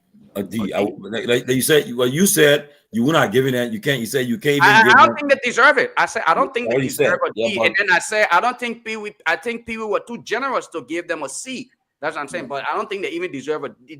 That's because one of the things that as I conclude, everything they accused during the campaign they ran on that the former administration was doing, they do the same thing. They said that President Weah was flying private jets. He was doing. You were going. The president have made how many trips abroad? I think over 13 trips I would check abroad. And the result of these things, when I asked them, they said, "Oh, you see next year. You see next year." So we'll see what happens next year. But I can tell you this though, as I end. This year, not next year. This year. I mean, yeah, this year. This year, if the people cannot see some impact in their lives, I'm honest, the government will be in trouble for the fact that they signed a lot of MOUs, and they came back and hoping that they will reform the economy, will change, and things will be improved. Employment will open up, but we have yet to see it. We are worried about them. I talked to a former finance minister. He told me, said the economic outlook is bleak for the next 3 years. So the government is in a serious problem. And until they can put their acts together, president do some reshuffle. I really don't know how they're going to navigate this coming year. And this year, the thing that they have no measures for safety and security. That one of the things that they're getting. You got Grace Garguah, No. Okay. Let me speak a little bit. Grace in charge. So, when I finish, then you can come in, Abu. No. The reason why, because my safety and security issues is I really wanted our government to come in to change that with all the mysterious deaths that happened in the last government, and then this government has become worse. That in broad day, like people are killed right in the marketplace. And the thing is that these things happen around the world. But the police and the security people, they are not coming to say anything to give the people hope that, you know what, This is being investigated. We are not hearing press conferences, no reports from the police speaker, how they call it, the RG. No, not the RG. The RG, he can say his the spokesperson for the police. We are not, because we're supposed to give regular updates on these things for the people to know that investigation is going on and make the people safe in the country. You say, you know what, anything happened, but the police spokesman is coming to tell us that they're investigating it, how far the investigation has gone. So the safety and security issue in the country has gotten worse. And one of the reasons why I gave him a -10, because that is very important to any society for business and development to come within that society. -10. No. Investors will be able to come and feel safe. Yeah. If that is lacking, then Liberia is doomed. Because who will want to come there to do business? You can come in, Abu. Oh, you see, that's the reason why I said we're not being patriotic. Agree that you may not have supported President Pouaka when he was vying for the presidency. And let me send a thumbs up to my dear senior Pewee, for being, generous, for being patriotic. There are multiplicity of things we have done that have effectuated change in the livelihood of the Liberian people, some of whom today are following this very platform that Tomalin stated. We have restored water, we have regular water supply to Monrovia and Pittsburgh. We have restored water supply to Central Monrovia. We have rehabilitated, we have boosted station at Garguah. Just in 3 months, we went to water and sewer. The man constructed water supply system, even in Bamboo as we speak. Started rehabilitation, the Kagada water supply system. And somebody come on and say, we were doing nothing with this. If not sentiment, I don't know why it is. So for the road aspect, what wrong is going on in the country, you can't call what people disagree with you sentiments. It's not sentiment. This is not about the election. The election is over. It is our government that is in place right now, and what we are. No, but Sister Grace, if we were honest though, if not sentiment, right? Don't you have to go back home? You have to go back home. They are living testament to what you asserted that people are receiving water unless in Tampa they were not receiving water. So out there you see that there has been nothing. There has been nothing. You can't say how dare me say. Don't say that. Just say how can you say that's the right proper English to use on a platform like this? But I will tell you, water is not in. Water is good, but is it all? We are saying that we overall grading this government. We're not grading it on certain aspects. One of the basic needs, one of the basic needs, one of the social needs of our people. Water. Which is a good thing. But is that it? When our boy can be mobbed and killed in broad daylight, and the police is not even telling us what the investigation that's going on. Our police RG is on record of having numerous press conferences. Are you not aware? Our police RG is on record of having press conferences. Okay, so how am I going to be aware when the press conferences are not being shared all over for everybody to see? Because you have to have people. I cannot go look for the press conferences. We've been following been having press conferences. In fact, I'm following the police director, the police department page, but I have not seen that. So that's why I'm saying they have to make a way for people for the information to be out there. That's my point. Let me lay my thought on this. Okay, lay your thoughts. Yeah, on the rule aspect, right? Somebody talk about the president abandoning the rule. President not abandoning the rule. In fact, Ministry of Public Works, right? The opening of alleys and cleaning drainages in Monrovia for improved sanitation has been one of the major concerns of the Minister of Public Works. And trust me, as we enter into the second or third week of this year, right? The major infrastructure projects preparing for construction of 2 overpass bridges on Tomalin Boulevard with Chinese support starting February 2025. That's one of the things the people of Liberia are hearing this government for. And but that was an arrangement on a WIA. That was a WIA arrangement. You have to give me a break, though. That was a WIA government arrangement. You know that. You have to give me a break. Comments are continuing to, so it's okay. I know, but you must give credit where credit belongs. So you have to give me a break, sister. I So know. you, Comments You can't tell them 1 second. You're talking too long. You need to make your point. You can't be. But you guys are interrupting me. You guys are Give interrupting credit me. where credit belongs, Abu. I will Okay, also government is continuity, but give credit where credit We're belongs. not doing anything. You go to road expansion and maintenance, right? Maintaining 783 kilometers of roads and completing key road projects like Sunny Ko to look at 2 and Sagi to Tabeta. Somebody can't issue is we're not doing nothing. Somebody can't issue is we're not doing What a road nothing. project you completed on Sunny Kole? I just told you, I said the road expansion, that's the 2025 project. That's what I just said. You mean the project, the funds that were secured by the Guar government that you're going to continue? Give credit to where credit belongs. That's the problem with you guys. They have Which one? Okay, so we are moving on and which one we are government? Abu, Yeah? we're gonna move on. If you finish, you can lay your point because you can be going back and forth. But I'm not going back and forth. Your point is there, but I will consistently say that the president, the government did some things. They said up to stand up for a whole year. We are not seeing that. What we're saying is that the things they did is the things that they did not do is way more than what they accomplished, and that's the reason why they're being they have a fair grading mark. So and that's the reason why I said that's the reason why I said Sister Sarah and you, the both of you been saying it, man. Because tonight acknowledge that we have done a lot of good things. I don't know. They see what you didn't acknowledge that we are government did a lot of good things. Abu. How can you say what did we have to do? When you pointing finger, you point finger at yourself. Well, you didn't acknowledge anything good from the previous government, so don't expect other people to acknowledge anything good from your government. We saw we are demolishing your property here. You're better now more. And we saw improving her property as well. But you have which to property did Waga improve? Go to Baka Hall that I was looking first. Go and see the condominiums in Pablo Simi now. Go to Baka House. So, but the thing is that we here to talk about the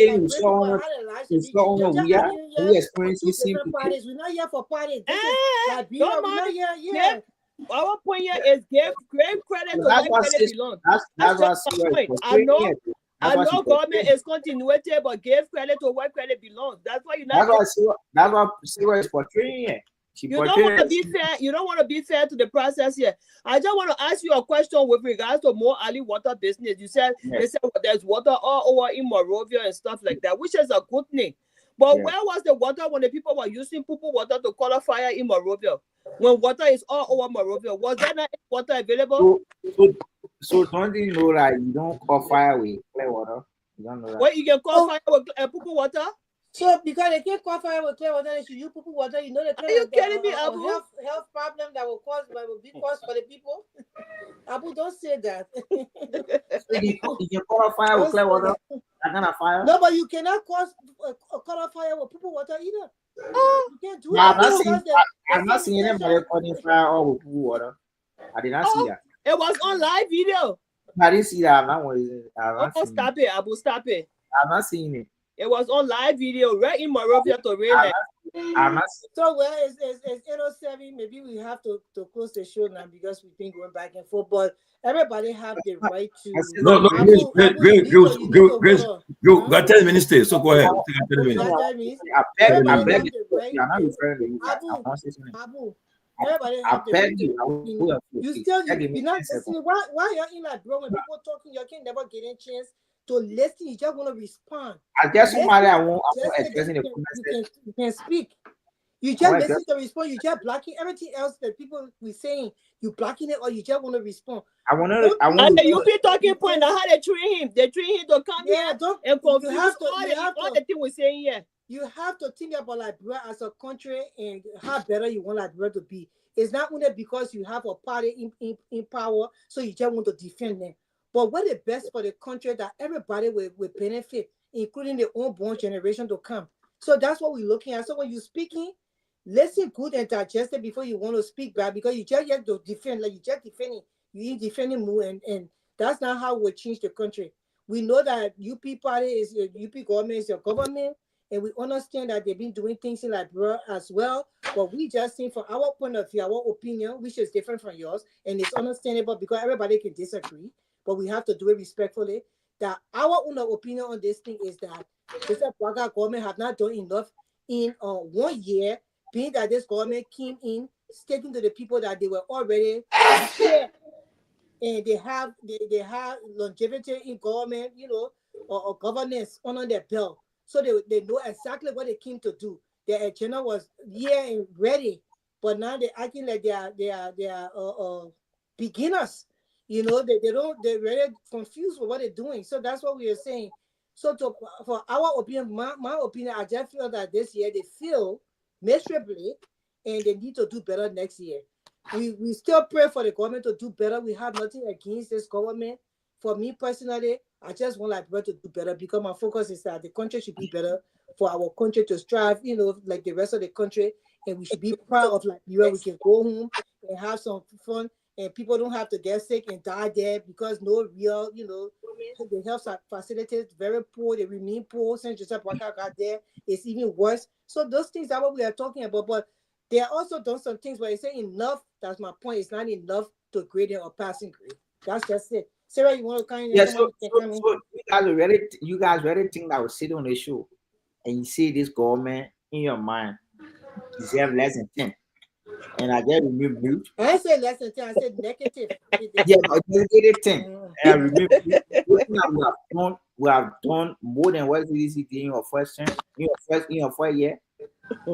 Abu, let me tell you, we're not comparing. I don't understand because if we go back to West DC, no, you don't want to go back to West DC. One of the panelists on the show, listen, one of the panelists, I'm not attributing CDC stuff to you though. One of the panelists on the show is a staunch supporter of WEA.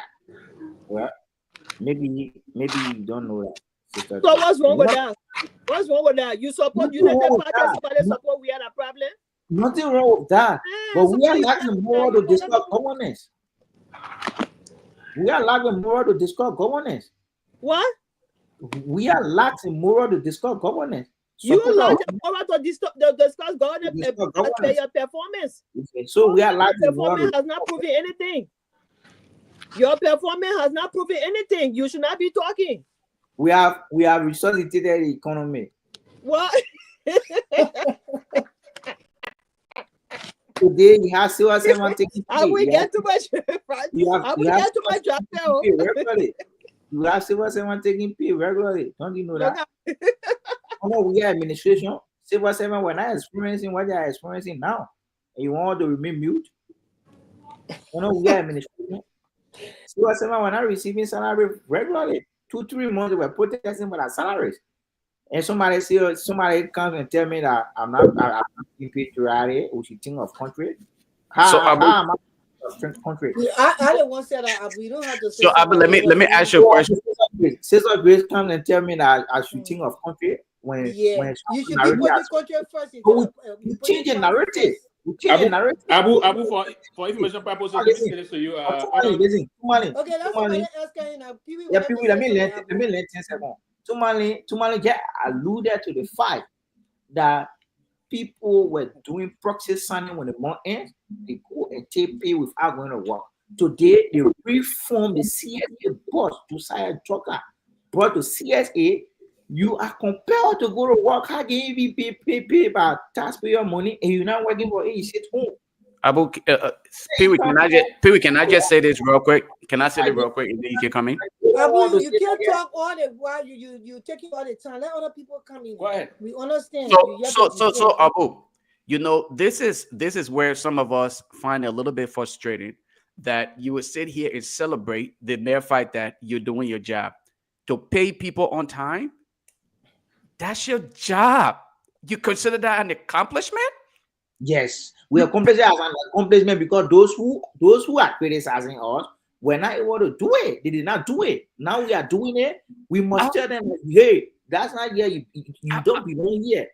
Abu, and I'm glad that you Abu, I'm glad that you continue to make the case that I've made before, and I continue to highlight that the case that is UP and CDC, you both are the same. The only difference is that one group of people are claiming. Hold up, that is not a perception. You just. But you can't even give people a chance to talk. Abu, you disagree. If you were elected to change the dynamics of things. And here you are referencing things that were done yesterday. But you're doing the same thing or probably even worse. And you're here claiming as sophisticated as the UP claimed to be, as experienced as President Joseph Boyka is, with all of his tenure in government, you celebrate the fact that you're paying people on time? That should be the least. That should not even be counted among your accomplishment, because you came with the mindset that that was just the least of the people's concern. For you to sit on this platform and celebrate that, and I ask you, you say, yeah, that because the previous government didn't do it. So why were you out there castigating the CDC government? Why were you calling them names? Why were you claiming that they're inept? Why were you calling President George? Well, excuse me for the statement. You were calling him all sort of names. And I'm going to repeat that. You know what this tells me? That you came to power without any agenda. So the fact that you even mentioned the other things that you guys have done, and I must give you credit. Matter of fact, I'm not going to give you no credit. For you're not getting credit from me. The mere fact that you will even celebrate paying people for job they have done. You think we live in slavery time? Talking about we pay you. Oh, anyway, people go ahead. Yeah, thank you. I will thank you. I will. You should not, and Lofa is right. Don't celebrate paying people their just salary. It's part of the law. And as a matter of fact, there was no time during the Guar administration that they were not paying Civil 7. And it was part of, when the IMF program came out in terms of introducing a austerity plan, because the wage bill, the CDC, at the time the United Party created, that the CDC inherited, was huge. And then we couldn't afford the wage bill of around $33 million a month. That was a wage bill, basically. And the IMF came in and said that there need to be a austerity plan that will reduce. You want to fit into most of our programs so that we can do some interventions. You need to reduce this. It is due to that the whole harmonization thing came to play. It was a push from the international community. So ever since that was done, and it was very holistic. It was not selective. It was holistic from all sectors of government, all branches of government. So even those institutions that are autonomous somehow maintain, because maintain their past pay grade, and later on they even did some modification. But the complexion of our structure in terms of pay in the country, the two administration actually work on that. That did a very good job. The two administration conducted in terms of keeping. There was a memo that even came from the Accountant and Controller General of the Republic, stating that salary will now be paid around the financial put for all controller will have to be on the 10th of the month, between the 24th to the 25th. Salary started hitting in. So I mean, and that is not a level of achievement by any government whatsoever, because the Constitution says we should be paid equal work for equal pay. So no government should boast of that. And let me say this to you: there are a lot of challenges, as I said, and the reason why I have to give the grade I gave is on the basis of if we were to do a kind of a marching order here and to extrapolate the 1 year from the rest of the time left, it's 5 years left. Can we do a kind of a way of rating the party with this time 5 years left to go, and this? So it's on the basis of that I'm giving even a C to you. But I believe that if we are going for sector via sector, then I will have a little aggressive and somehow mean tendency to certain area that I thought you didn't do good for. It's in the rule of law, if you will. If you were to ask me to do that, so if I were to push everything, and this is not meant to placate the folks, but it's also meant to just as a process that to allow people to see where they do a review of the government and understand the business. I didn't believe, and I can never sit anywhere whatsoever and believe that we administration failed. We administration, due to the challenges that we have, they need to summon a lot of technical and difficult time. But we have government didn't fail. If you had to say that to me, it's just unfortunate that the Liberian people didn't see the reason to re-elect President Weah, and I can say that. and in the way the tech results that came out. But ever since, and even when I left government, the Weah administration, I stayed making my business to be part of the process and went back home and campaign. As a matter of fact, that this is a process that folks didn't understand what we do. We haven't left to come. No. I've been here, in and out. First in school, back in the country, and I'm one person that always love to be back on ground. And as we will always do things to be back on the ground, and we will always do that. We need maybe spend little time and go back because of other family reason and the rest of that. But I can recall I was always in and out, and we campaigned for the government. We stated we were very proud of associating with the government, and we did campaign for the government. And the government, the Liberian people spoke, and they spoke in a way that democracy we have to adhere to the tenets of those things, set rules that we value, and it's part of what we all. But today, Abu don't boast of any extraordinary thing you've done, nothing yet. And I agree with all of the panelists of folks that discuss that you spoke against a lot of things, and those things are you still doing. For instance, I know. he spoke The against hiring process, the process about a flying private jet. You criticize the former president. Today, your president is doing the same. Someone stated here, I can't recall who, but that President Weah did not fly to his hometown in Chester. I say that. Yeah, very well. And that's a very classic reminder, Abu. He didn't do it.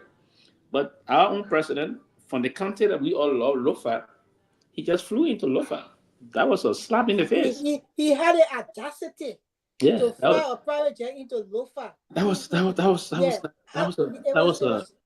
was a terrible mistake on the part of Liberia. It hasn't happened for many years for a president of our country to do that. The only time I can recall President Sirleaf did that was the time that during the campaign she needed to move across the southeast and other areas. That is understandable because you need to push campaigns close in. But that old lady, that old man, that wonderful and honorable old woman travel always through the breadth of the country. Sometimes she would go up this place, she would sit down in the village and other to talk to people. I mean, when a leader tries to engage in that kind of a manner, you begin to determine that person is sensitive of the process that's unfolding in the country.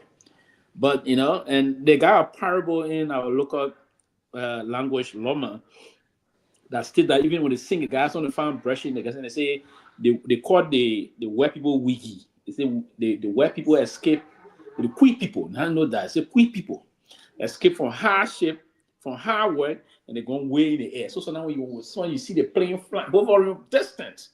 And then they will say they are working on the farm, they put in the air because they put on the but I said he didn't do that. What he did was that was a bad process on the part of the president. So the thing about what you guys should be thinking of doing now is to begin, and I hope the president would do that. And if you continuously do those things, listen, those vehicles, they got the custom built vehicles. Those vehicles they got a cushion in them, man. You're buying a vehicle. That president was say, "Oh, if basically the road is shake too much." No, you're the president. Find a vehicle you drive. Yeah, now he know the road was shake too much. Before but you know the place that and all that kind of part of Liberia, they would playing and shake. The top laser will be more rough for you then. Then you be on my thing is one of the things I wanted to lay on this as well. What you're saying is that look how a lot of people from Lofa are seeing the government right now. The nepotism, broad daylight. Look how is seeing the government. So Lofians have taken over the government. It's so bad. They say we are happy, cool people. At least you are not putting two brothers to one plate to head and the sister-in-law.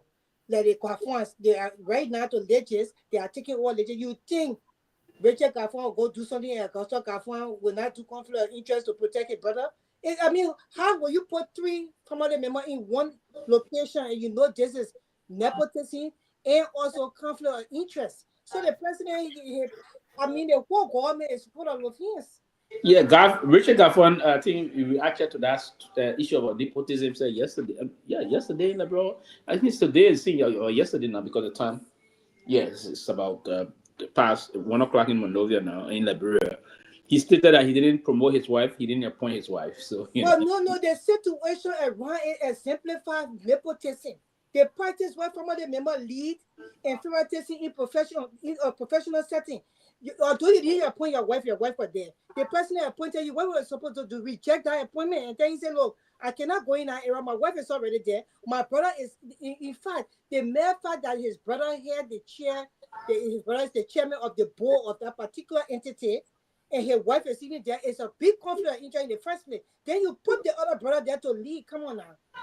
So nepotism is simplifying that sense. It doesn't mean that he hired his wife or his brother hired him, but it meant for the president hired them in that position. They should have, and they say they got integrity, they this, that, the other. Why one of them couldn't say, you know what, I cannot sit in the position, I will have to reject it, and you can put me somewhere else. That's the right thing to do. Yeah, I think on the basis, this is not nepotism, it is nepotism. I think on the basis of conflict of interest, then I would side with that argument. But on the basis of nepotism, I don't think it's anything resemble that for me. The fact they didn't execute it themselves. Gafuan didn't appoint himself. It's not a definition where they have to execute it. If you're in a position where favoritism is going to take place, it's a form of nepotism. It simplifies in that area. It doesn't have to be exact that I hire myself. So who has been nepotistic here? Who has been? So the point there is, Mr. Boakai is the one I appointed. None of them got from the time of Mr. Boakai. None of them got from the time. Of course, but they are being put in position that will give them. It will give them the opportunity to do favoritism, and then is wrong for that particular entity. So you can still equivalent it to being nepotistic. So that the thing with the idea that they want the exact definition, but this is you think no, it's not the idea of the exact. No, brother. So let's just be clear here. So if you are patriotic Liberian, what is the right thing to do when you are put in that position and you say you're so professional? You will say, you know what, Mr. President, I honor your appointment, but I cannot take this position at this point in time because my wife is in a position that she's leading in that particular entity, and I will be her direct boss. If anything, and my brother will end up being my boss, I will have to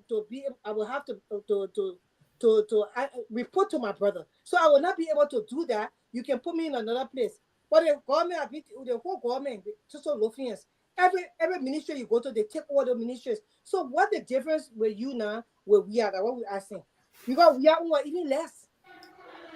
We are not this much. He was not putting brothers and sisters in the same place. He had hiring brothers and sisters, but at least you are sitting there to different ministries. You are not putting them in the same place to work. And that's the reason why the people changed the CDC government. Then you come back to even do worse. You ride private jet, going to your village with private jet. We are private jet out of the country. Ali never related to Sastan. You know, he did it right in the country. So he did it out of the country. You ride in the private jet to Sastan. You know how much money it takes for you to fly from a road to how they call the country, from the county, from a road to Lofa County? Taxpayer money. So let's be clear here. We are not going to sit here and sugarcoat anything. This is wrong. We are not. This is not an attack on anybody's personality. It's just the mere fact that the government is not proceeding well. So if you fall down my friend said, what was it? If you fall down in a mess, we'll have to scrutinize you when it comes to that. Doesn't mean we have anything against Gafuans. We just saying it doesn't look. It's not a good optics for them. It's not a good thing for the government to proceed. It's not a good thing for the country as a whole. It's just not a good thing. Waka has failed miserably in this 1 year, and his negative 10 remain. It remains on the book. Yeah. Well, for me, like I said, I like to be objective, and be fair. And in doing so, I would not look. Like I said, they deserve a D, because a lot of things that they promised in the first year, the president said that no car would get stuck in a muddy road in the first 100 days. He didn't achieve that. The UN car was getting stuck.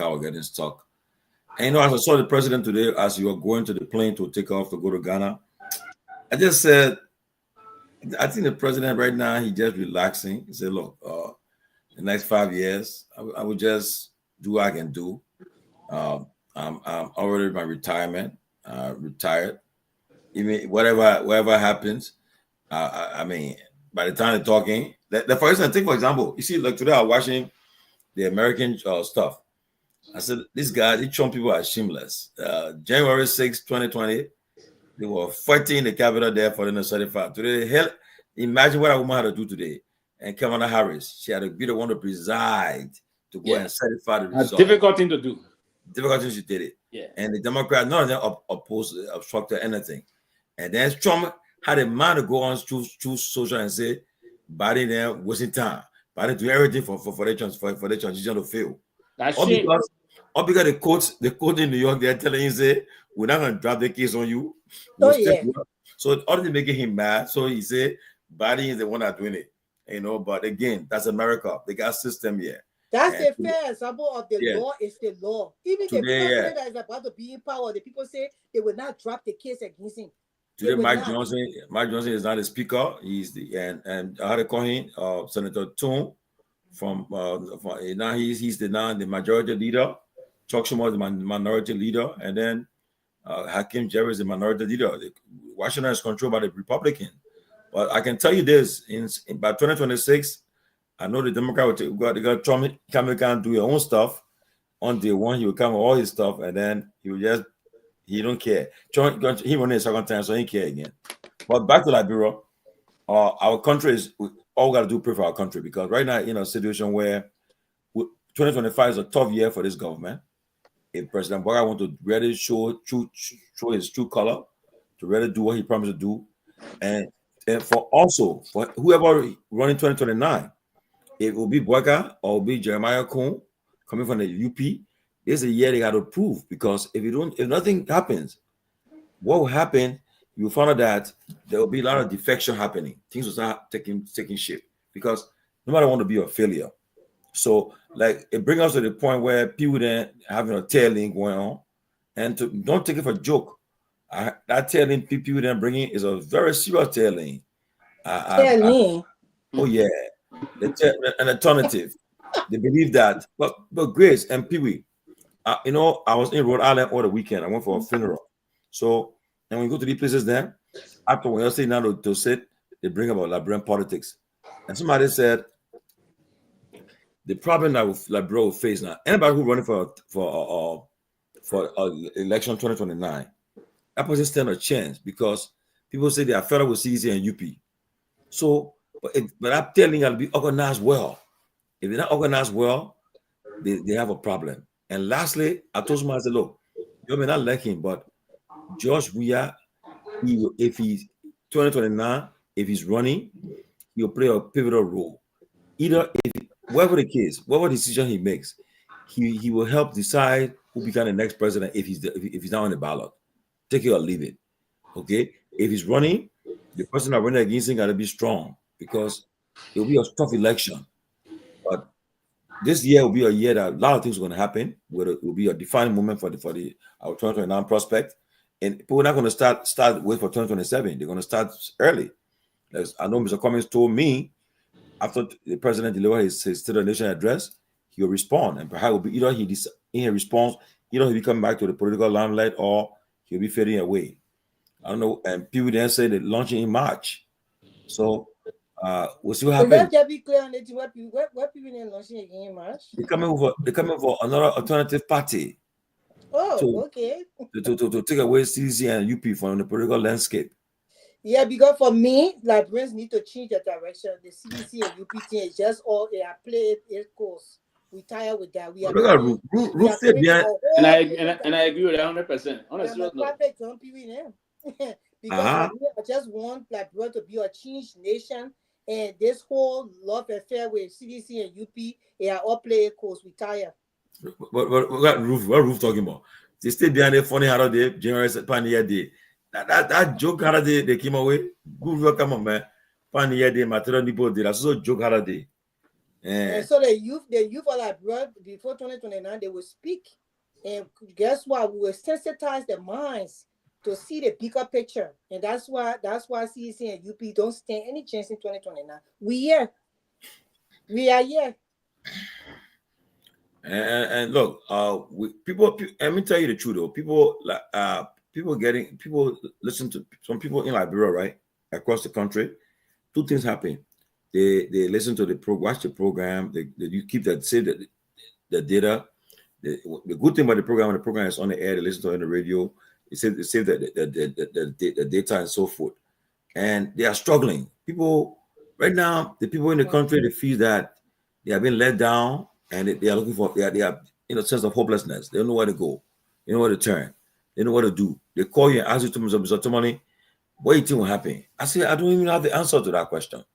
Okay? Like today, after Costa spoke, somebody called me. One of Costa's sons supporter called me and said, my man, what happened, my man? So our man now lead the team now. I said, the man told you, I say, you're going to look for a hustle. The man say you want to be in the private sector. Right now, the man say he tired to go to beating for you. He told beating all the time, nothing came out. So the man say, in the private sector now, you going to hustle. And he said, I said, oh, the man say he comfortable, he big where he at right now, and what he moving towards. So it's up to you guys. Everybody got to make their own demands, because in the private sector. Yeah, what does the private sector got to do with you extending olive branch to thank you to other too many earlier man. Yeah. Oh, Listen. And wait.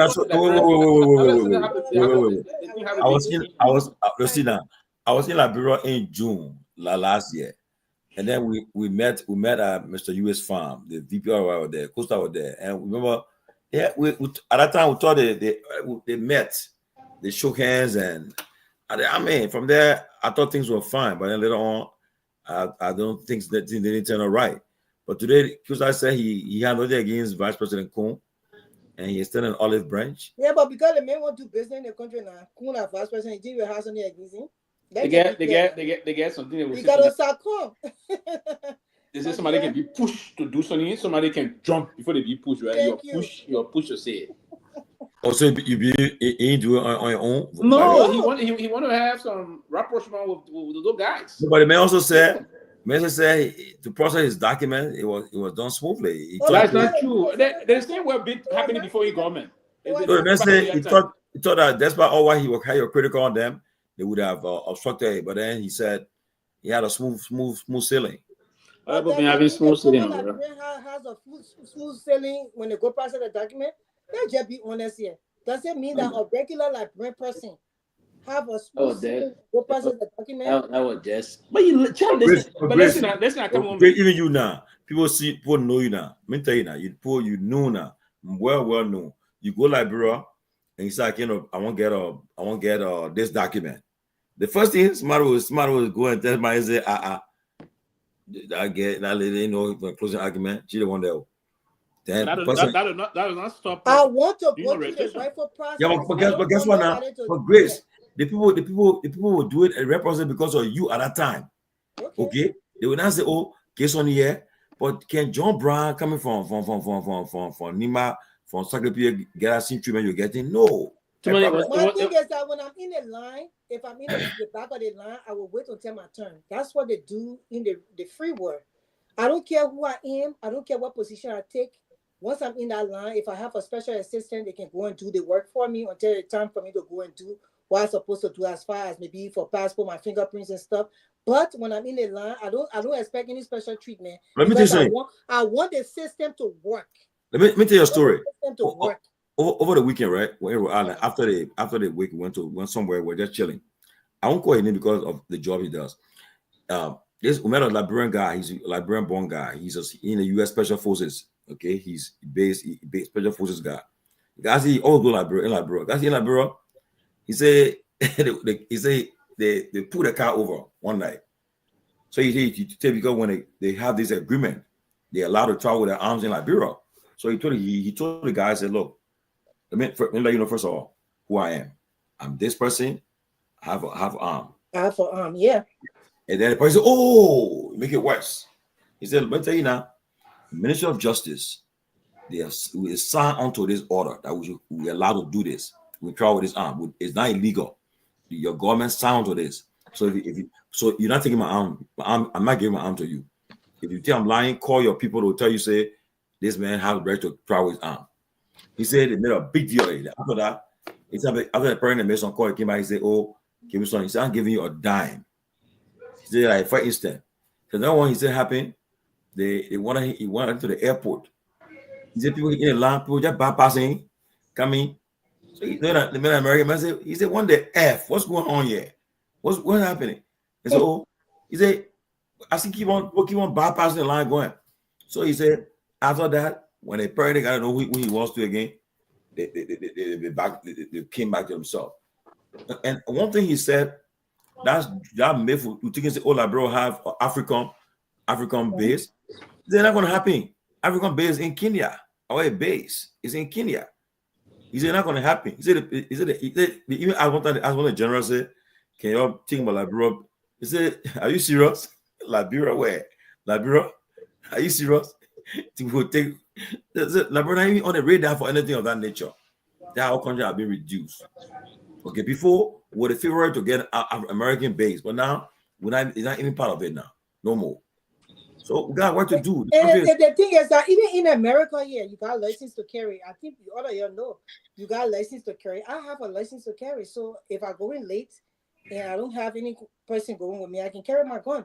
The police stop me. I will announce myself, look, you stop me. I don't know why, but I have gun in the car because this is my license to carry. When they take it, I take it. I give it. They're not going to do anything to you after they check and nothing wrong. They will let you go. So yeah, once you go through they got process. They got process. Once you go through the process and you sign to it, you're going to register and know that they'll give it to you. Because I mean, honestly, when you won't be in the town, somebody come and pull you at gunpoint and try to take away because they want to take your life and just like you, just like that. No, exactly. You know? When they started intimidating him because he said he had a gun in a car and he has the right to have it, I didn't understand that part. Yeah, the guy said, he told him, he made it clear. He said, you put it on, but I'm gonna let you know, first of all, I have arm. Of course. It's registered. I have right to carry this arm here. So let be aware. I made John say, oh no, for real, make it arm, make it go in. Look at that. Look at that. After you say it registered, make check. That is documents to carry the arm. That is document. That is permit. I gotta get this arm in. Our country has a far way to go, but we can get there. We can get there. And then I wanted to also say that, like, you're in a relationship, right? You dated a guy, you already know. You go ahead, you date the other guy, you already know. They're doing nothing for you in their life. And why not try something different? And that's where Liberians are. Why stay in an abusive relationship? Why would just beat you and kick you? And then they don't want your big piece of skin, you go sleep, and come out and beat and kick you. The other man doing the same thing, the other man doing the same thing. You say, you know what? Other people want me. Let me go try this. So that's what come 2029 we have to do. CDC and UP, they are abused onto the core. We tired. We already know what they're capable of doing. We know they're capable of doing this. We know they're capable of doing this. So if we get new guy coming in, you got to test it out because you got one left to leg. You're letting there one people, there 2 men that be for the rest of your life. Liberians, let's change our course. No, but you see, for instance, right? We have 5 million plus people now, and our last election, only you put 800. Only maybe less than 1.7 million people decided the election for 5.5 million people. So now, and mind you now, the children are turning 18 this coming for the next election cycle. There are thousands of them will be coming, thousands of them will be involved coming there right now. Yeah. So you are thinking about everybody kids are coming, that they're coming up. So whoever want to change the country, want to do anything, you have to focus on the young people, focus on the future of the country. But right now, look, we have to reach out to those children. We have to make sure we teach them why you will vote and how to vote and the reason why. All those things, yeah. I don't think CDC and UP stand a chance in the next election. I'll tell you the truth. I mean, it is what it is. I know the people will not like me for that, but I really don't care. Liberians have seen it all when it comes to these 2 parties. We need to move on for Liberia to be a better place. Oh, somebody wants to say something. I'll make it up. Kehleboe, go ahead. Go ahead, Kehleboe. I want to speak. I want to comment on what you said. Go ahead. Look, I'm listening to you guys, but particularly Grace and Tomalin.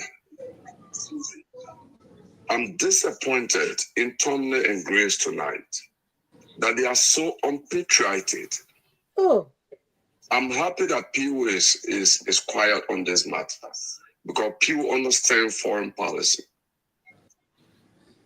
Liberia and the United States will not allow Liberia undercover agent or EPS to enter in this country with the president with gun in our hand.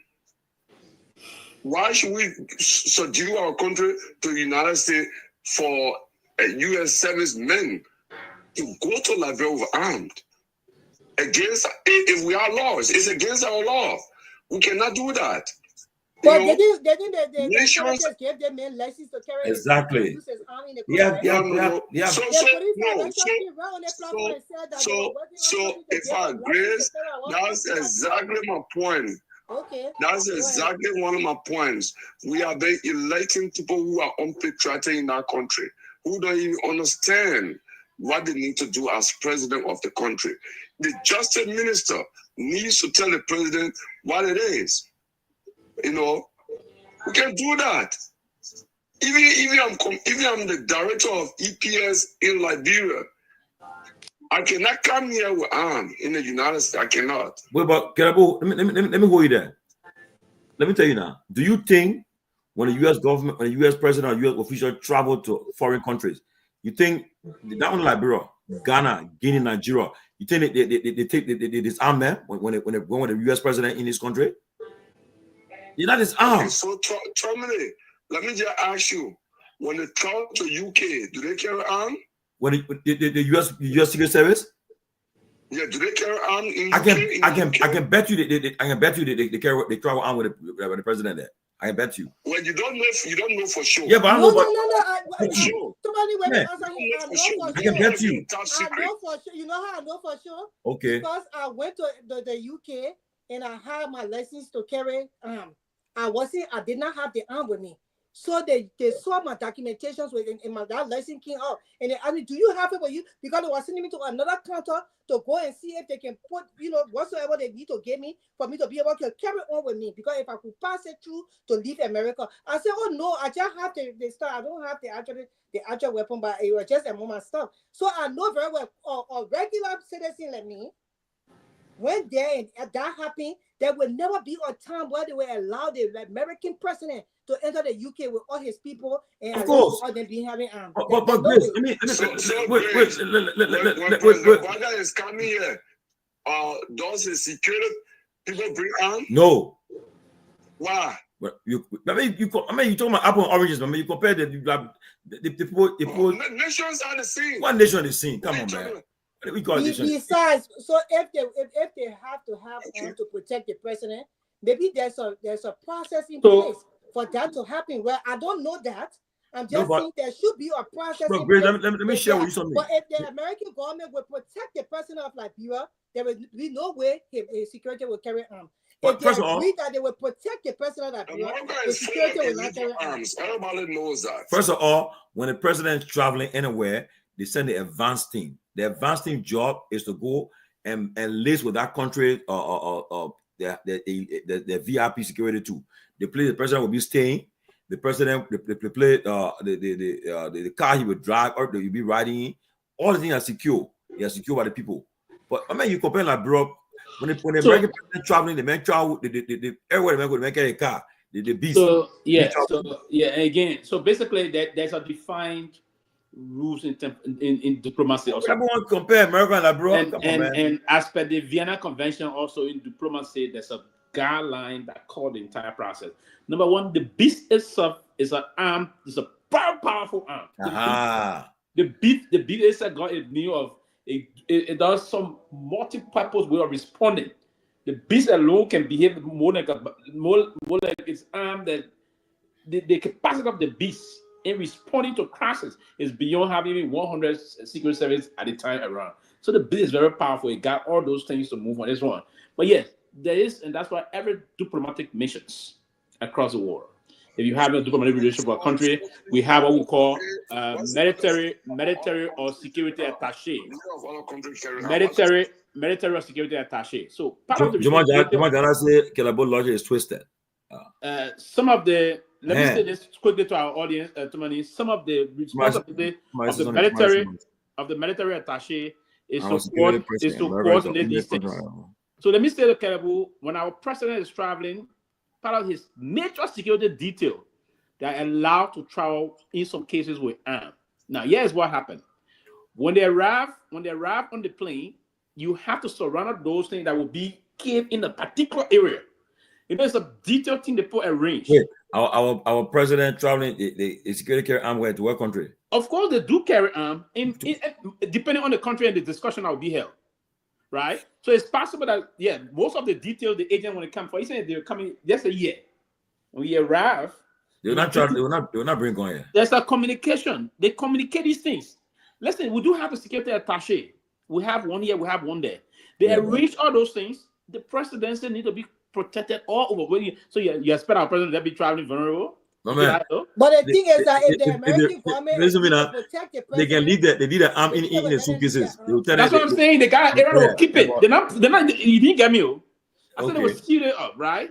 And then as soon as they land on the ground, the Secret Service will take over responsibility of that. But for this country, and again for a lot of powerful countries, and for instance, you can remember the last time Bush visited Liberia. As soon as Bush landed, the Secret Service took over the entire security, even President Sirleaf started protecting the president. As soon as he landed, our own guys. But even Netanyahu, when he went to Liberia, they block first thing. They block all the communications, all the things. No, all the phone was dead. Even people in Monrovia were not having signal to call phone. Yeah, they put black you. Then you say, oh my God. You saw when Netanyahu arrived, you saw the airport. Even the EPS guy was being something up. I mean, they were warm the airport. ECOWAS leader was vexed. They were not happy when I said for that. She did to them because they were not happy with even other ECOWAS personal security. They took over everything. And imagine he just stopped to the airport. He didn't leave. He stopped right to the airport to have a program to the. Because it means that they have covered the country with their security. 2 days. Everybody. 2 days. The man spent how many hours in the country? The man spent how many hours? That time he was available. So again, our airspace is under control. The seaport, all the area of sea, the port take control of it. But you see when F1 F1 is traveling, you see those two bumper planes traveling along Air Force One, right? Those are planes that are heavily sophisticated. Now, the president of the United States of America don't travel. When he's traveling, he take everything, even the water he's going to drink, he travel it. The car he's going to ride, he travel it. So the plane is sophisticated by itself, but there are protocol in how they arrange the visitation that the receiving country will be told that the head of state is coming with these things, coming with this thing, coming with this thing. But for instance, so to answer the question, he did watch a show called London Has Fallen.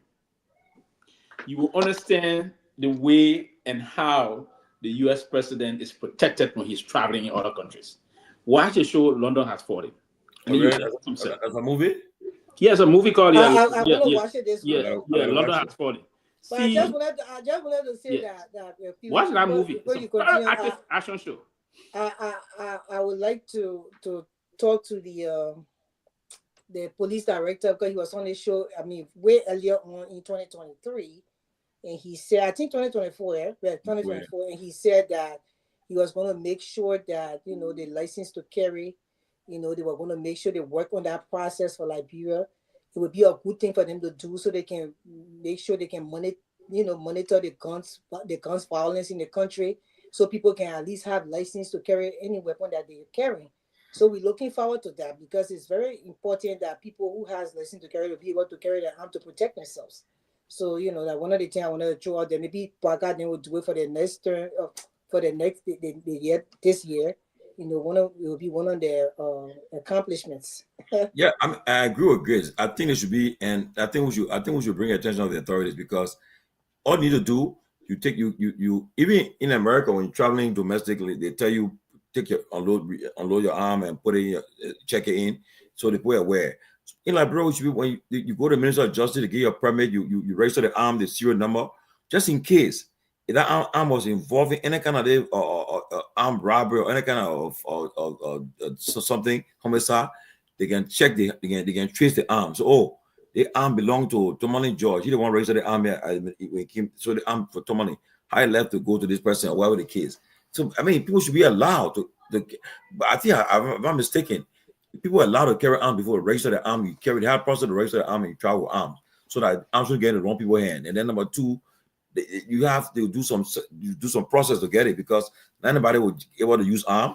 The background check on you find out whether you are responsible arm carrier or so and so forth. Because I mean, it's not just like when I travel Liberia. Only time I move with In my guys with a pepper spray and the taser that all. But besides that, I don't know. Anybody can open fire on us. Who knows? Like, and then you can't be caught up.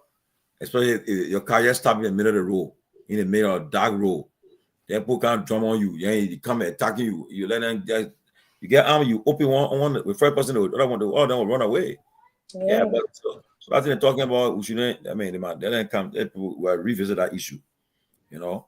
Yeah, but London has fallen. I have to watch that movie. I gotta watch it. I watch that thing. I watch it. So Kehleboe, that thing about Liberia, that responsible. That I agree. You're a sovereign country, but our sovereignty. Okay. The further is saying EPS only travel around South African country with arm. I agree with that one. Yeah, that one there. But I saw arm. They carry no automatic weapon with them. Yeah, you know. So that thing talking about Liberia, why did they allow it to happen? What? I beg you. Yeah. The American people send a service boy in the country in Liberia.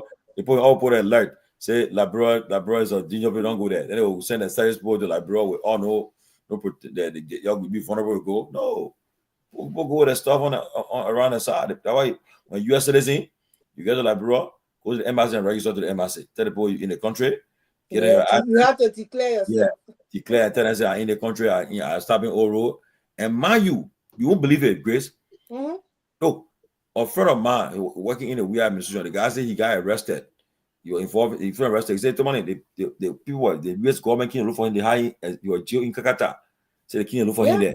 He said, you're a U.S. citizen. They can't look for him there. The people visit the prison." Number one, when you're a U.S. citizen, that's a privilege. And then number two, when you work within the federal government or the state government, it's a plus for you because when you declare yourself, don't mind it. You would think that the people are not watching, but they're watching everything. Once that you tell them where you are and everything, they will make sure that you're okay. And that's what I like about America. That's what makes this country great. Guys, on a side note, as before I leave the show, yesterday I got up and a friend of mine who graduated from Junior College together, he lives in Minnesota. He lived in Minnesota. He went to Liberia. He arrived, I think, a few days ago with his wife.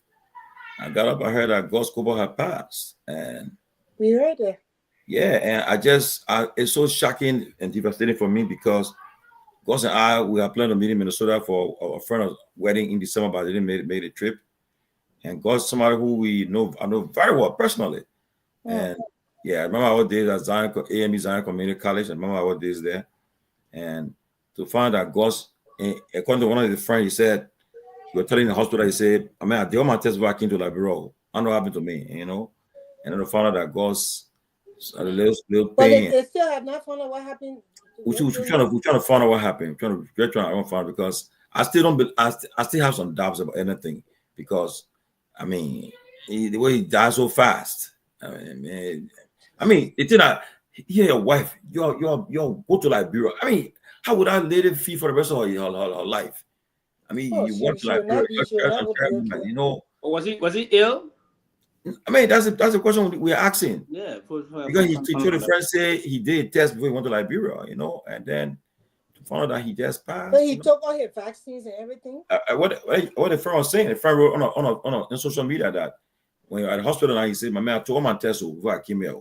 I don't know what happened to me, you know."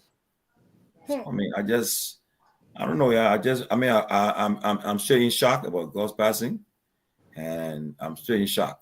As a friend that is not ordinary friend, somebody that I know that we talk on Facebook, watch our shows on that too.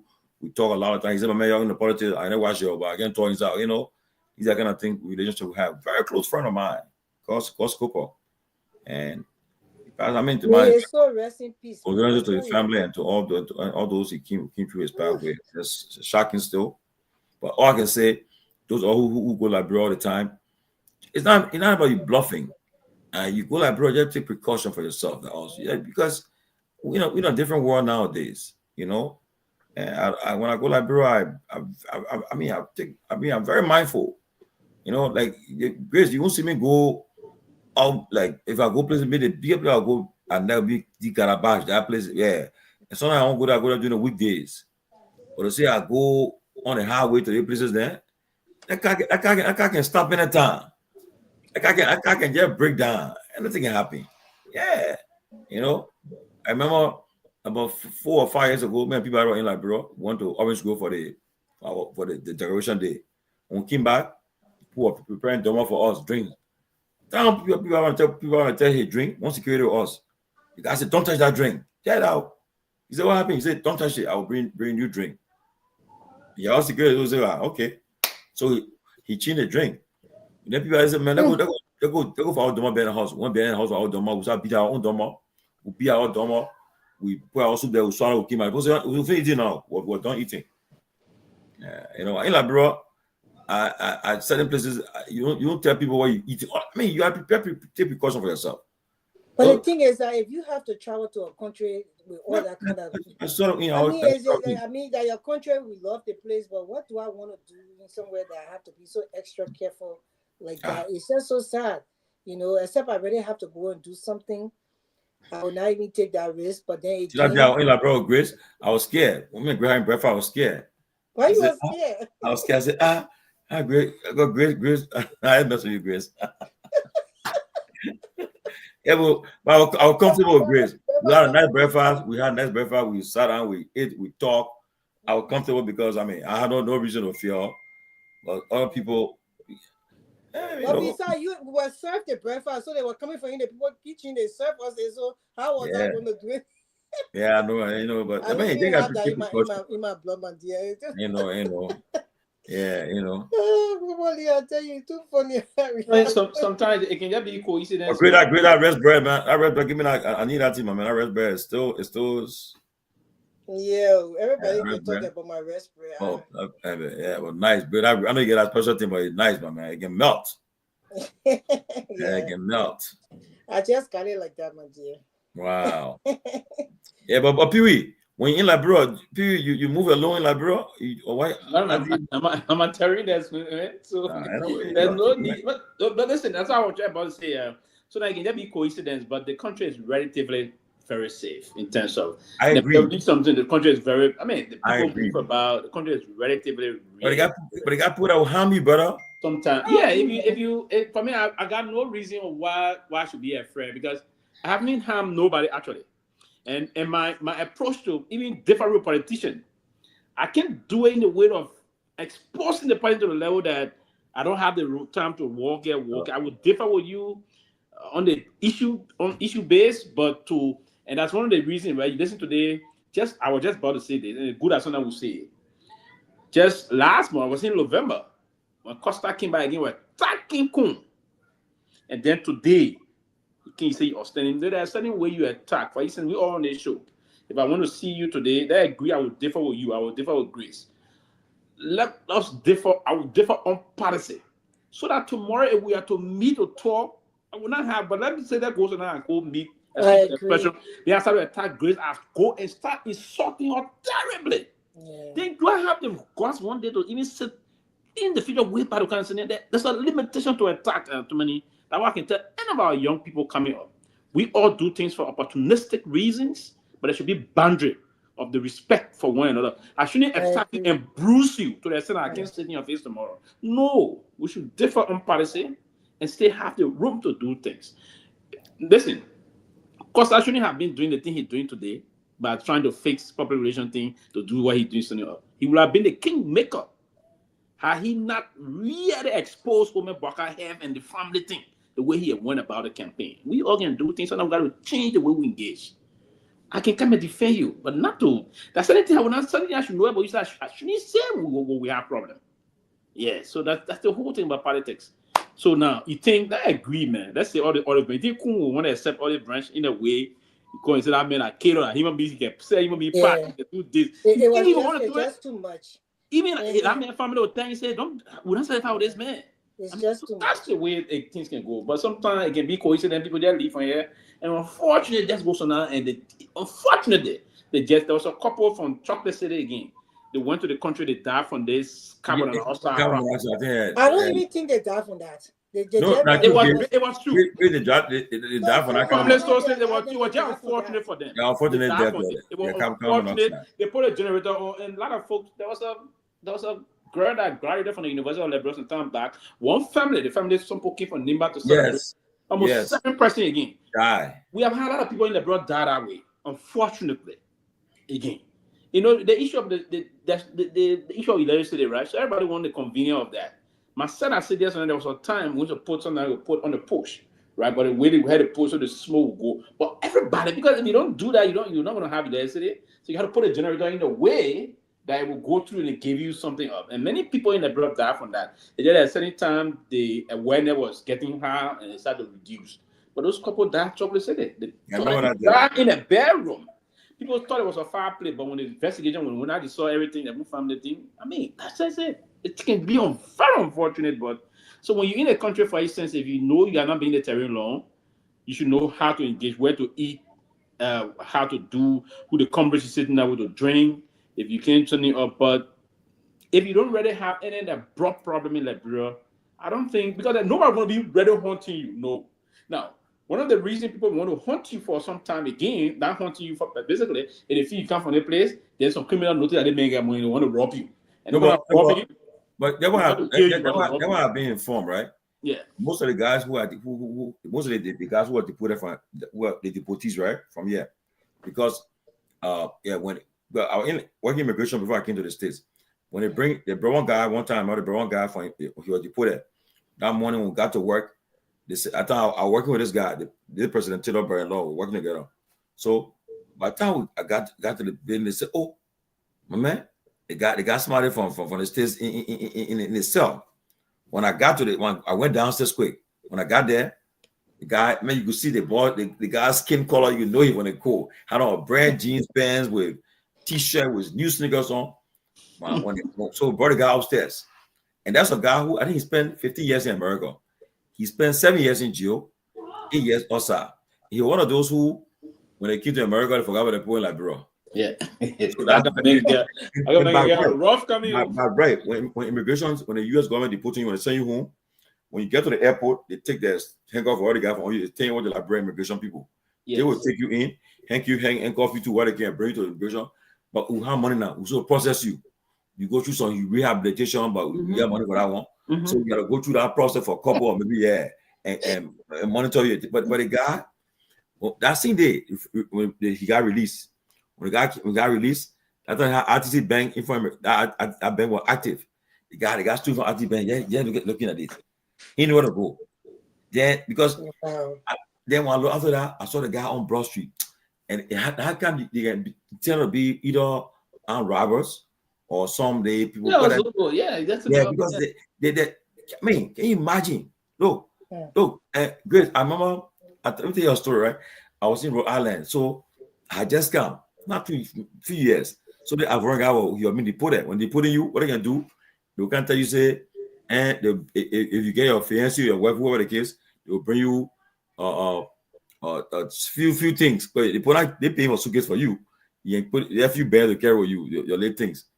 So this lady I were working together. Our husband, the American lady, she's picking me around to the prison. One day, the man handcuff going to carry the man to go to the airport now. He asked the woman, who that mother I can? Who that mother? I said, who that? Mama, you go Abidjan, and you're attacking here.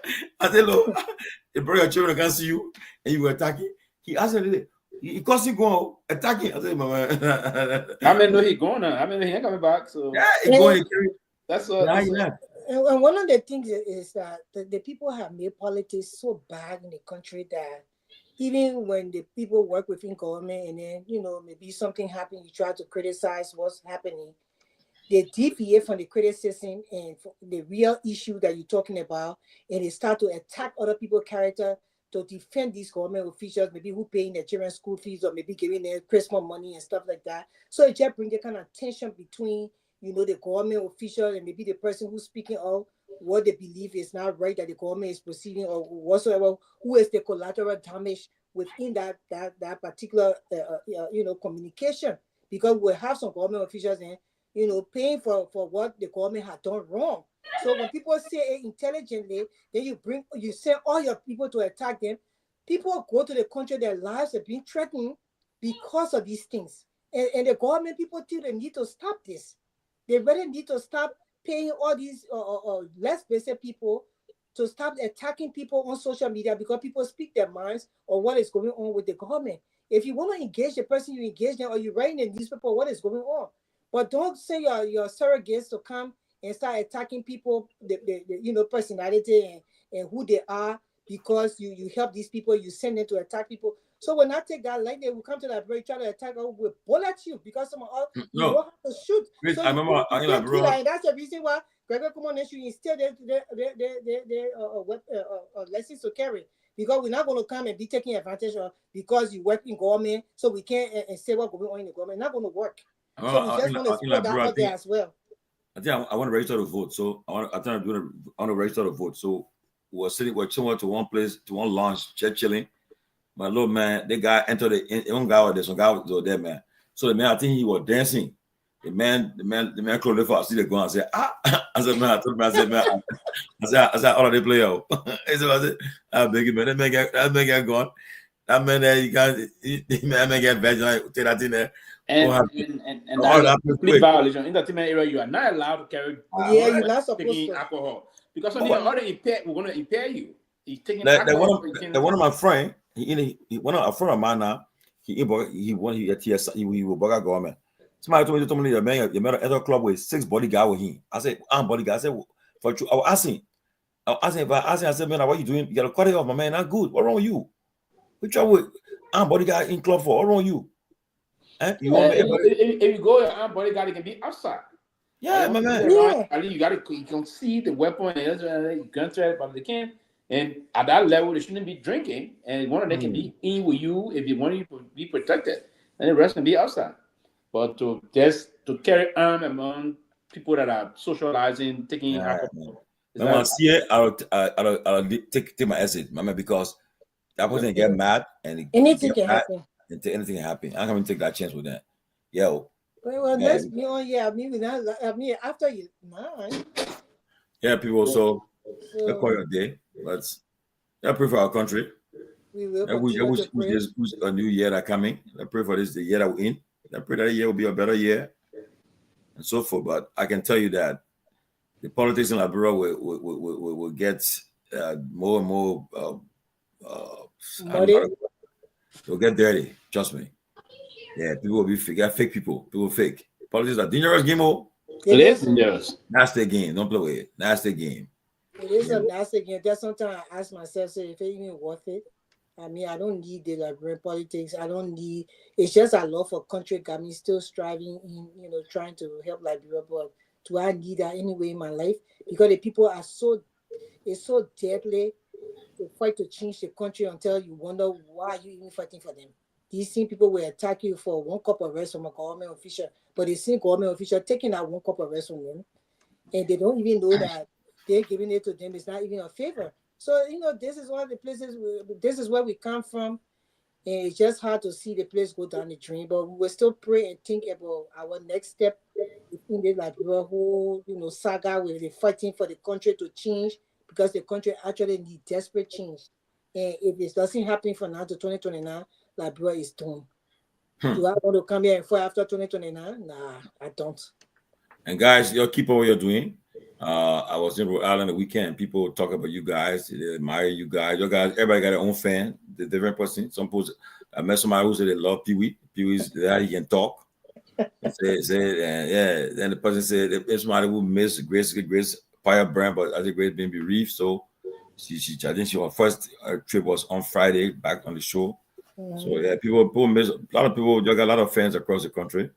People can really talk about you guys. And one thing, when you were at the minute, I know I went to the wig that night, and one guy saw me. The guy tried to get to me by all means in a wig, but actually I didn't see him because he was gonna cause a stare there. I think the guy called him and he told me, I was singing the people's song, was singing Happy Wheels, or singing the song. Because I know the man wanted to cause some stare.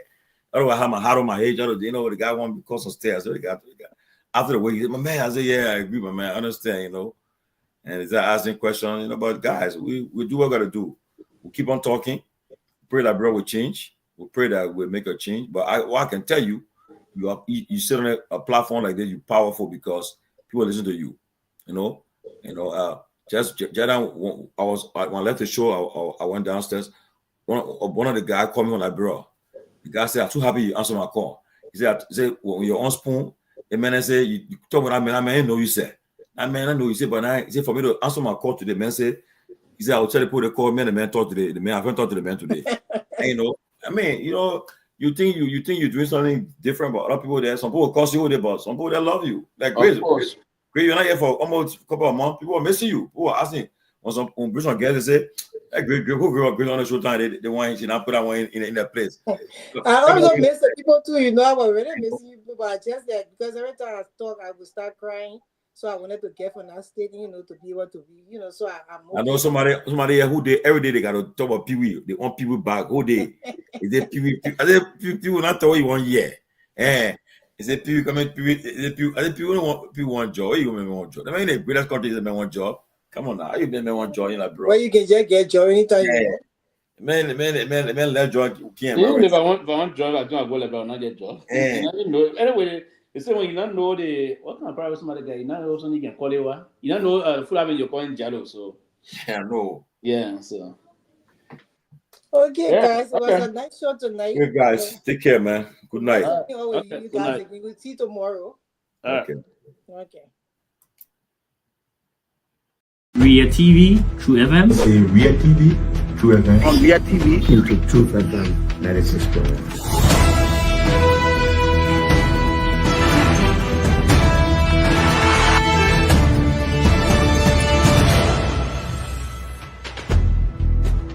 What's the meaning of the black barrier? The black barrier is to tell Joseph Bakala if you don't organize yourself in a respectful manner, we'll take your plate.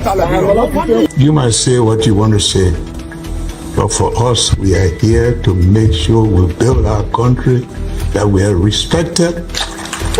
We have donors that are coming because of the confidence.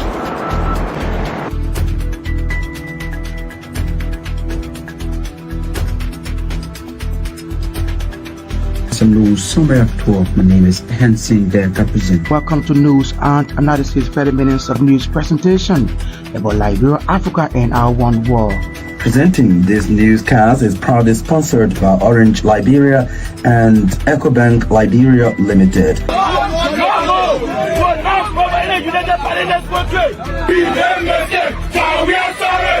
How is life after the presidency? But before the presidency, the same life, that's what you see. I live a different life. When I was not president, this life, that's what I live, with my family and I have a lot of interest in the health sector, the educational sector, and the agriculture sector. Roads, connecting roads. Yeah, we are calling international community to come to intervene for us because, like I just stated previously, we don't know who to trust.